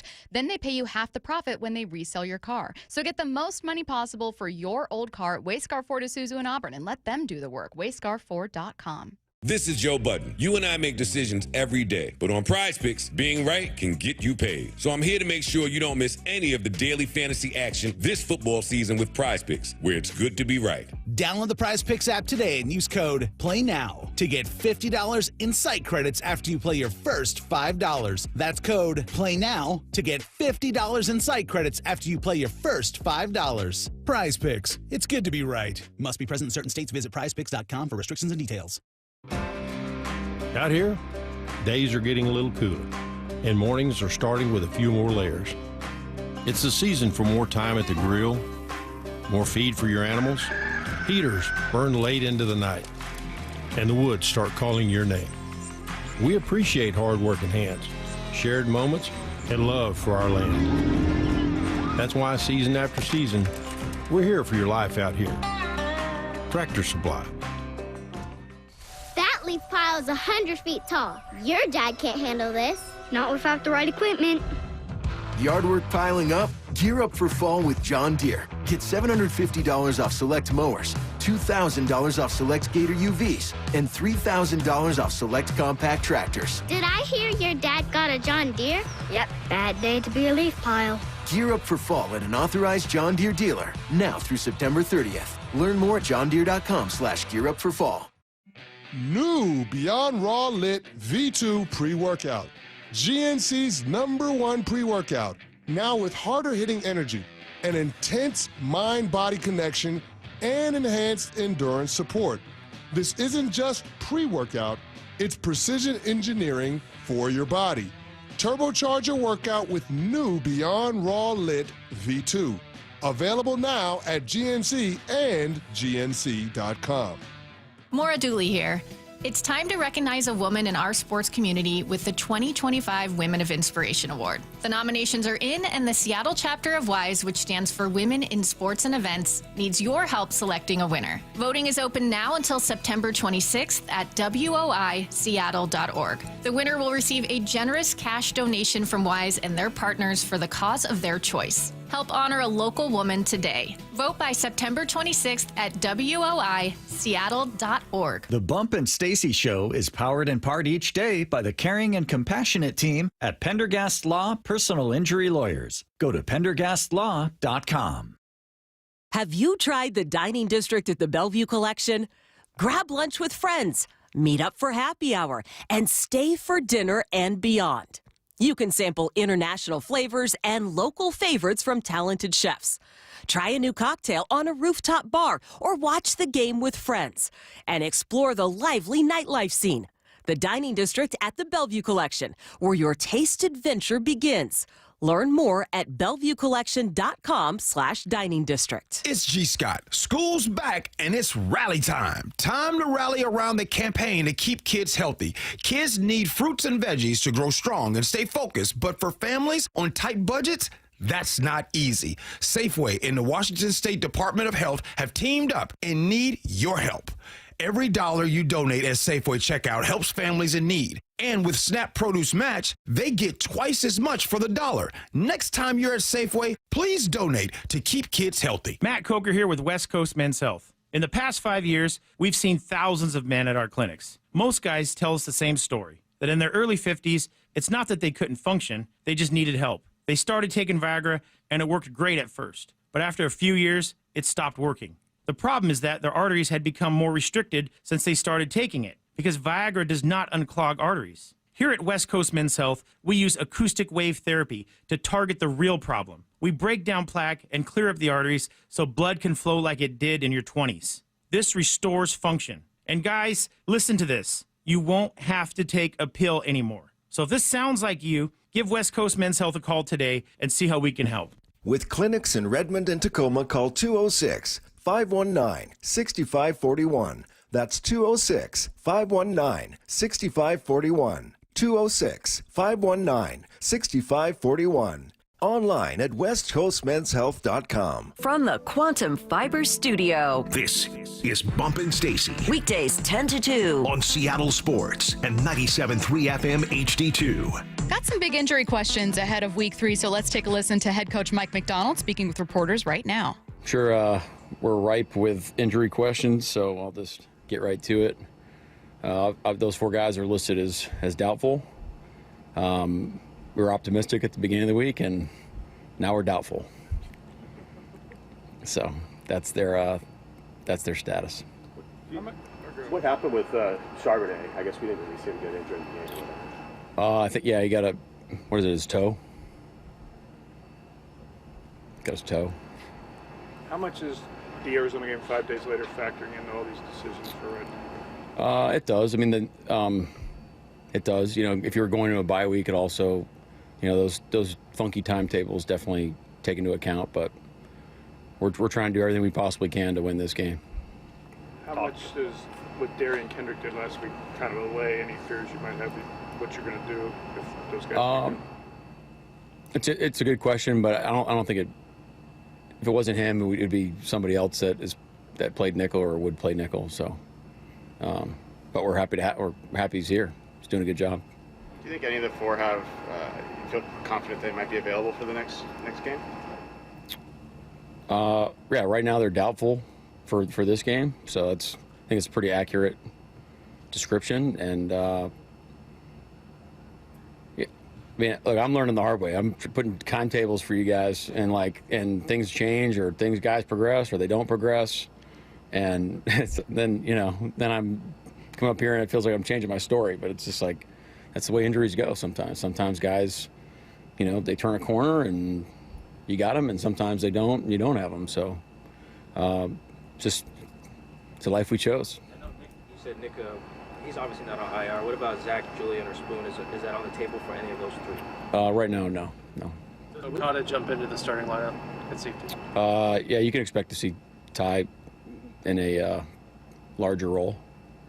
What's D'Anthony Bell showed you as special teams, of course, but now on defense? Yeah.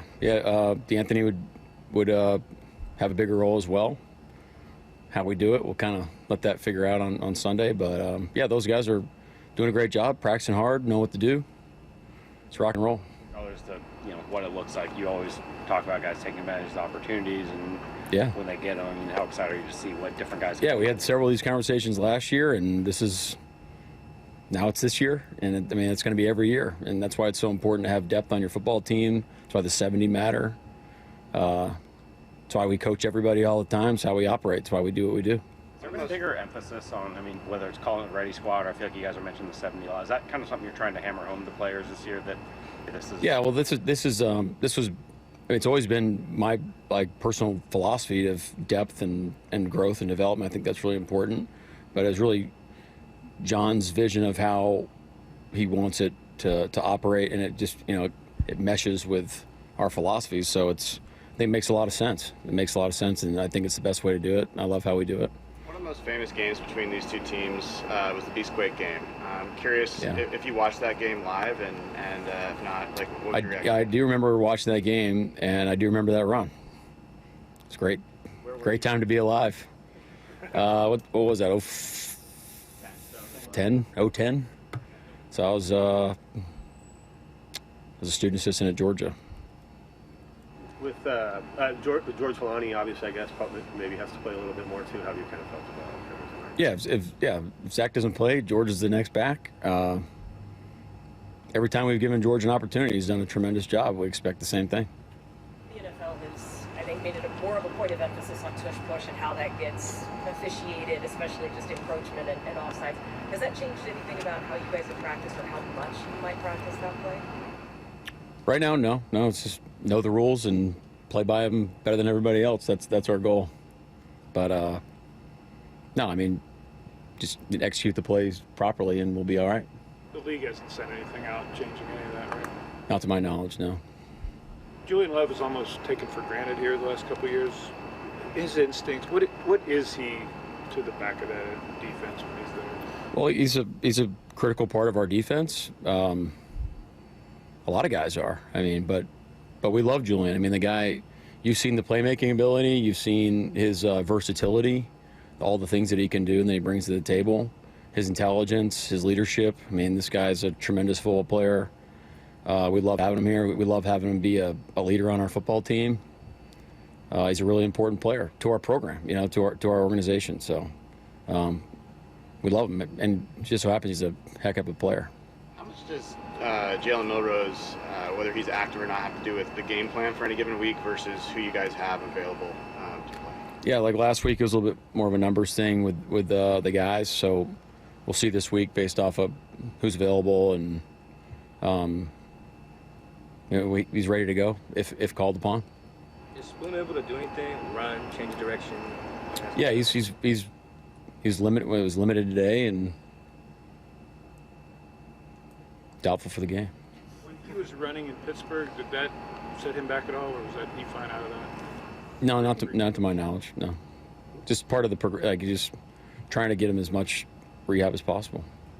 Julian was obviously had a injury last. Is this one related to that, or is this kind of a separate thing? Julian's injury happened during the game.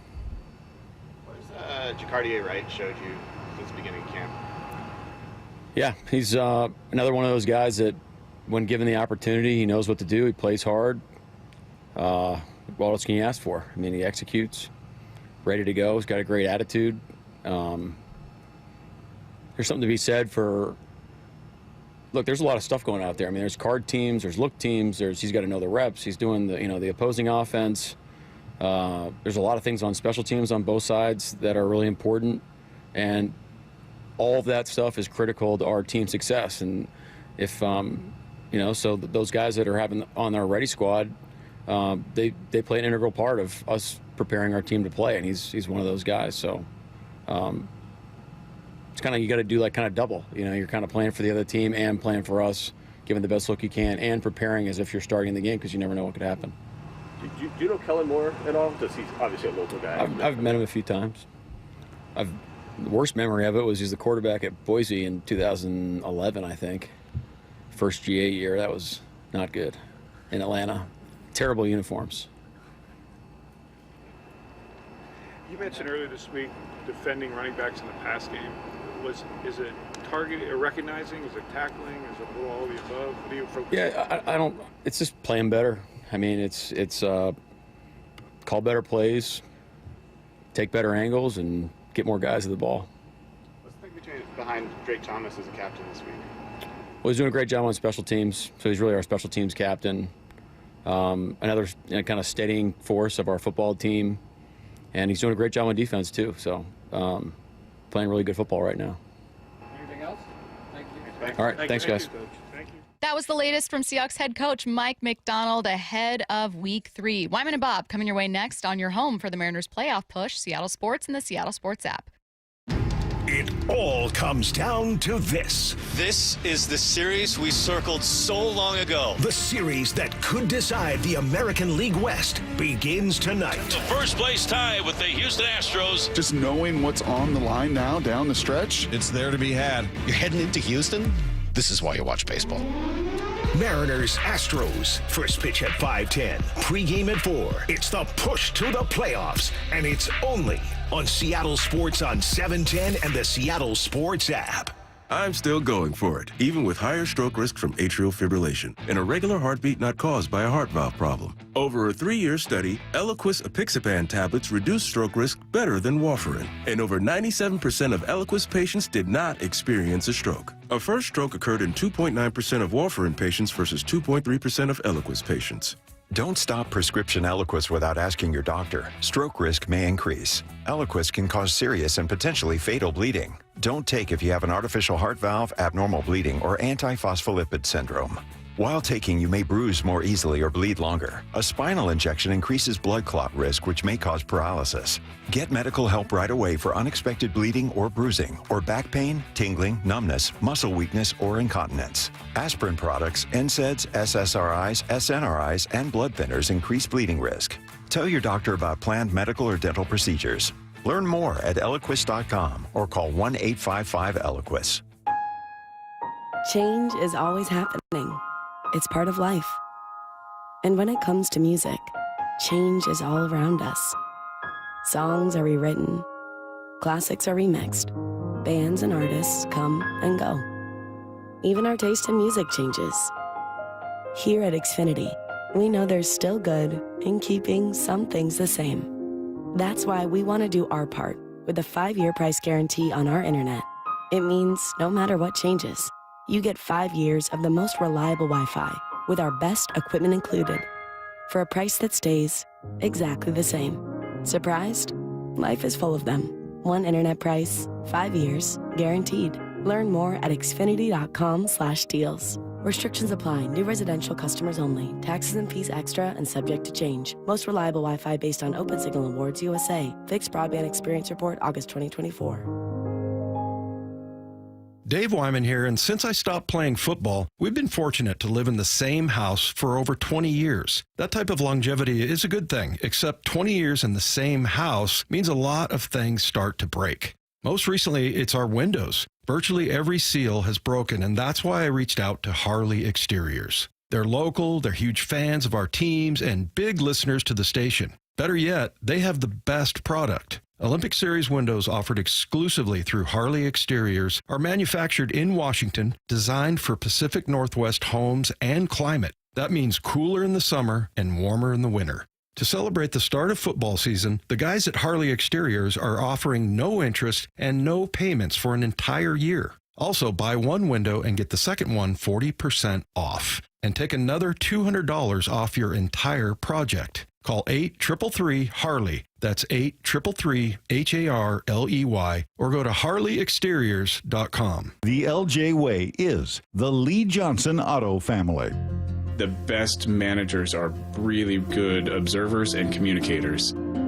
Listen to your team, whatever they have to say, even if it's right, wrong, or indifferent. For me, that's kind of everything. I like to have my team feel like they're a part of something. They can contribute to the growth of this place. The Lee Johnson culture to me is empowering all of your employees to do the right thing because it's the right thing to do. For me personally, it started with Brett and Todd. They identified, what their core values were about, and in turn that drew people with similar core values to him. It's why my dad wanted to come back here. When he got to a certain point in his career that just a paycheck and the financial statements were not fulfilling enough for him, he wanted to get back to where it was a family. Love and respect aren't just policies. They're what make the Lee Johnson Auto family feel like home. Imagine finding your dream home and moving in right away. No waiting to sell your old place first. Sounds perfect, right? That's exactly what Orchard's Move First, Sell Later program lets you do. Buy your new home now and sell the old one later. Here's how it works. Orchard gives you cash so you can buy and move into your new home first, on your timeline. No waiting, no showings, no double moves. Then the Orchard experts take it from there. They handle repairs on your old home for you so you attract the right buyers. Once they're done, a local Orchard agent lists and sells your home for top dollar. Orchard's Move First program gives you the freedom to buy and move into your new home first and sell your old home later. Buy before you sell and get top dollar for your home with Orchard. Ready to find out how much your home is worth? Visit